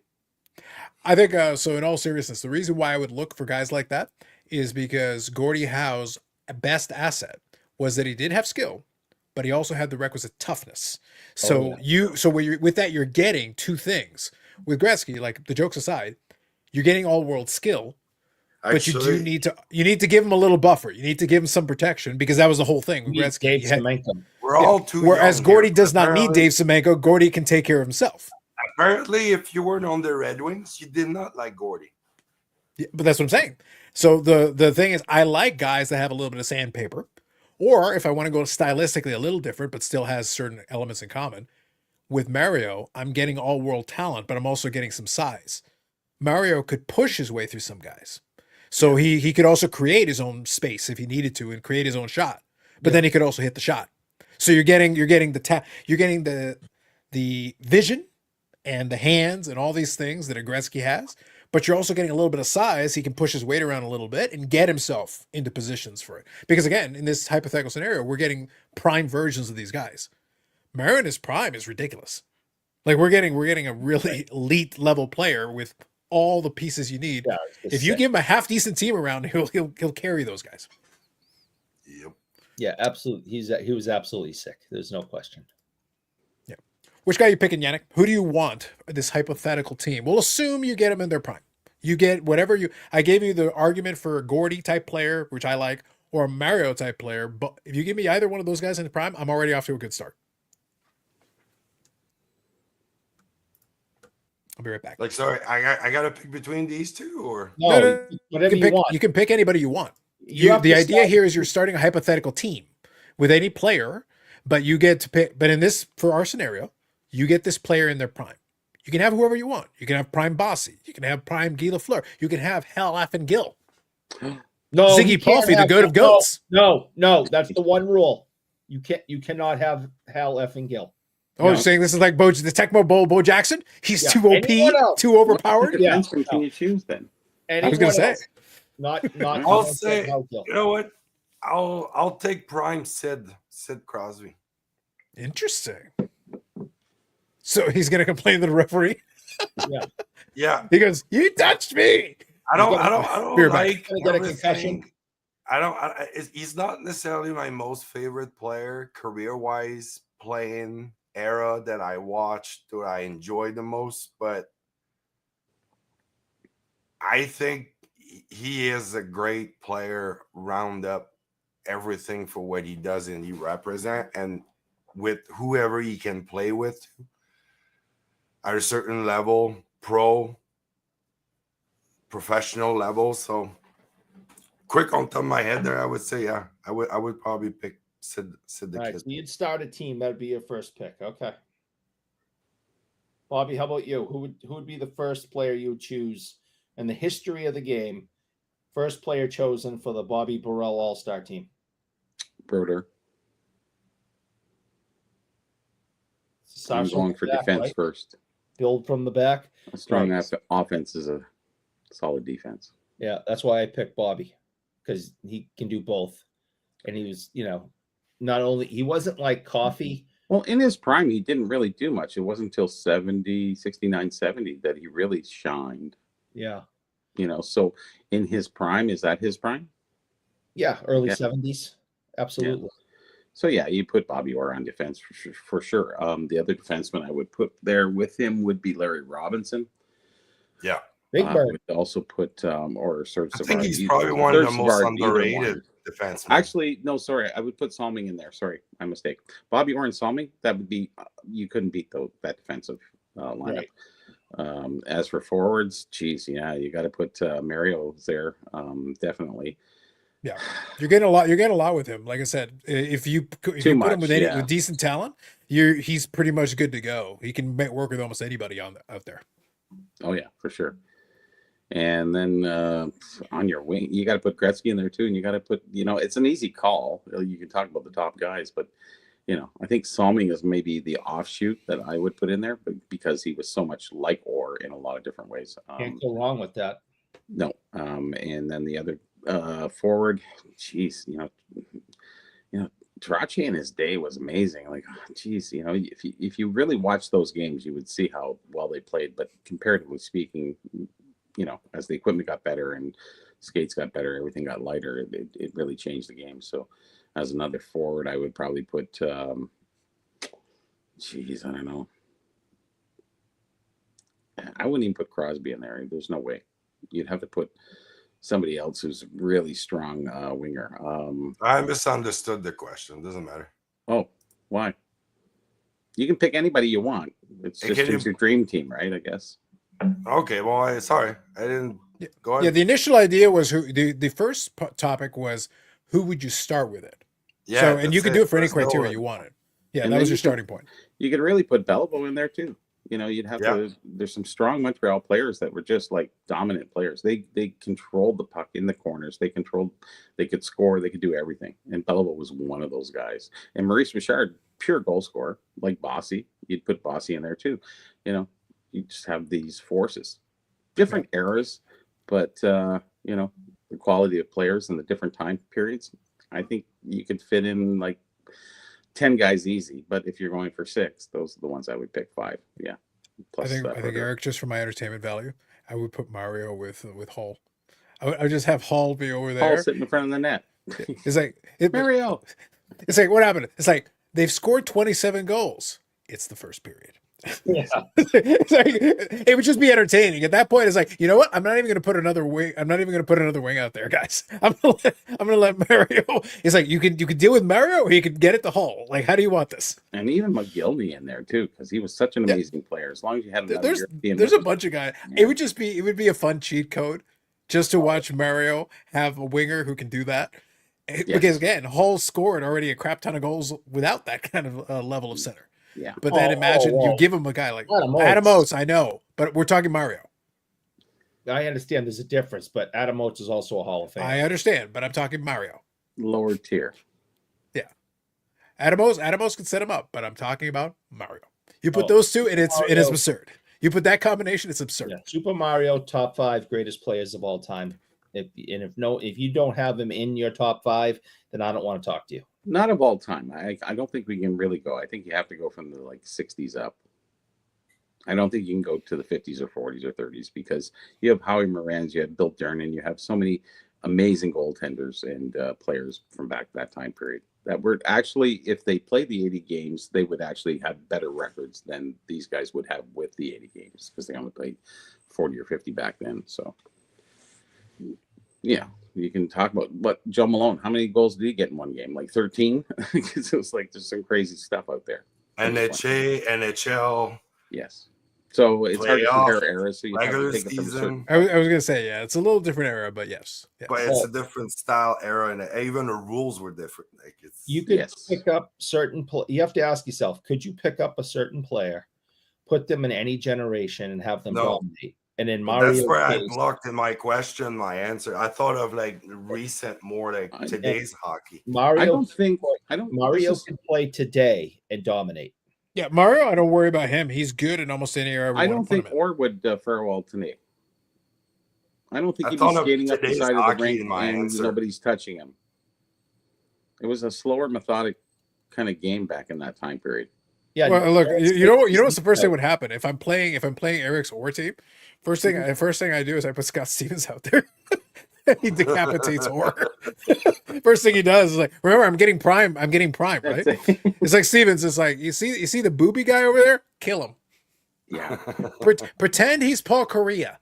Go. So it's like what happened? He sent him into the nether realm. So I'd get Dave Semenko, Bob Probert, Ty Domi, Tiger Williams, and everyone. It's like, and that's a line. That's a line. That's a line. You set them out. It's like they should start fighting everybody. That's it. That's all you want. Everybody, and then you're finished. There you go. Names got a couple of folks there for the Indigenous rookie card collect group here. So Trate, Chichu in that, I think it was that 1 year where that 1 year he went off for like 56 goals or whatever it was. Like he had one crazy year that he absolutely went off. Yeah. Leach Armstrong, Nielsen Price. Yep. But I said, so Eric, it's just this was it. The only reason I gave those two names is like, to me, I would literally just giggle at the thought of Mario setting up Hall. Again, Hall scored 76 goals with 86 goals without that. But you put those two together, it's like just for at that point, Mario would be giggling. He'd be like, well, either I'm shooting it or he is. Like either way, you're gonna suffer. This is not gonna work out for you. Well, we could have fun. We can have fun with that discussion, but we'd have to put criteria, let's say, on like era and style of play, maybe almost, or.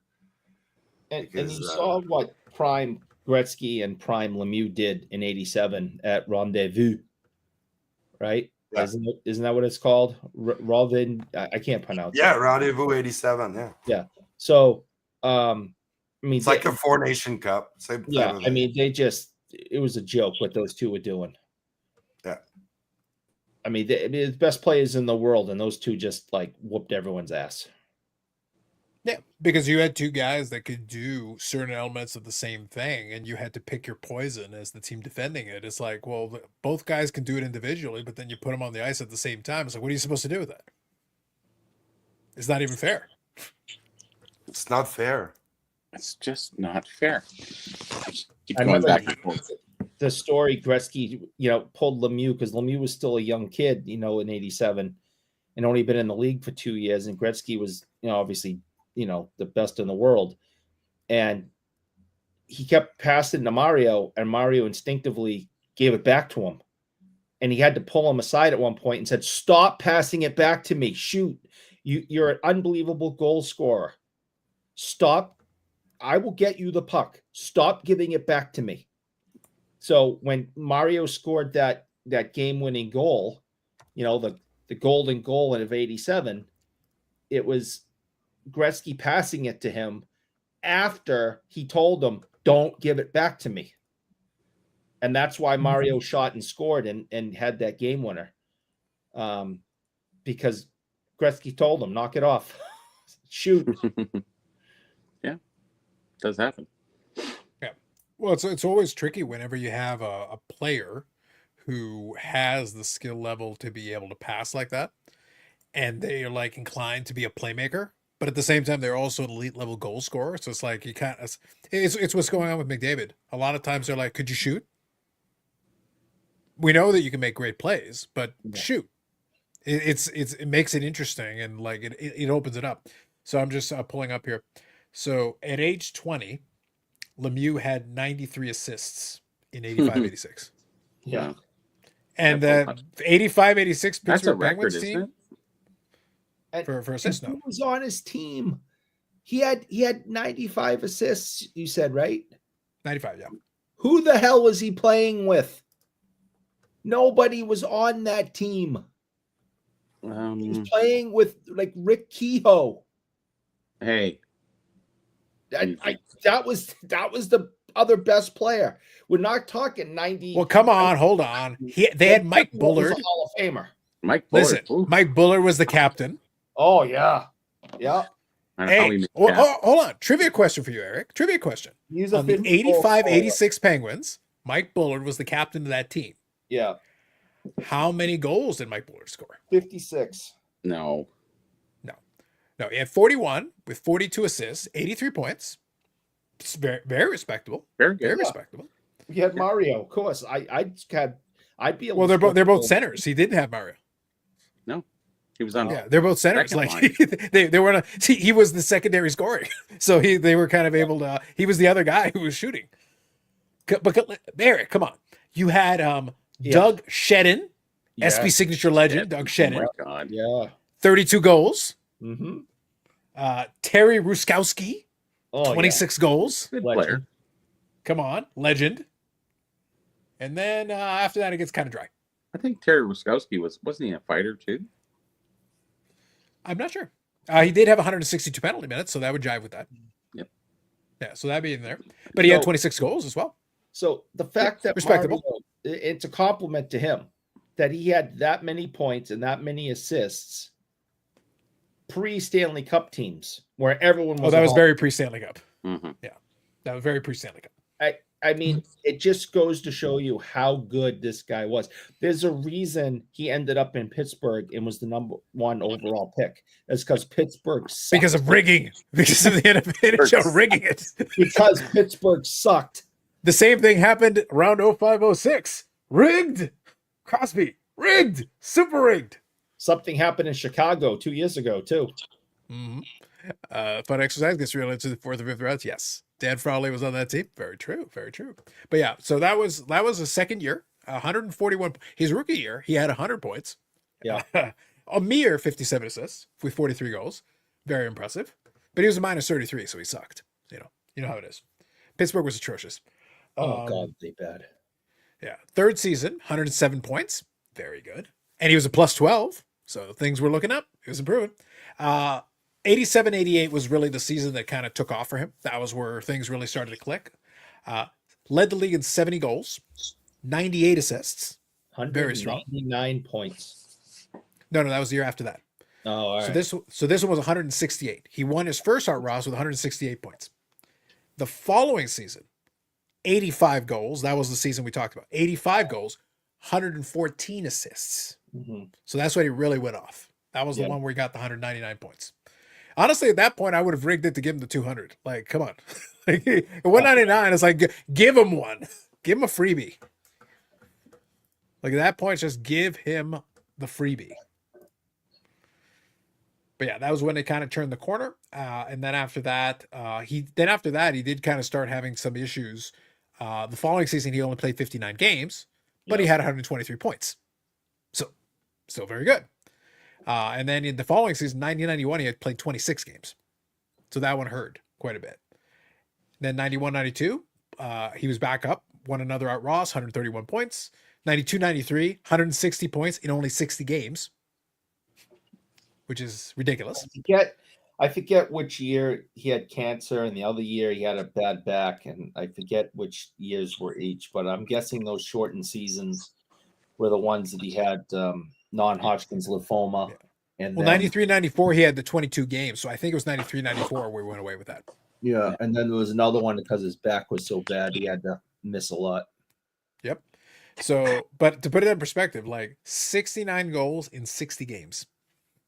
It's crazy. Yeah. Which is just so once you're over a goal a game comfortably, it's like, what are we even doing here right now?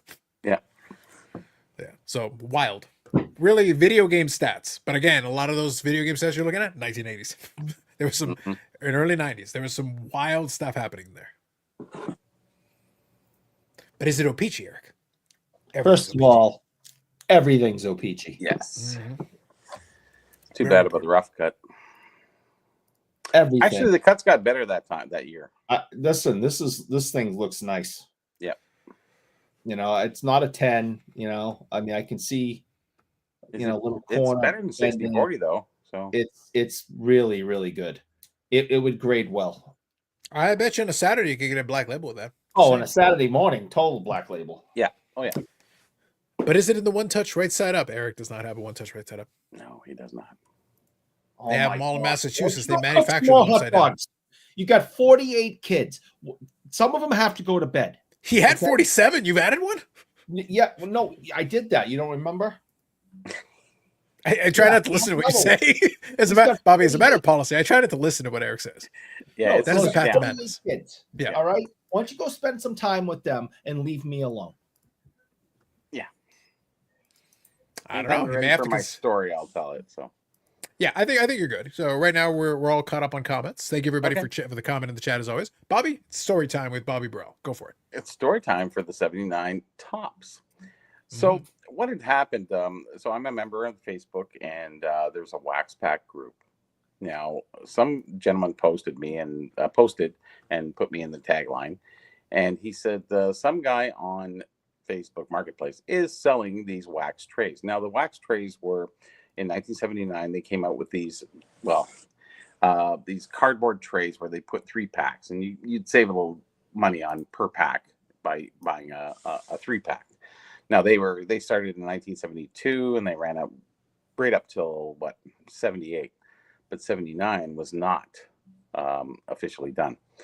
So the gentleman was saying, and he started showing my book, saying, "Hey, listen, it's in Bobby Burrell's book in 2006, right?"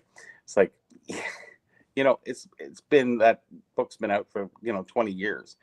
So back in that time period, most people don't realize that we didn't know a lot about what was going on with the packs and everything. We were still figuring out wrappers and a lot of different things at that point. So what had happened in 2004 and 5, we started seeing these wax trays of 79 Gretzky packs come out.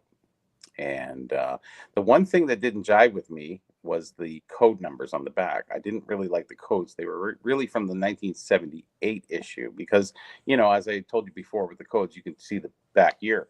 But then a lot of guys online would say that Topps reused a lot of old product. I can't dispute it because I don't know. So I'm assuming that, okay, maybe they just did and maybe they're good. But what I did is I think it cost me about $400 US back in that time period for one of those trays. And I was buying from this guy, Mike Berry, out of South Carolina. Now, we found out that, we kept on buying more trays and then dealing with them and, trading with friends and what have you. And then, I just really didn't settle well that the code numbers really didn't match up. So I had to open one. Now that's a sacrifice because if you're talking about 400 US and Canadian back then, that was probably about, $600 regardless. So I said, okay, I got to open one. I got to figure it out. So I opened a pack and I realized that they're all ironed sealed. You can see the iron, the hole, you know, the little air, what was this? The hole that has the in the triangle there. It has for the moisture or whatever that comes through. You could see it clearly across the back. So I assume that they're all no good. And then it matches up that year that they didn't do the 79 trace. So, you know, if you put money first, a lot of guys will try to fake stuff. So this guy Mike Berry out of South Carolina, there, he was the only guy with these packs. And then I started tracking him on eBay, and I realized that he was buying a lot of wrapper lots. And actually, at that time, a 79 roll of unused wrappers came out. 79 Tops Hockey had been making its way around, and people are selling, you know, hundreds and hundreds of them. So 2 and 2 is 4, and then we figure out that this guy's a resealer. So this guy who had posted on the Wax group said that, hey, it's in Bobby's book right here, 20 years ago. And then I told the whole story that I actually kind of just told to you, that, you know, we bought a bunch from this guy and realized that they were no good. So they never really issued them in 79. They did do 78, they did do 76, 74, 73, 72, but they didn't do 79. They did them in football, but hockey was not done. So anyways, so this gentleman, he has just been contacting me. I've been going back and forth. He was trying to sell them on Marketplace, and then the Wax group, I posted about, you know, my story about exactly what happened and what I went through. So they're really no good. This gentleman just contacted me, who was selling them on Facebook, and saying, hey, it's in your book. And I'm saying, yeah, it's in my book, but unfortunately the story is what it is. They're fake packs. They're not, they didn't make the trace in 1979. They didn't do any Gretzky. And they also tried for basketball too, but that didn't work out either. So he just, you know, contacted me. He says, well, okay. He asked me the whole question again, and I said, okay, no problem. They're not good. I said, they're not good. So he opened them. So he's getting double cards. He's going, I opened it. They're all fake. He said, you're right. I said, oh, great. So it's funny how things come around, go around, and what we know and what we look at. We look at a 20-year-old book and think that everything is there. And, you know, unfortunately, I did make some errors in those books, but, you know, they were innocent errors because we didn't really know at that time. I had suspect, and I didn't know better. Sorry? You didn't know better yet, that, you know? Well, we were learning. It was a learning curve. Like, people don't realize that, you know, in 1999, 98, you know, we're still figuring out some wrappers at that time. And then we're figuring out all these packs that are coming out because we have the internet, we have eBay, we have, you know, different groups that we're dealing with stuff. And we're all assuming that everything is good. And they were really well wrapped. So he must have got some old stock and repackaged them. So anyways, I've been going back and forth. So he says, how are the fun bags? Because they did these fun bags where they had multi, you know, so there would be 79, some packs there, some 79 other packs in these fun bags. They use them for Halloween giveaways. So there'd be 30 packs per box, per bag, and it would have various different sports and non-sports. And I said, no, those are good. Those are good. You're fine. So anyways, it's funny that he did decide to open them, and he realized that he got some doubles that you shouldn't get doubles. You should never get a repeat of a card. So are you saying that he got duped agreed? He got duped agreed. Mm-hmm. But, you know, it's amazing how they can look back, you know, very dedicated collector, but, you know, some price guides, some information from past is even though you think 2004, 5, 6, you know, is not that long ago. It's quite a long time when you talk about, you know, information side of things. Not until 2010 to 12 did we really come into fruition of, you know, solid information, everything's being shared within groups, Facebook, and, you know, all these other private groups. That's when really stuff started to really come around. And even Steve Hart, he started grading them for the longest time. I told Steve Hart right at the beginning, I said, no, the packs are no good. Don't grade them. And he kept grading them. And then he had a phone call I got a phone call from Steve Hart one day, and he goes, so what do you think about those packs? I said, I already told you twice. And he says, okay. And he said, I'm not going to grade them anymore. And I said, yeah, it's about time. So it's amazing the backstories that come out of all of this stuff. So So all those people who bought those packs that were graded by Steve Hart, I'm sorry, they're no good. And any of the ones that, and I couldn't sell. I think I bought 4 of them at $350 each, whatever I paid. I had to eat it because I can't sell them back into the marketplace. So unfortunately, I lost a couple $1,000s that time because US and the exchange rate, it was really high then. And that's where we are now in today's world. And it's funny that somebody 20 years later can come to you and, want to sell his stuff and realize that he hasn't been keeping up with the information that is really out there. So anyways, that's the story. Very nice. Very nice. We always appreciate a good "you got duped to greed" conversation. Always yes. Well, you feel sorry for the people, but I took the hit too. Who wants to open a $400 pack, and realize that they're sealed with an iron? And actually, we went back to I actually asked Mr. Barry I said, these packs are resealed with an iron. He goes, how can you tell? I see the point. I can see the steam hole. I can see it's right there. And there was cards in the middle that had wax stains. So he says, oh, okay. And he got better. And he went on for about, I would say 15 years beyond that, duping people constantly. And I think he's been out of the business for a while, but some people say he's still around. But, I'm surprised nobody has went to get rid of him because they spent a lot of money. We also bought some packs, random packs. They weren't in boxes. He said, oh, it just came in this case lot and stuff like that. So we bought 150 79 wax packs. And we had to eat that too. It was a lot. Right. It was a lot of loss, but the loss was the learning curve that we had to go through.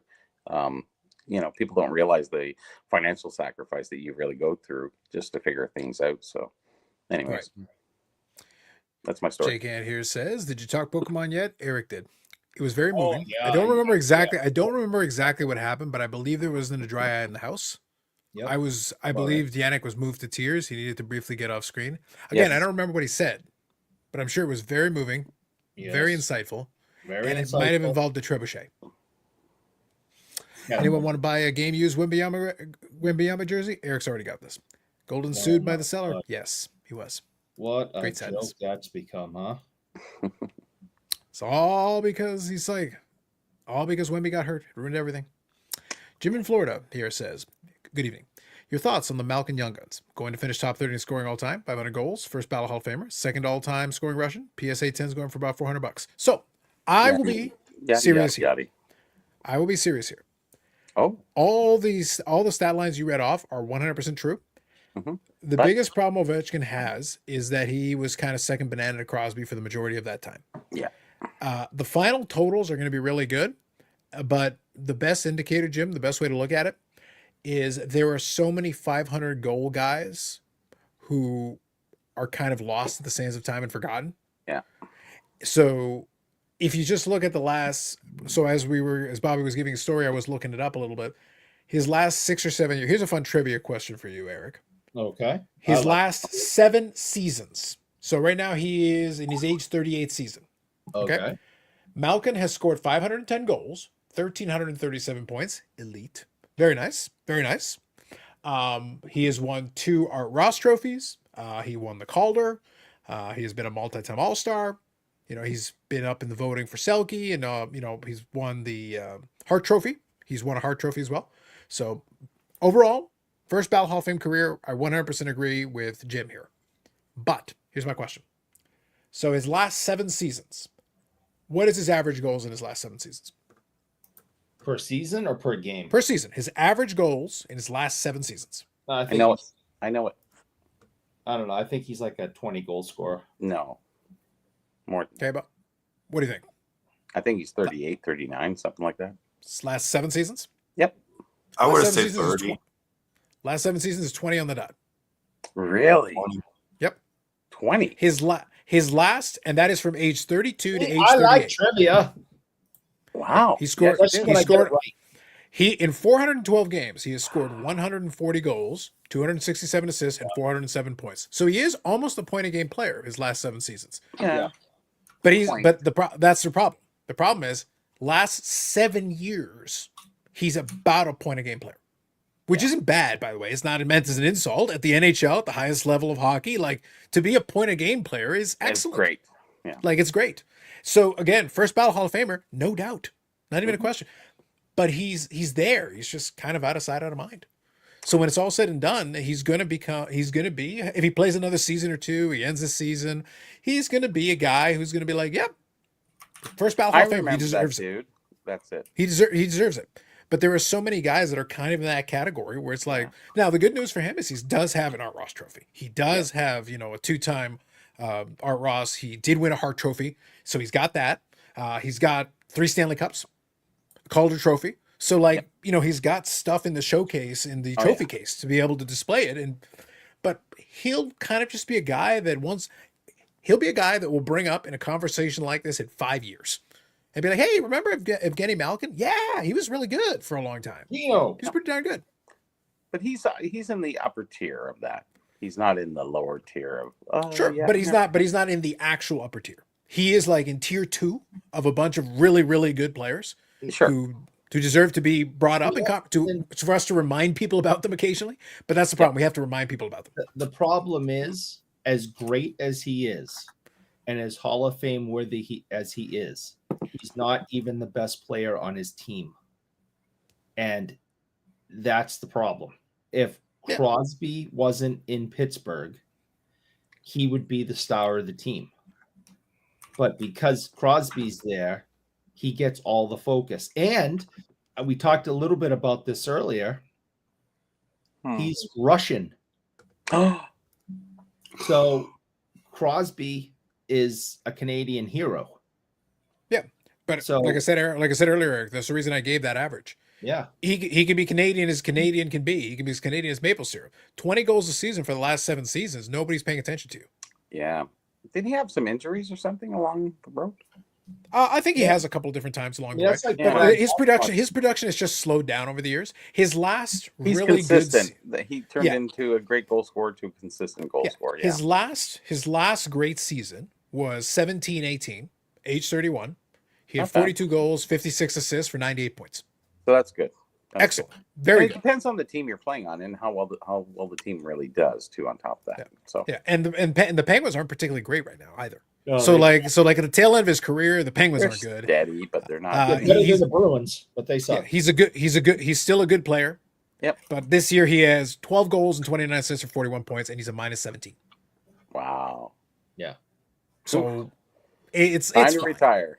Yeah, this is about the end of the road. Like I said, when it's all said and done, he will go to the Hall of Fame. He's waiting for OB. Yeah, he deserves it. He's deserved it. But at this point, he's kind of an overshadowed guy. He hasn't been an elite level player in years, so nobody thinks about him that way. And the Penguins aren't particularly relevant this year. They're just kind of there. So I think so. So the PSA 10 thing here, going for $400 US. Honestly, if you wait a little longer, you could probably get it cheaper. Yeah, probably. Yeah, just kind of chill on the Leafs though. They could use the thing with him is that he's got talent and he also has the experience. He has playoff experience. He's been proven in the playoffs over years. He's obviously got the hardware to prove that. And he has been a guy where at different times earlier in his career when Crosby got hurt, Malkin stepped up and took that leadership role and became and was the guy. But he's not the guy anymore. But he's still a very good player. He's still a good player who has some talent. Yeah. He's still a guy. Not the lower tier. He's in the upper echelons of that team. So, Robbie says, "I say to myself, I'll never lose. I either win or I learn." Nice. Malkin's always flown under the radar. Yep. Especially like I said, the last several years, he's kind of been a kind of guy who's just his name's always in the news, or it always has been. So, Malkin is no Paul Skeens. If you are, he's no Hal F. and Gill. Oh no, he is. Bob Jackson says Malcolm will end up like a second tier player value wise, even if he's really good. Yeah. The problem is the amount of 500 goal scorer guys. Again, you can make them as Canadian as you want. Yeah. But when I start naming off 500 goal scorers, there's going to be a bunch where you'll be like, oh yeah, I remember that guy, and that's the problem. They're going to be like, oh yeah, I remember that guy. You have to think about it for a second, and then I'll read the name, and you'll be like, oh yes, he is a 500 goal scorer. And there's too many guys like that, and they kind of get forgotten a little bit. Doesn't mean they're bad. But it just kind of got forgotten about. And I think that's where kind of Malkin falls right now. He's kind of out of sight, out of mind, even though he's around. Because right now, there are some guys right now that kind of fill that role that he used to fill a little better. You know, I'll give you a good comp here, Eric. You'll appreciate this one. What about Leon Draisaitl? Yeah, Draisaitl. Holy shit. Again, Yeah. I mean, Like, Another but one. like Another one. if I went through his offensive stat line right now, like it's absurd if you look at it. oh yeah, absolutely. And he's kind of playing second banana to Connor McDavid. But like if you take a look here and you look at this list, like you take his last 7 seasons, it's frightening. Oh, that bad? No. Here, I'll pull it up. I mean, All right. they make each other great, just like Malkin and Crosby make each other great. Yes. But McDavid is the star of the team. Yep. And But again, Draisaitl is German. So you have the Canadian boy and the German boy. the Germans. What's wrong with The that? Canadian is going to get all the press. He's But going to he get all the played love. in the Bundesliga. Now, That's right. for the sake of this, so I pulled up his last 7 seasons. His last 7 seasons for Draisaitl. All right. What is his average goals per season? Oh, he's popping like 40. Okay. What do you think, Bobby? Last 7 seasons of Draisaitl's career. So right now he's in his age 29 season. So from age 23 to 29, what's his average goals per season?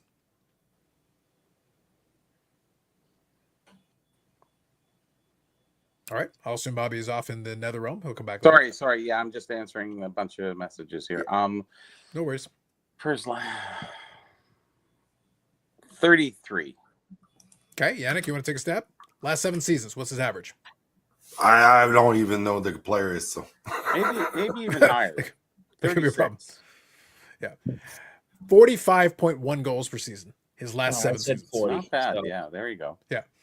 104.4 points his last Oh, yeah. 7 seasons. Oh, he's 100 plus. Yeah, he's 100+ point guy Yeah. a year, no question. He has averaged 100 plus points per season for not for 1 year, 2 years, 7 seasons. Yeah. And he has also won the Art Ross Trophy. He's also won a Pearson Award. He's won the Hart Trophy. So the reason why I just used that, remember what I just said about Malkin a second ago? You know what the difference is? Malkin has 3 Stanley Cups. That's Right. right now the difference between this comp, the McDavid Draisaitl comp, and the Sidney Crosby Malkin comp is that Malkin and Crosby have 3 Stanley Cups together. That is a big difference. That matters. Stanley That's a big Cup, deal. baby. Yeah, Stanley that's a big Cup. deal. But in terms of ask Marcel. offensive prowess, Draisaitl right now is basically Malkin's career on steroids. Like these numbers are eye popping when you look at them. Like they're It's the ridiculous. unfortunate thing in sports, but no matter what the discussion, they're always going to end with, yeah, but he didn't win the championship. Yeah, but he didn't win the cup. Yeah, Yeah, but and if he, but by the way, this narrative can turn around if he does find a way to win one in the next several years. If he wins a Stanley Cup or 2, like then it adds to the resume. It just pushes him up that to helps another level. twice as much. It pushes him up to another level, but then add in the offensive prowess. So right now he isn't even 30, Eric, and he is 62 points away from 1,000. Yeah. Like it's ridiculous. And Right. by the way, he's leading the league in goal scoring this year. Oh, He's yeah. got 44 goals right now, Mhm. which is only on his average for the last 7 seasons. Yeah. So No, the next goal he does will put him on right on his average. yeah, and think about it. I mean, they still have, About 20 games left. a quarter plus of the season. He's going to break 50. And that'll be yet another season he's done that. He's had several 50-goal seasons. Right on there. Malcolm and Crosby go together like Eric and Mayo. Truth. Oh God, I hate this 35 to guy. 45. Yep, on the higher end of that. More than McDavid. Yeah. So Draisaitl is more the goal scorer. McDavid is more the playmaker. But both guys are capable. Like McDavid obviously had that one breakout season. Now, actually, this does remind me of something that I wanted to kind of ask. I want to pose a question since we've decided to go down this rabbit hole tonight. I want to have a little bit of fun with this. So let me go here. We gotta have fun. 4, 5, 6.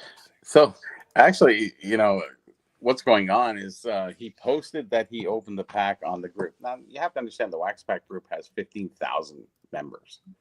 It's a huge group. It's where all the wax goes down. So he posted that he opened the pack, and I'm getting messages saying, "Hey Bobby," he responded to you. So it's like, "Oh yeah, I know." So Makes sense. Yeah, so I agree with you, Jim. The problem is they've already, like, in term minus the Stanley Cups, they've already done that, the offensive thing, because they're so far ahead in terms of offense. The reason I like Draisaitl comp is because in terms of 100-point seasons at this stage in the game, he already has more 100-point seasons than Malkin did. Comfortably more. So, like, offensively, he's already way ahead. The difference is that Malkin and Crosby won Stanley Cups, but when they think about the Stanley Cups, they're going to think about Crosby. They're not thinking about Malkin. And that's your biggest issue. That's your biggest challenge, is that he's kind of out of sight, out of mind. By the time it's said and done, so let's put it this way. Malkin has 510 goals or whatever it is right now, which is, again, very good. Draisaitl is not even 30. He has almost 400. And it may shock some people, or maybe not. I don't know. But I do not own one Crosby card, one Ovechkin card, one McDavid card, one Draisaitl card. I own nothing. Absolutely not one. Not one base card, not one insert, cheap insert, expensive insert. I own none of it. You could come into this room right now, put a gun to my head and say, show me a Crosby card. And I'd be like, pull the trigger. I don't have one. And, I'm hearing all these numbers and stuff, and I'm starting to think maybe I should have something to acknowledge that these people exist. But Well, I don't have if any. you insist on claiming the hockeys is a real thing, I might at least consider it. I mean, I'm not going to go out and spend thousands of dollars on a Crosby, Young Guns or Ovechkin or Malkin or whatever, or, Well, I think that's the beauty of Malkin, to Jim's point, though. But The Malkin does not require it. The Malkin does not require it. I don't even have base cards of these guys. Yeah. The point, though, kind of to Jim's question, the Malkin doesn't require it, because he's saying $400 in a PSA 10. If you don't get in a PSA 10, then obviously a fraction of that. It's not nearly as much as required. So you could have the representation for kind of a fraction, because it just hasn't gone up then. But that's why I say, like, his problem is that he's going to end up getting lumped in with other 500 goal guys. You're just going to look at it and go, okay, yeah. And then again, we'll have a conversation about it at some point and be like, oh yeah, remember that guy? No. And that's when it'll come up. So real question is, how many players can realistically keep up with the pace Sidney Crosby has? You can probably count them on one hand. Yeah, I agree. Like I said, there's too many players in the game of hockey history that end up in that level where it's like, yeah, the problem is I can name a bunch of those guys that wound up around there. So we don't think about it. Malkin's body's broken down a ton in the last 10 years. Deep playoff runs and a ton of world championship games. Yes. They came here and said, show me your Mayo. You'd be just fine. True. I just go find something else to do.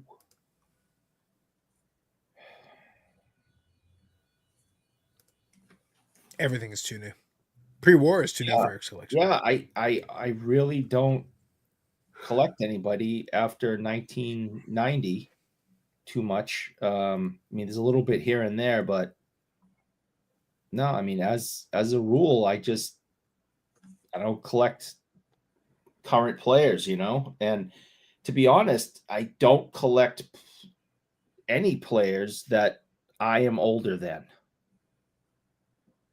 I don't have any collections or things I've invested money into to any player that is younger than I am.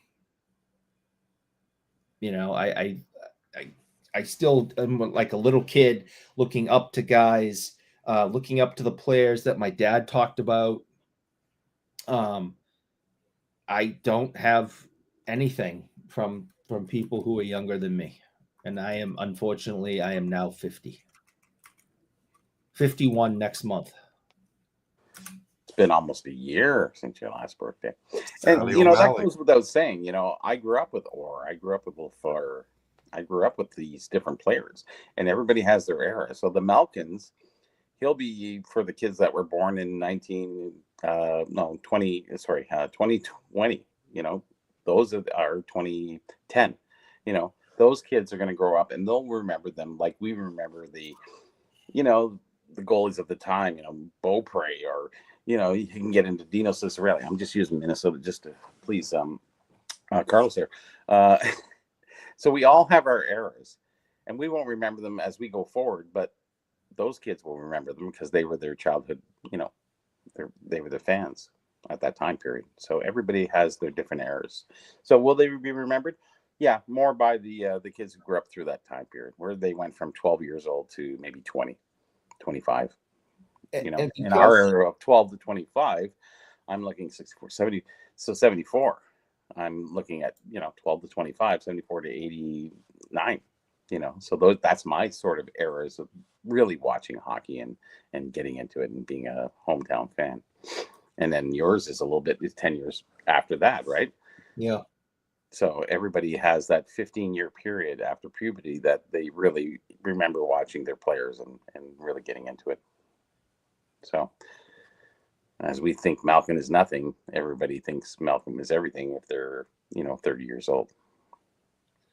And I don't really have an excuse of why I can't get this stuff, because where I work, I'm lousy with base cards, cheap inserts, series UD series 1 inserts and stuff. Oh my God. I bet if there was food themed cards, we could get you on the Malcolm train. Yes. Do you know Think about anybody who can make some of those for me? Yeah. We got I think we know a guy. I think we know a pepper guy. and mayo right here. Mm-hmm, mm-hmm. So, I mean, I could bring home a stack of Crosby, Malkin, McDavid, Draisaitl cards tomorrow. I don't want them. What am I going to do with them? They're not going to your era. They're not going to bring me any joy. But you know what brings me joy? Zombie Ray Bork?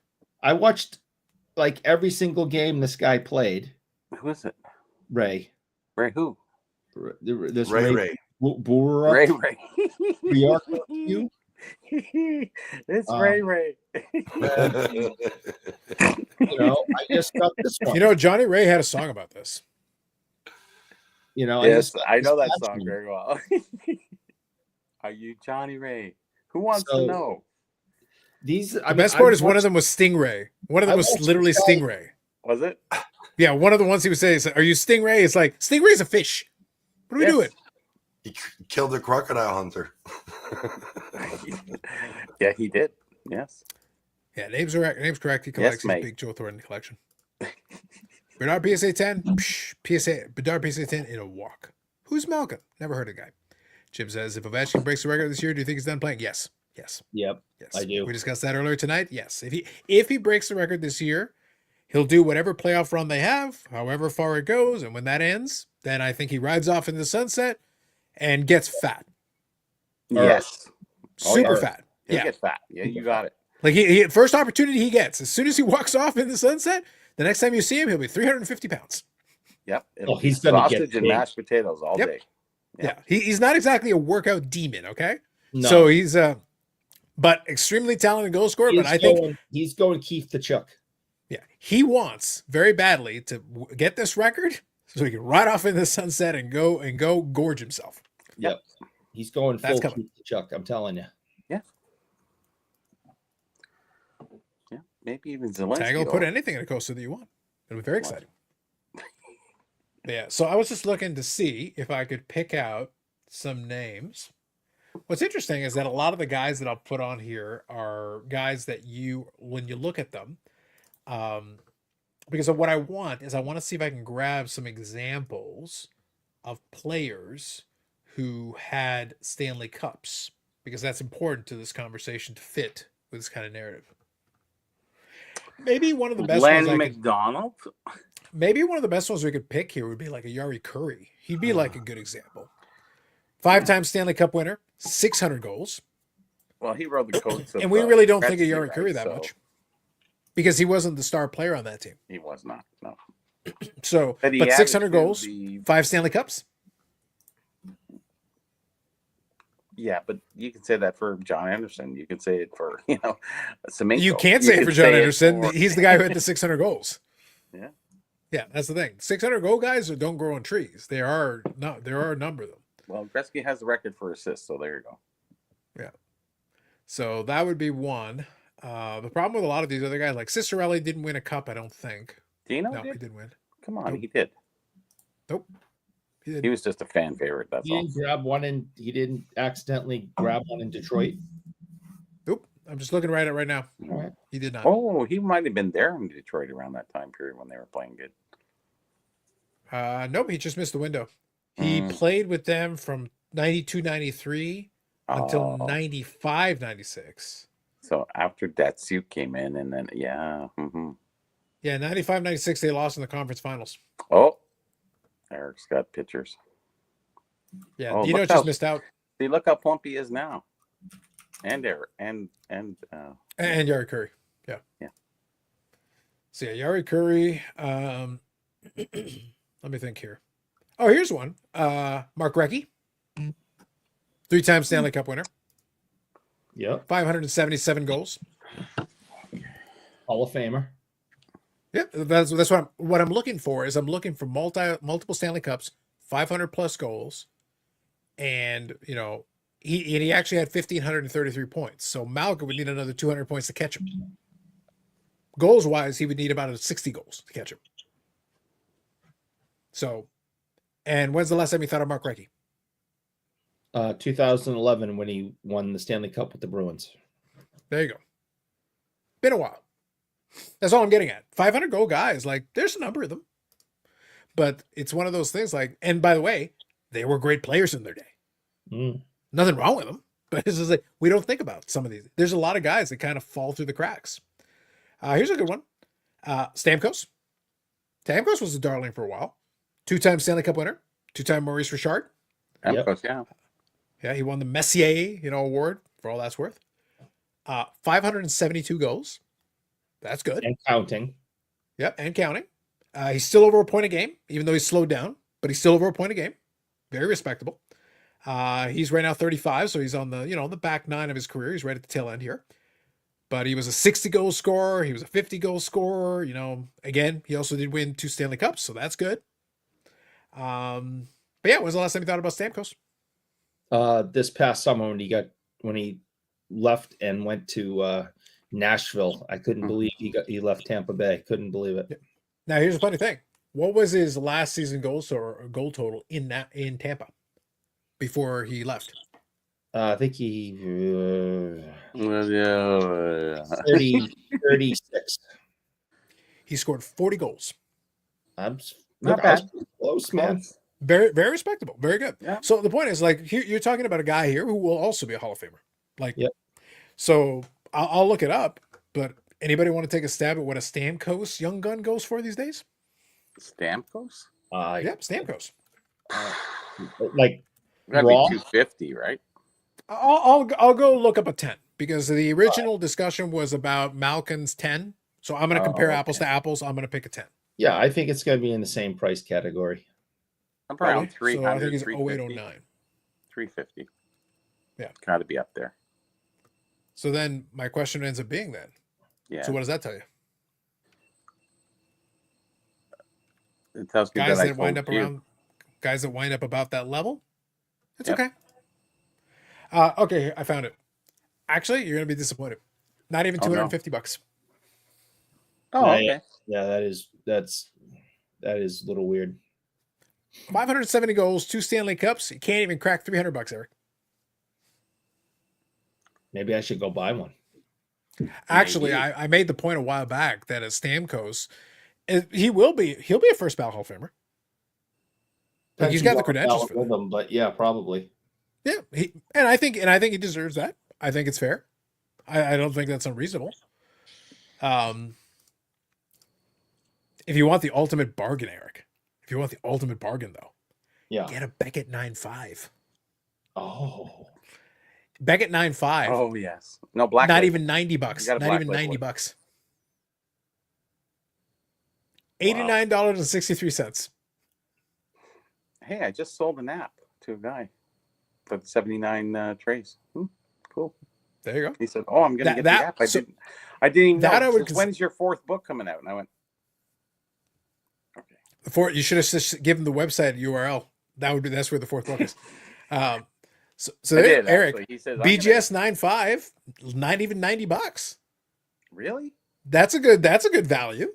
That's a decent value. And I Not like with him a lot trade. because my second favorite team is Tampa Bay because Phil Esposito started it. And so I Tampa Bay? always called it Bruin Is South. that in Florida with Yeah. Mike So I Camp and always called it Bruin South. Everything is in Florida. And so I've always been a fan since day one. Wow. I don't know if numbnuts is still paying attention, but hey, listen, you said in day one, it's like Beetlejuice. You say Yeah, it enough I know. times, Yeah, it'll too bad. show up. Yep. You Yeah. say it enough, it'll show up.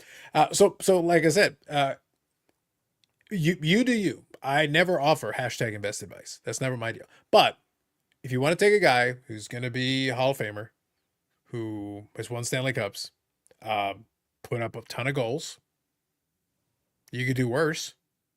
Yeah. Again, but in this case, if you do a BGS 9.5, you can get a lot cheaper. yeah. If you just want a nice card, pick and choose. Make sure you look at the pictures and make sure it's a nice card for your aesthetic. But sub $100, Eric. Yeah. That seems okay. But I'd rather take that $90 and put it towards another Hal Gill? Bruins card to All I heard was Hal Gill. Hal Gill. Well, that $90. Yeah, that's pretty. But cheap. we haven't seen Hal. We haven't seen Hal tonight. We keep talking about him. Let's get a little Hal love. Oh God. There we go. It's all the Elephant Gill. Looks Yes, like signature looks legend. like he's falling over the blue line there. I don't know. He probably is. Oh no. Reminds me of Dave Ellett tripping over the blue line. Mm-hmm. So we got Same era. we have him in big thick lucite. Oh my A God! lucite You holder, still yeah. you got it in a screw down. Like what are you doing? Oh, that's where he deserves to be. I'm telling you. He's Hal Gill will staying fight on you. his own. Hal Gill will fight you. So I'm Jim gonna here put says, on one of those rotating things. you should put him on those It's gonna be rotating like stands, this. yes. It's gonna be like this the whole show. Yes, correct. Finally, you show the proper Look respect. at that! You need one of those spindles that they show on the yeah. I'm on saying. That's what we're Whatnot. saying. Yeah. 4 hours of this. That's what, listen, that would get us our best numbers ever. I I think so. think you're right. So Jim says, Crosby Young Gun for 3K or Ovechkin for 5. If the Crosby Young Gun's a 3K, I would take the Crosby Young Gun. In the short term, the Ovechkin will get a little bit of a bump. We just talked about that earlier tonight. But will But- Crosby really even go up? I don't think he's going to go up much, to be honest. But I'm saying, like, No. I feel like value-wise, he's okay at that current price point. I think it's about right. If you have want one. Russian and American. Well, the Crosby is less. The Russian one is higher. No, I understand.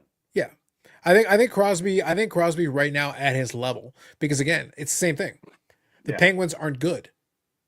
Crosby's career statistics, his stuff is already more or less established. Like he's doesn't never going to stand out. get to 700 goals. Like he's never going to do any eye-popping number at this point. He kind of is what he is. He's not chasing any specific record. I think he's still considered Sid the Kid. I just never really kind of grew up into. I don't know. Yeah. Right now where he's at, he is 610 goals. Yep. 1,657 points. So he plays next season, 1,700 points, which is very Yeah. good. He's got his Stanley Cups already. He's got his Art Ross. got a big He's got his goal. Hart He's trophies. got a Why couple did he big come goals. back? Why Big did he goals in come back next international. year? Yeah. Other than money or possibly still has love of the game. He's why got would nothing to he do, come back? nothing better to do. He is not. I mean, he's got plenty of money. He just won, the Four Nations Cup, right? Went out on top. You're Oh not my God, the Four you're Nations. not- Give me a break on that crap. you're not getting a Stanley Cup this year. Your team is horrible. By You might- your logic, Eric, we had this conversation. I love that you're making this argument. We had the same conversation where I said he should have tried to go to a different team. Yeah. And you're like, he should stay to the one team. He should have already retired. Yes. I didn't say he should stay in one team. I don't care where he goes. We'll take him No, on you Toronto. were the one. Look, we'll go back to the tape. You were making the pitch that he should stay with Pittsburgh, loyalty and all that bullshit. And I'm like, no, go play for a good team. I don't remember that. I've had a lot of concussions though. You have had a lot of concussions. I Let me don't assure you, remember you were on saying- that side of the argument, and I was telling you that's stupid. I don't remember me saying that he should stay. But Yeah. I've had a lot of concussions, and I don't Yeah. remember everything that I said. My statement is like, if at this point he wanted to take another stab at like having a playoff run or whatever, there were options on the table. So my thought was like, He's had a great career. He's solidified. But by that argument, Eric, he could literally retire right now mid-season and just go away. So like, there's really no reason for him to stick around. He'd be a hometown proud kind of, heroine for the, Pittsburgh area, and be respected across the league. But, he won't go down in history. He has a couple key goals for Team Canada and stuff like that. But, it's unfortunate. He's just really, he's somewhat high-end average. Well, I'll go a step beyond that. The thing is with him is that he is not exceptional enough in any specific category that it stands out above the rest. That's right. He's got 3 Stanley Cups. He's got High-end the Hart average. trophies. That's what I said. Most guys don't have. Yeah, but most an guys don't average- have. I would like to know what your average is. The average Well, NHL if player you're wins 0 high-end Stanley and you're Cups. average. You're in the upper tier, but you're not top tier. You're not super top tier. You're not in the high scoring goal. You're not in the, all these awards and what have you. He's got Stanley Cups. I get it, but Yeah, I would call him a top end second tier player. I call him first tier, but I wouldn't call him top end because his goals and assists don't represent that. Yeah, the only thing he has going for him that's interesting is Team points. Canada, the goal, and those are the things that really bring it. If he didn't have those, I think he wouldn't be as famous as he sort of is. You take away the strip him of the Team Canada goals and the key goals. And I don't Stanley think Cups. he's whatever. 3 Stanley Cups, whatever. The Maple Leafs have 0 Stanley Cups. He has 3. Well, the Leafs in history we have 13. So, anyways, Yeah, since 1967, 0. 1967 is a very long time. how many does Pittsburgh have in their total history? Enough Since said. 1967, a lot more. No, not their history. That's their history. Yeah, The original 6 era is another entire game. It's another sport. It is. Yeah, it by that is. measure, the Montreal Canadiens dwarf them. And they actually won after the original 6 teams. Well, they have 24. Yes. So let's see here. The only thing left for him, if he wants to do it, is he can pass Lemieux and I always points. say you can't compare eras. Well, No. I understand that. But I'm saying, Leafs like, have to me, sucked look, for the I last stand by 6 my years. original thing. I don't count a single original 6 Stanley Cup because they don't matter. Congratulations to you guys, but it's over. After original 6, it's over 60 years. We've had plenty of time to have an entire generation of win something post original 6. So from 69 and above? 68. 68. 67. 68? Because Last before year. that, the 2 Canadian teams dominated. Like literally the American teams were were just also rans. And why do you think Parker's was so good with their sales opposed to Tops? Yeah. That's what I say. Like when at that Like point, none you of those literally had sets are 2 worth, teams that could what, they got stack most of the 66 talent. cards in those sets, and they just sell for nothing. Until we get So to the it's- tall boys, and then we talk. So Jim, what do you think a contending team would trade for Crosby right now? Crosby right now is more than a point a game player on a bad team. I would that- take Matthews and trade him and for Crosby. Yeah, I'm Straight up. sure Pittsburgh would take that deal. they would. They would. Yeah, If and you they would be can have wise to do so. To be Matthews, honest, he's going to have more wrist, back, and whatever injuries coming, and he's just not. He's not a captain. I don't think they should have made him captain. As a Leaf, taken away from Tavares. Was he a great captain? No. So I don't know. I'm not really loving the Leafs. clearly, right now the only reason most of those teams, like, you'll just pick whoever you think your best player is, because Tavares is still was a good player, who's still a decent player, but he's fallen He's off. decent. That's all. He's fallen off. And that's kind of the problem with it. At the very beginning of his run with Toronto, like his first season, he had 47 goals. Yeah. So like that. So that's the thing. But he's not that guy anymore. But he's not. So he's not a captain material. I don't think. I thought he was going to be, but he didn't turn out to be.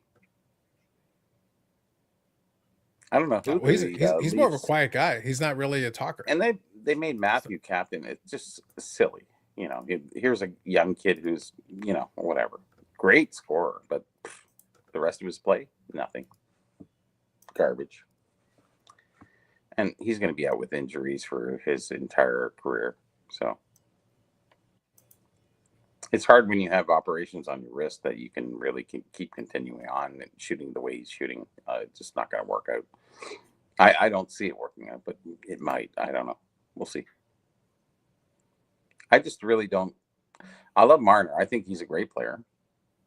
I think that guy. Well, look at he set up what's his name, McDavid, for the goal, and he also set up another goal too. He was playing back checking. He was doing a lot of stuff on the in the Four series, so Four Nation series. I think he did really well.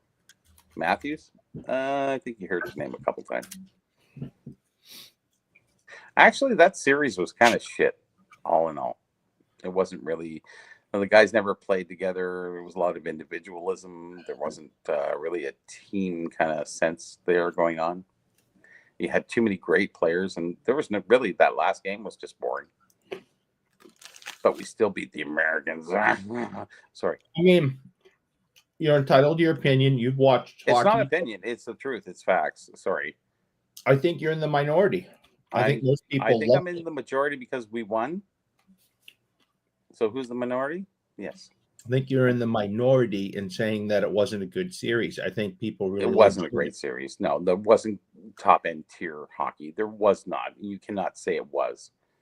It wasn't these great plays. It wasn't these fantastic. Nothing. It was just very middle of the road kind of, bring the puck up, dump it in, dump and chase. It was nothing like it should be. It should have been a lot better. Should have been a lot of passing, a lot of great plays coming over the blue line. But no, there was very little of that. And you know that. Everybody knows that. You might not want to admit it, but it is what it is. I do know hockey. I would comment more on this. I didn't watch any of it, so can't help it. You missed the best part of my defense. So, So it wasn't anything that you missed. So I have there to was say nothing outstanding. There was nothing that made any. Hey, look at that amazing goal, amazing play. A few of those. Nothing much more than that. Wasn't a dominating game. It wasn't anything like that. So I have. It was actually kind of sad. Sad. Okay. Well, it's 4 nations. You only got 4 nations. Come on. Like Sweden's going to have a chance. Come on. It's not like Stallings there. Come on. So I want to so Bob Jackson here has a comment that I wanted to touch on because I think I can have a little fun with this one here. So it said, he got a lot of people watching hockey they haven't watched in a while, which is true. I think that's fair. Now here's a question. I think where it comes in is that you do spike a rating, but you spike a rating because of the international thing. That's basically what you did. It's kind of an Olympic situation. You get the audience that is interested in that aspect of it. You do showcase the sport, which is good. So from that perspective, you do get in front of more eyeballs. So it's a good showcase. I won't comment on the level of play because, again, I didn't watch it. However, where I think it's interesting is that I was listening to a podcast that it was John Skipper, who was the former head of ESPN, talking with Guy Sampson, who was actually president or whatever something of the Marlins. And they were having a debate about MLB rights. But hockey came up as part of the conversation, so that's why I'm bringing it up here. So they were discussing MLB and ESPN agreeing to part ways on the television deal they had. And the crux of the conversation was talking about the players and marketability. So when you go into it, is that when you've got these players, certain leagues don't necessarily do a great job marketing a lot of these players. But then hockey was referenced in it. And the question was, would you have more players in hockey? So if you put these hockey players, the best hockey players in a room, how many people would recognize them versus the top baseball players? And the guy Sampson was trying to make the point that way more baseball players would be recognized. And Skipper was saying, I don't know about that. Like the top NBA guys, you could get LeBron and some of the top guys, and a lot of people know who they are from social media followers and the rest of it. Hockey, not necessarily. So that's why I kind of think it's because and this is where I want to get your question here. This is where I would put it in your feet. I don't even necessarily need to compare the MLB or hockey, but what I would ask is this. If I polled the average American, even after the Four Nations and all that, would they think McDavid is a meal at McDonald's? Probably. I would bet money. American, there's a possibility. Yeah, because I think on top of everything else, it's not like the league markets them a lot. It's not like McDavid goes out of his way to have a big social media profile. So he's just he's a great player, and he does his thing, and that's about it. We don't know too much about the guy. He doesn't make many waves. He's just kind of there. But he is the current day best player in the game. Yeah, point of fact, though, they're wearing helmets, whereas basketball players are not. So well, the helmet isn't blocking your face. We can see your face. You know what I mean. It's not quite the same. I think if we took his helmet off, I don't think anybody would pick him out of a lineup. Well, actually, for McDavid, that's a little different. Yeah, but otherwise, yeah. Helmets really throw people off. That's kind of the thing. So I'll be honest. It's one of those deals where it's kind of interesting. I don't know. I don't think it makes too much of a difference. Nobody sees a lot of these hockey players people get recognized as much as basketball players would. Yeah, basketball players stand out because that makes sense. What? Basketball players stand out because they're 7 feet tall, and they walk into a room. You're like, holy crap! And they don't wear helmets. And hockey players look like me and you. Really? I'm fairly confident none of the hockey players like I do, except for Alexander Ovechkin.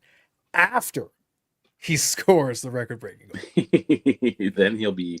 Then they'll be like, Eric, pass the sauce. All the sauce. I'm gonna drink it from a funnel. Yes, with vodka. Just saying.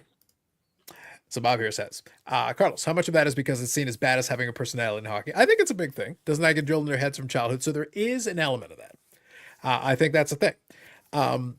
Although, like I said, one of the things that has helped Ovi over the years is that he did have a lot of personality. When he scored, he was very enthusiastic about it. Yes. So that helps. It helps a lot. It goes a long way. When Teemu Selanne, Yannick talked about it earlier tonight. When Teemu Selanne scored that 76 goal to break the record, you saw the celebration. Jaromir Jagr's had some great celebration over there. There's some great celebrations that some of these players have. So some of them don't mind standing out a little bit. They've got a little bit of extra personality. Don Cherry did not appreciate those celebrations. He hated it. Yeah. But some of these players do have personality, and they will show it. So it's one of those things. They will show the exuberance. Tiger Williams used to ride his stick down. Oh, that was awesome, wasn't it? Yeah. You'll never forget it, right? How about Theo Fleury? He did a couple of pretty cool celebrations too. Yeah. So it's not. So Bob Jackson's point, I think, is fair. But there are players who will still, they'll be exuberant. They'll have a celebration if they score like a big goal or something. Well, that's like Matthews. Every goal he scores is think it's the championship goal or something. I don't know. I can't stand him. Got to get rid of him. Clearly, I can see. Hate those Americans. So Name says basketball is more of a worldwide sport. It is. But that's why I say, my thing, though, is that you've got this league where you've got these players, and a lot of people can't pull them out of a lineup. No, so you couldn't. No. It's tough to market a lot of these guys. It is. Yeah. So it's one of those things where it kind of becomes, but then the NHL has to take some culpability too, because it's also kind of their job to market these guys. So it's a thing where you can if you want to, but they don't try. Well, it's hard to, you see the guy with his hair all messy and he's got a towel around his neck and he's going, yeah, we weren't playing good this period. And, we're going to try harder next time. And we haven't really got the opportunities. And, the interviews suck. But the interviews, they don't say anything. Nothing. They basically, they're trained not to say a damn thing. Yeah, basically. Yeah. It's funny that the NHL markets a star, say Patrick Mahomes, and everyone on earth knows him. Yeah. They throw him in there. You can have some fun with it if you want to. Again, I always joke about the darkness, old Aaron Rodgers, but for a little while there, he was doing all the commercials, discount double check. They would do the whole thing, and when he scores a touchdown, he would do the discount double check whole celebration as part of his deal. So there was, and when Brett Favre scored a goal, he'd run down, like he'd literally run down and like attack the wide receiver that he was. So there are, and by the way, football players wear helmets, and their helmets also have a face shield which blocks their face. People knew who Brett Favre was.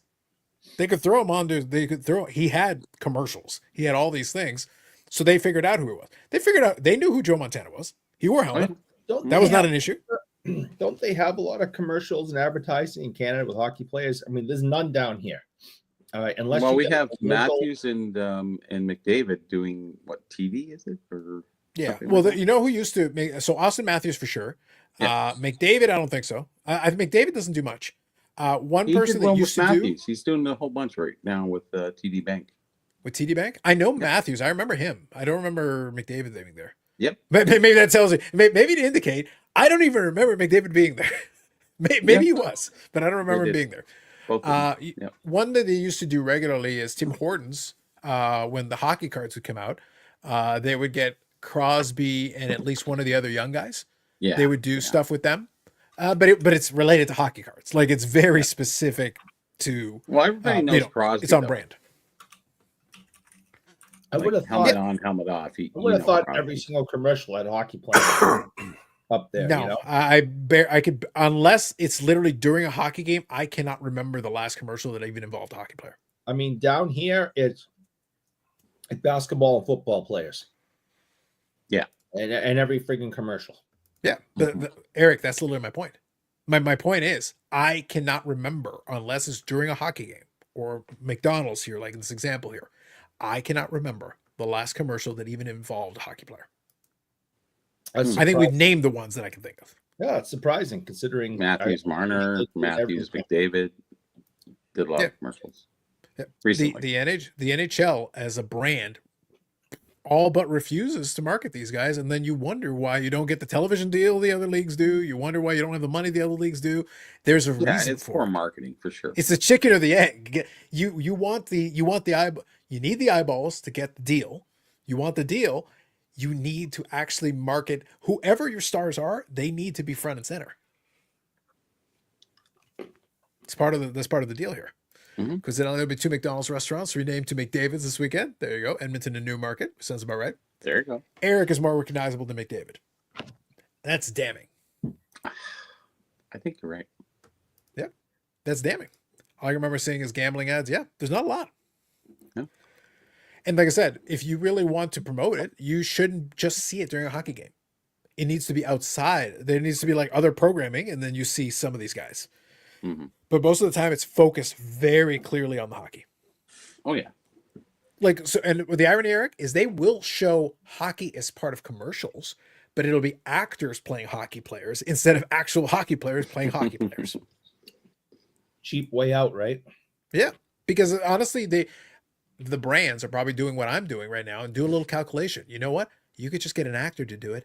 No one's going to know or care about the difference. We don't actually need Connor McDavid on the screen at all because no one cares about him. Mm-hmm. I could walk him into a McDonald's, and unless I'm in the right town, most people have no idea who the hell the guy is. He'll put on his hat and like he'll just walk in, order his meal, and go home. He's just a dude. I'll order my meal. Oh, Yannick will get more attention. He'll get more autograph requests than McDavid. They could be sitting side by side. McDavid, as in like, I'll have the McDavid meal, please. Yes, I like a supersized McDavid with a Coke. Mm-hmm. So I saw that name made a comment, and I assume it's negative. I don't quite understand it, but I stepped away from the camera a little bit ago, and I snuck downstairs because my mother has a little M&M stash.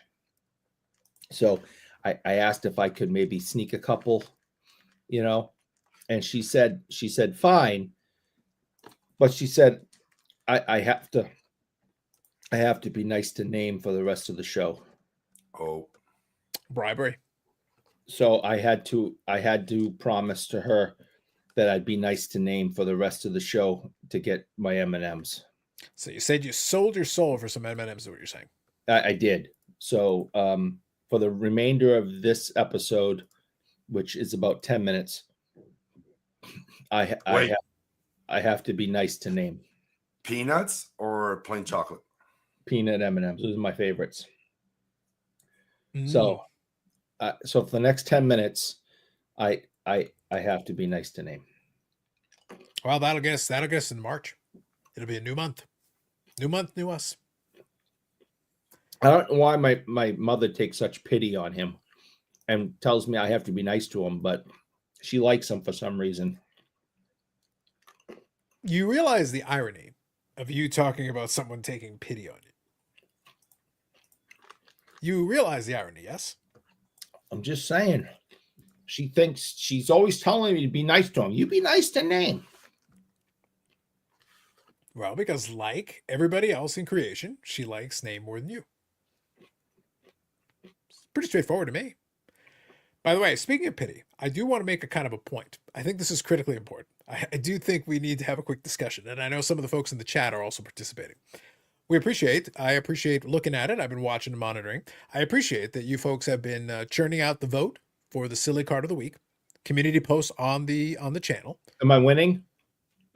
No, you're not. However, I will say, I don't think you guys understand. I put variation in quotation marks for Eric's card. His is literally a normal UFC card. The joke is that he can figure out that the card is fine. Fucking head size. Yeah, that is huge. And the problem is that's his actual head. There's no variation. Like they did not do anything to that picture. I don't think so. I have sent you like 10 other pictures of cards with blown up bobbleheads. Yeah, those are where they actually did it. The example you gave, they did not. Something ain't right with that man's head. And that's fine. You tell him that. Tell him that to his face. His job is to get punched in the head, buddy. So maybe at some point. Yeah, and if you go and tell him about it, he will punch you in the head many times. He'll kill me. So that's the point. It's like, I just appreciate that you're getting votes for a literal regular base card. Like, there's nothing special about that card. Oh, come on, man. That head does not look right. Uh-huh. Mm-hmm. That doesn't look right. Something isn't right. I thought they put one of them bobbleheads. I'm going through this stack of stuff at work, and I'm seeing all these huge-headed cards, right? And I'm like, this is stupid. This is stupid. This is stupid. I get to that one. I assume it's the same type of thing. And I go, this is more stupid than all the other stupid ones. I'm going to make this my silly card of the week. You could have literally picked any of the other ones. The other ones are actually designed that way. And then you tell me that's what the base card looks like. Yeah. Well, it's still silly to me. Something isn't right with that man's head. It is way too big. He must have to walk around like this all the time. His head's too big for his body. Who's that? My silly card of the week. The guy's head is huge. I didn't see that one. Sorry. Yeah, Eric was listening, but I wasn't watching. Yeah, Eric was obsessed with this card. Let me see if I can grab an image for it. Please bring it up. Yeah, I'd like to see it. Yeah, I'll show it. I think it came up, but I heard it, but I didn't see it. Yeah, let me see if I can get it. It'll take me a second to grab it. Let's see. Is it? Remember Brandon had? Oh yeah, you had that weird one. Yeah, that's right. Yeah, so I'll showcase it here. I'll actually showcase all three cards just so we're all on the same page. So I to be fair, it was one of those bobblehead cards because the thing don't look right. Look at that. Oh yeah, that's right. Okay, I remember. Yeah. Yeah. It looked like a shirtless Phil. The thing is that his head is more tall than anything else. But there are legitimate cards where they will oversize it. And I looked at the base card. The base card is the same picture. It's exactly the same. They oversize. What do you mean? But so Bobby, that's the point. The point is like it looks disproportional, but not by enough to be exaggerated to the degree. Yeah. Eric is looking at it and he thinks his head is like twice the size that it is. And I think it's the concussions. I think Eric has a lot of concussions. I don't know if it's twice the size, but I think it's maybe it's slightly bigger. Yeah. Yeah. Let's just be clear about this. Like I said, for me, when I was looking at it, I'll show mine and then I'll finish off with Brandon's just so that we've got all set. We'll do all three here since we got that. But I got a kick out of this one. I got a kick out of this one because we had Harold Cotton. Oh, Baldy Cotton. Yeah, my favorite thing though was like he's literally like cross-eyed. Well, his nickname was Baldy Cotton. Yeah. Enough said. Yeah. So I like that one. I was a big fan. Yep. And you know, again, unless there's a groundswell changing it, I have a strong feeling, Eric, the winner is going to be the third card because right now it's leading comfortably. So just saying, And 40 what year votes are was in. The 1937. Worldwide Gum. Yep. Right now, the Cheetozard is right now very strongly ahead. What the hell is that? That is a Cheeto shaped like a Pokemon that Golden is actually selling. What? And Is that people are new? Is that new? Well, in the last couple of weeks, yeah. Jesus Christ. I think last I checked, it was up to, I think it was over $7,000. Somebody was paying for that. All right. So we're into stupidity now. All right. Oh yeah. We're years and years past that. Okay, so good news. I got an update. Hold on. I got an update. Are you That ready? makes me hungry though.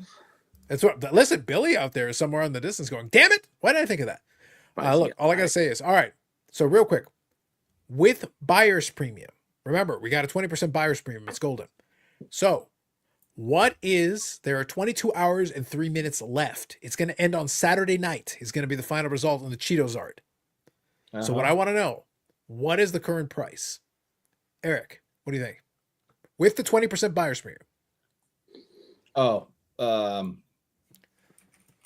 $7,000. It was already at $7,000. Oh, all right. So I'll So say you might want to go at least to 7,001. I'm just throwing it out there. all right. I'm gonna go 12.5. Okay. This is with the buyer's premium. All right. Bobby, what do you think?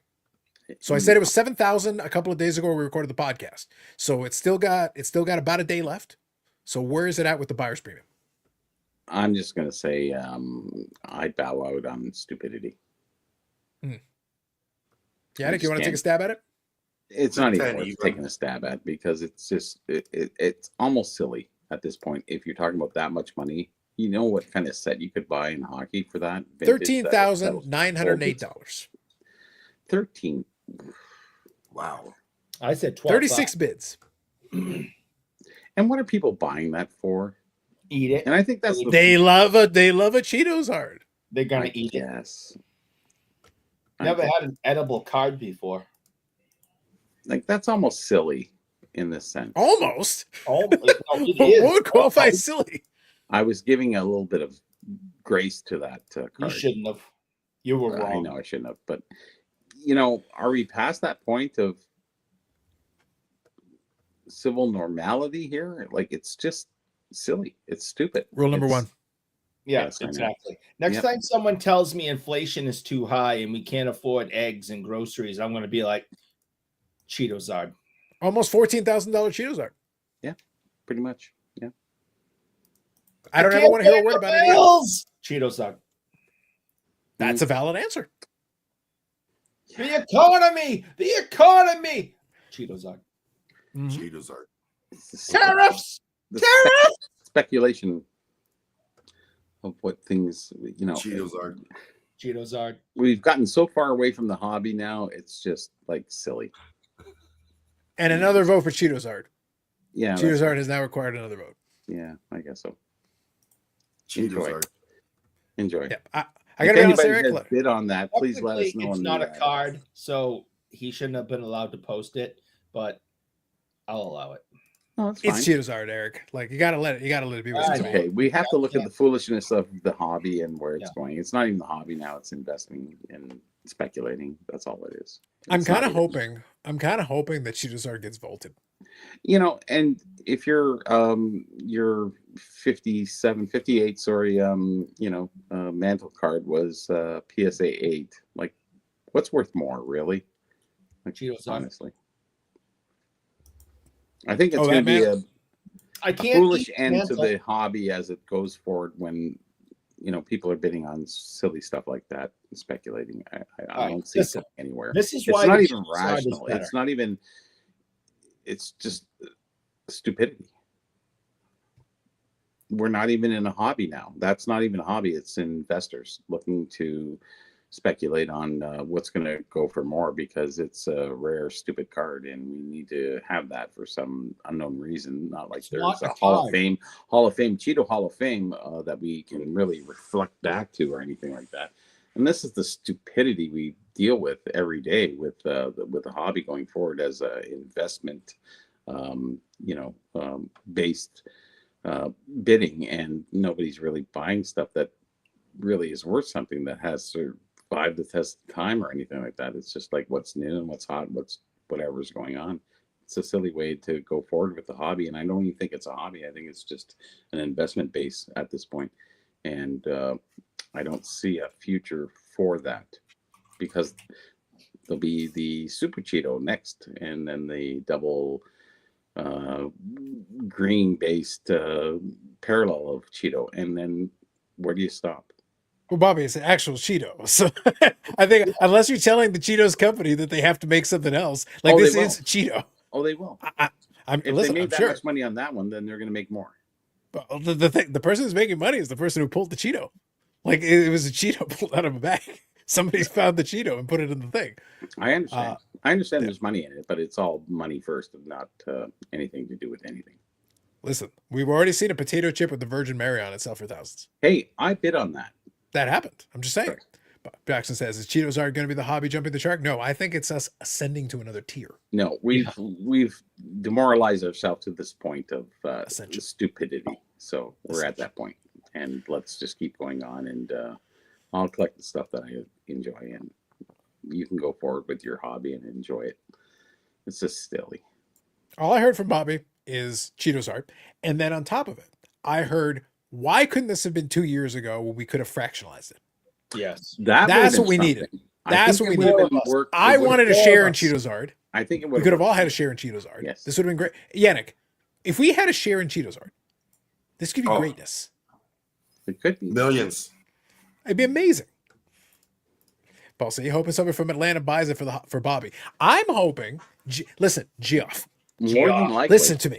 Listen to me. You buy the Cheetozard for however much it takes. 20,000, 30,000, 150,000, whatever. Make it happen.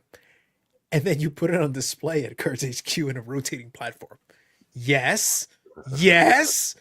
Do it. Do it for the content gods. Please do. Praise the content gods. And to Bobby's point, the 58 All-Star Mantle in the PSA 8 is 1/10 the price of the Cheetozard. Of course it would be. Mm-hmm. All right, listen. This is why the Cheeto's better. All right, if you get hungry, I grant the Cheeto's better. If you're hungry, you cannot eat the mantle card. I'm not sure if we eat the Cheetos. Nor can you eat the Cheetozard might be dangerous at this point. You can eat the Cheeto. Now, if you want to display, we talked about this earlier. If you wanted to display these items, you can't display the mantle because the sun and light will destroy it. With the Cheeto, the chemicals in it promise to keep it fresh and alive for at least 1,000 years. I was going to say, with the chemicals in the Cheeto, there's a good chance it could outlive us all. Is Bernard turning in his grave or not? I can only hope so. I would say so. We got to try. We got to do our best. Listen, the problem is Burberry's turning in his grave because he goes, damn it, I never even thought of potentially having a designation for Cheetos. I already used C for something else. Damn. One day we'll understand all this later down the road, I guess. I have no idea. And the real question is this the Cheetozard rookie card? Ooh. Might be. I think we know somebody that we need to call and ask to see if this qualifies. If this is the hobby going forward, you don't want to be in the hobby. Honestly, it's just silly. I couldn't disagree with Bobby. Eric, I couldn't disagree with Bobby more. Honestly, I have never been prouder of this hobby. This is the high watermark. The rest of it was trash. It is, in a sense. Yeah, you're right. In that sense, yes, it is. It's the high watermark of the low end of fucking stupidity. Yes. Love it. Rule number 1, love it. It ascends to another level. It's fantastic. I love it. Well, enjoy your money. Go Cheetozard. Go Cheetozard. Go for the moon, Cheetozard. Godspeed. Fantastic. I gotta tell you, Eric, I was half tempted to do a watch along for Cheetozard. Now, if that was Cheesamon art, I might be more inclined to give a little bit more, but it's gone past that point. We're not even in a hobby anymore. It's just investors. That's all it is. And that we've gotten so far away from that, I think the hobby is kind of finished in that sense. Eric, what if the buyer is actually really passionate about Cheetozard, just wants to eat it? What if they pay $20,000 to eat the Cheetozard? I would pay to see that. Our non-sports card correspondent. Yep. It was texting me and says, I want to pretend to interview the buyer, ask him if I can hold it, and then eat it in front of him on camera just for the content. It would be fantastic. First of all, it would be fantastic content. Secondly, but here's the look. This is where I needed collect, where Darren Ravel and those guys didn't pay for all the vowels in the word collect. Eric, this is the news that I wanted. I need to know more about the Cheetozard. I need to know who pulled the Cheetozard. I need to know how long ago they pulled it from said bag of Cheetos. And most importantly, I need to know at what point they sat there and thought that, what point were Eric, what level of drugs were they on when they took enough time to not eat the Cheeto and then decided to stare at the Cheeto and go, holy Analyze crap, it. that looks like a Charizard. Who made this call? Was it Cheech or was it Chong? Which one of them was it? Eric, these are the questions that I have that I do not have answers to. Those are important questions, Carlos. These are the important. So here, Paul's saying, hold on. Yes, I think you're right. I think there was a write-up. Hold on. I'll read the write-up just to make sure. But I think you're right. Hold on. Let me see. See? The mystery is deepening. Oh, yes. Here it is. Okay, Eric. The description of the Golden. Yeah. Presented is a 3-inch long Flamin' Hot Cheeto in the shape of the Pokemon Charizard, affixed to a custom Pokemon card and encapsulated in a clear card storage box. Mm-hmm. It was initially discovered and preserved sometime between 2018 and 2022. I love that we have a 4-year gap to try to figure out where. We don't even know. The chemicals keep that thing alive for 1,000 years, so it's fine. By First and Goal Collectibles, the Cheeto surged in popularity on social media platforms in late 2024. Mm-hmm. So, Amanda, you're asking the valid question here because it's saying discovered and preserved. Eric, what kind of preservation?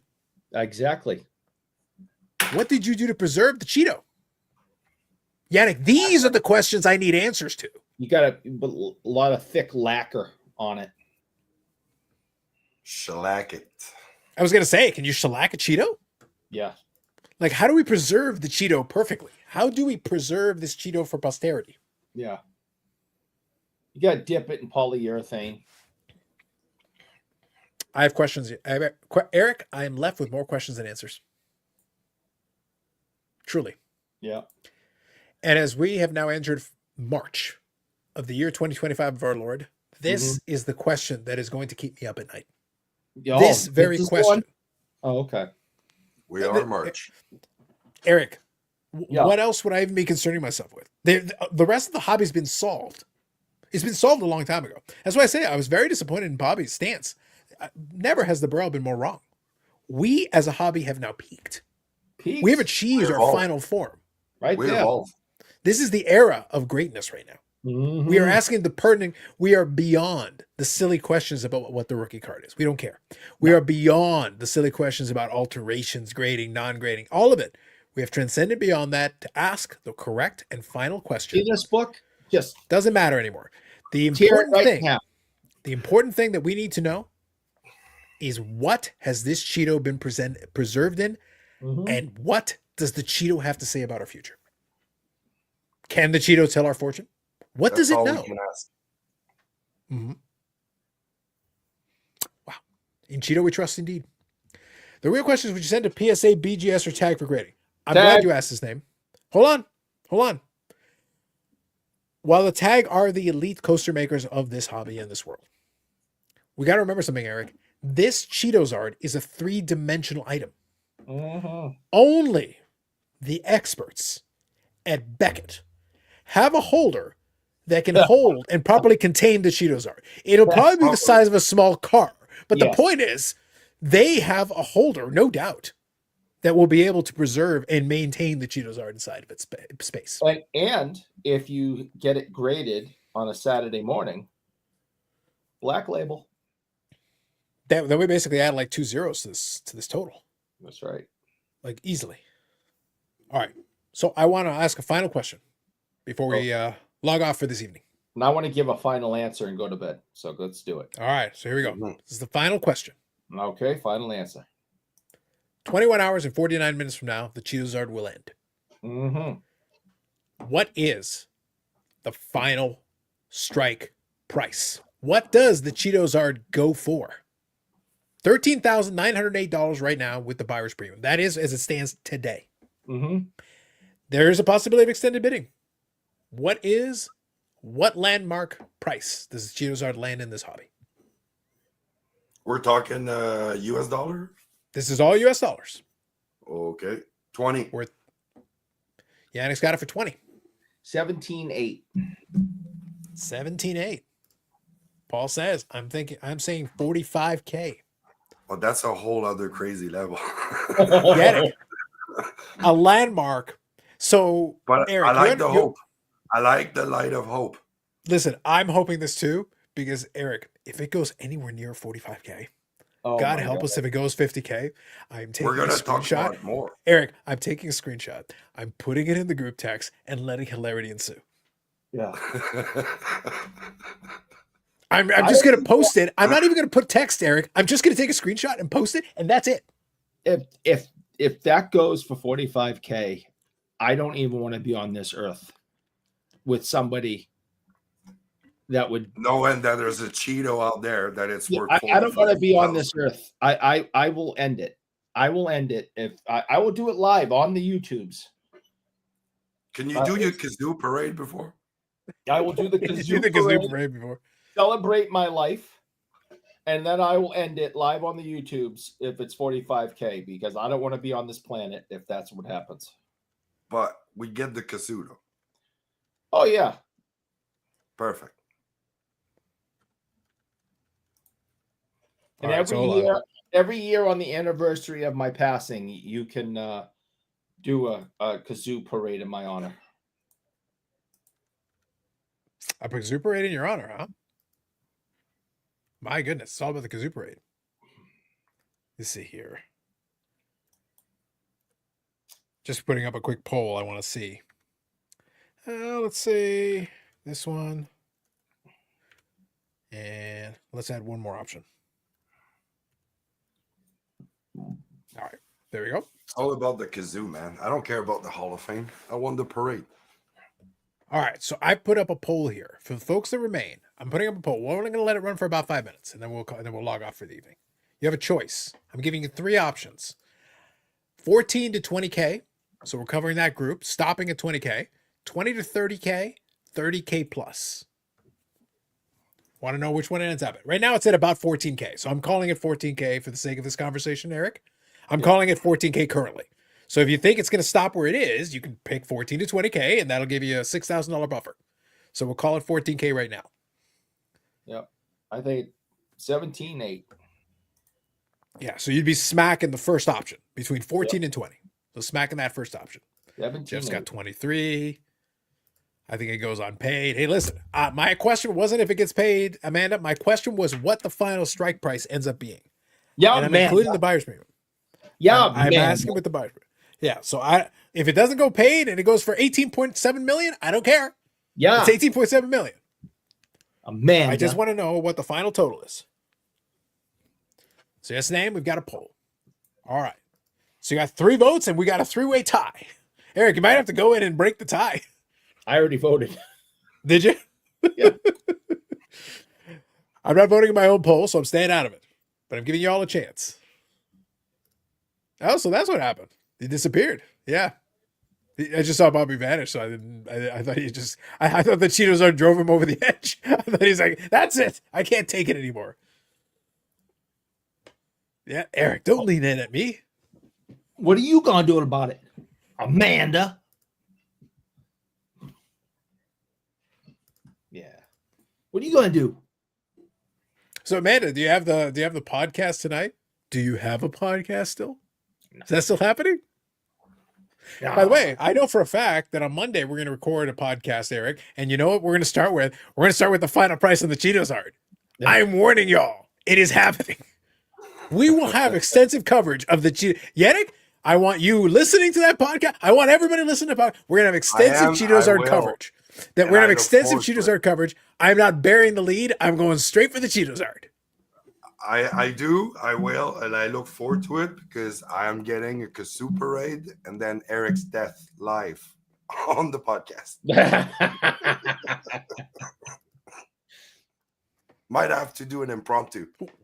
What is this, Eric? What is this? Is this the off week, or is it just another disappearance? Like, what are we doing? Needs a call, Eric. Maybe she realized doing a podcast from the United States at 3:00 in the morning. Yeah, you're not going to get a lot of people showing up for that one. But Eric, so this is an off week. Whatever. I can't remember. I can't look with the skip weeks. I can't keep track anymore. I need a calendar. Someone needs to keep me posted on this. There hasn't been a podcast episode from Amanda since last month. Unbelievable. Jeff says, if it hits 45K, please lift your Detroit Lions curse before ending it all. listen, I have left instructions. If I have to end it beforehand, as soon as they pay my family the money that is owed, it will be lifted. I have left instructions of what to do in that case. You know, Amanda, what I'm thinking is this is a missed opportunity here. If it's an off week, what you should do is you should have a Cheetozard podcast. I'm just saying. It is the biggest auction. We should do a countdown, a live countdown to the end of the auction tomorrow night. Eric, look, I said it in jest, but I'm only half joking. Part of me would love nothing. If I could rope some people into it, part of me would be like, I'll do a watch along to Cheetozard. We'd be talking about something else, bullshitting, but I would have it on the screen and go, I just want to know where it ends. I got to know where the Cheetozard is going to go. Moi, chef's kiss.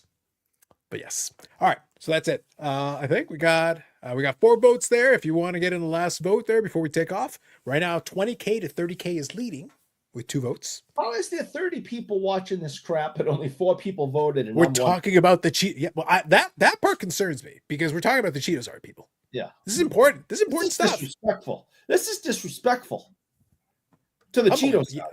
Not to us. It's totally disrespectful to the Cheetozard. My God. Yeah, I mean, who cares about us? I mean, you shouldn't respect us, but speak for yourself. But the point is we're talking Cheetozard, man. Yeah, we're talking about the important stuff in the hobby. We're not skipping out on the big story. We're ignoring all the rest of the nonsense, the foolishness.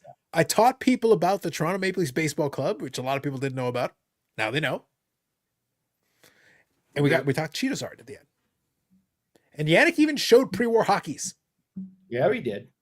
Showed some hockeys. Eric showed us vintage. And some we had vintage. And some Jean Beliveau milk cards. That's right. That is right. Which I think is really awesome. Wish I had one. Mm-hmm. And now you know that you should get a Steven Stamkos. All right. I think we're going to end the poll there. Got 6 votes. 30 people watching, 6 votes. That's shameful. It happens, man. So the winner was 20 to 30K with 66% of the vote. 20 to 30. There you go. There you go. That's what they're going with. All right. There were a couple of votes for 14 to 20K and a vote for 30K plus. So we'll see. We'll find out. Like I said, I'm half tempted. I'm not going to lie. It would be my favorite thing that I've ever done to do a watch along for a Cheetozard. Yannick sent me a really awesome reel of Jean Beliveau. The man had some hands. There you go. That's You did. nice. See, I have to be nice. So See, man, this is the attitude that does not get us a Cheetozard podcast. When the world is demanding this it. was the ultimate. Listen, we can't blame the people in the chat. This was the ultimate thou shalt not effort. All they had to do was press one finger on a button. Thou shalt not effort. Couldn't vote. 30 people in the chat couldn't hit a button. Thou Couldn't hit a shalt button. not effort. I'm very proud of all of you. Eric, I believe that it's because they're sitting there looking at their bank accounts trying to decide how much they should be bidding for the Cheetozard, which is understandable. I get it. They're sitting there like, if I call my stockbroker in the morning, if I sell quickly, can I cash out and get the Cheetozard on time? Kenny? Will you accept Bitcoin, Kenny? Can I use Bitcoin, Kenny? Oh, you will. Just saying. Bobby says Cheetozard is the coming of the end of the hobby. Listen, if that's true, Bobby, we had a mediocre run. I'm not gonna lie to people. We had a mediocre run. As a hobby, it was pretty trash. However, I feel we're going out on a good. That's like a shooting star right there. We're going out on a high with Cheetozard. I feel good about it. I'm a fan. I voted. Great for investors. Love it. Like I said, I think the winner, Eric, is going to be a passionate Cheetozard collector. I think they're going to be like, oh my God, my dream in life. I spent my entire life building a fortune so that I can buy a cheap flaming hot Cheeto shaped like a Charizard. My life is complete. Honestly, a noble goal. I don't know. People buy artwork that just has a banana duct taped to a wall, and they call that art, and people, whatever. So you don't want people to know about the tape banana that you have? That's my business. I'm just saying. I'm going to buy a case of Cheetos to find another one. Don't You do talk that. about his banana. Well, like I said, what Eric does with his banana while he's being held down by the man watching Manual in Space. Man's With his holding banana. banana. What do you do with the duct tape? None of your business.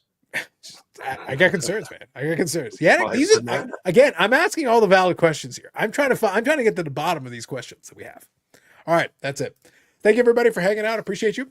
Longest running episodic, whatever this is. We've made it from February 28th to March the 1st in the East Coast. Wow. Name is still in the Month. past. Name is still hanging out in February. And so is Amanda. It's weird. They're in the past. England's in the future. And we're in the present. I hope Name has a nice night. You should. You should. Thank you. So for anyway. Thank you for joining the show, Name. It's always a pleasure to have you in the chat. That sounded very sincere. I'm not gonna lie. I've never heard such sincerity from Eric. He truly means it. That's right. And on that wonderful note, I want to thank you all. Hopefully, we will find out by this time tomorrow.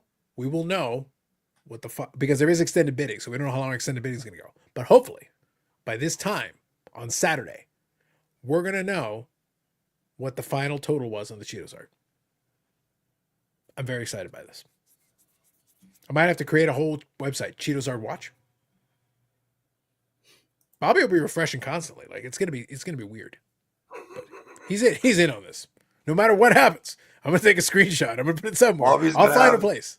He's gonna have ice cream cake while watching. Oh my God, he's gonna have ice cream cake while planning his trip to Atlanta and getting updates on the final Cheetozard. Eric, it's all the pieces coming together. It's all happening. You know what'd be great, Eric? It'd be great if the Cheetozard is won by someone in the Netherlands. Let's bring all the inside jokes together. It was the Dutch. It was the Dutch all along. It was probably going to be Puck Peterse, who still hasn't wished my mother a happy birthday. Damn him. And Her. he had time to buy a Her. Cheetozard? Damn him. It's a her. Whatever. Yeah. Wolfgang Puck Peterse, Cheetozard, it all is the same. Anyway, have yourselves a good one. We'll catch you in the next one. Take it easy.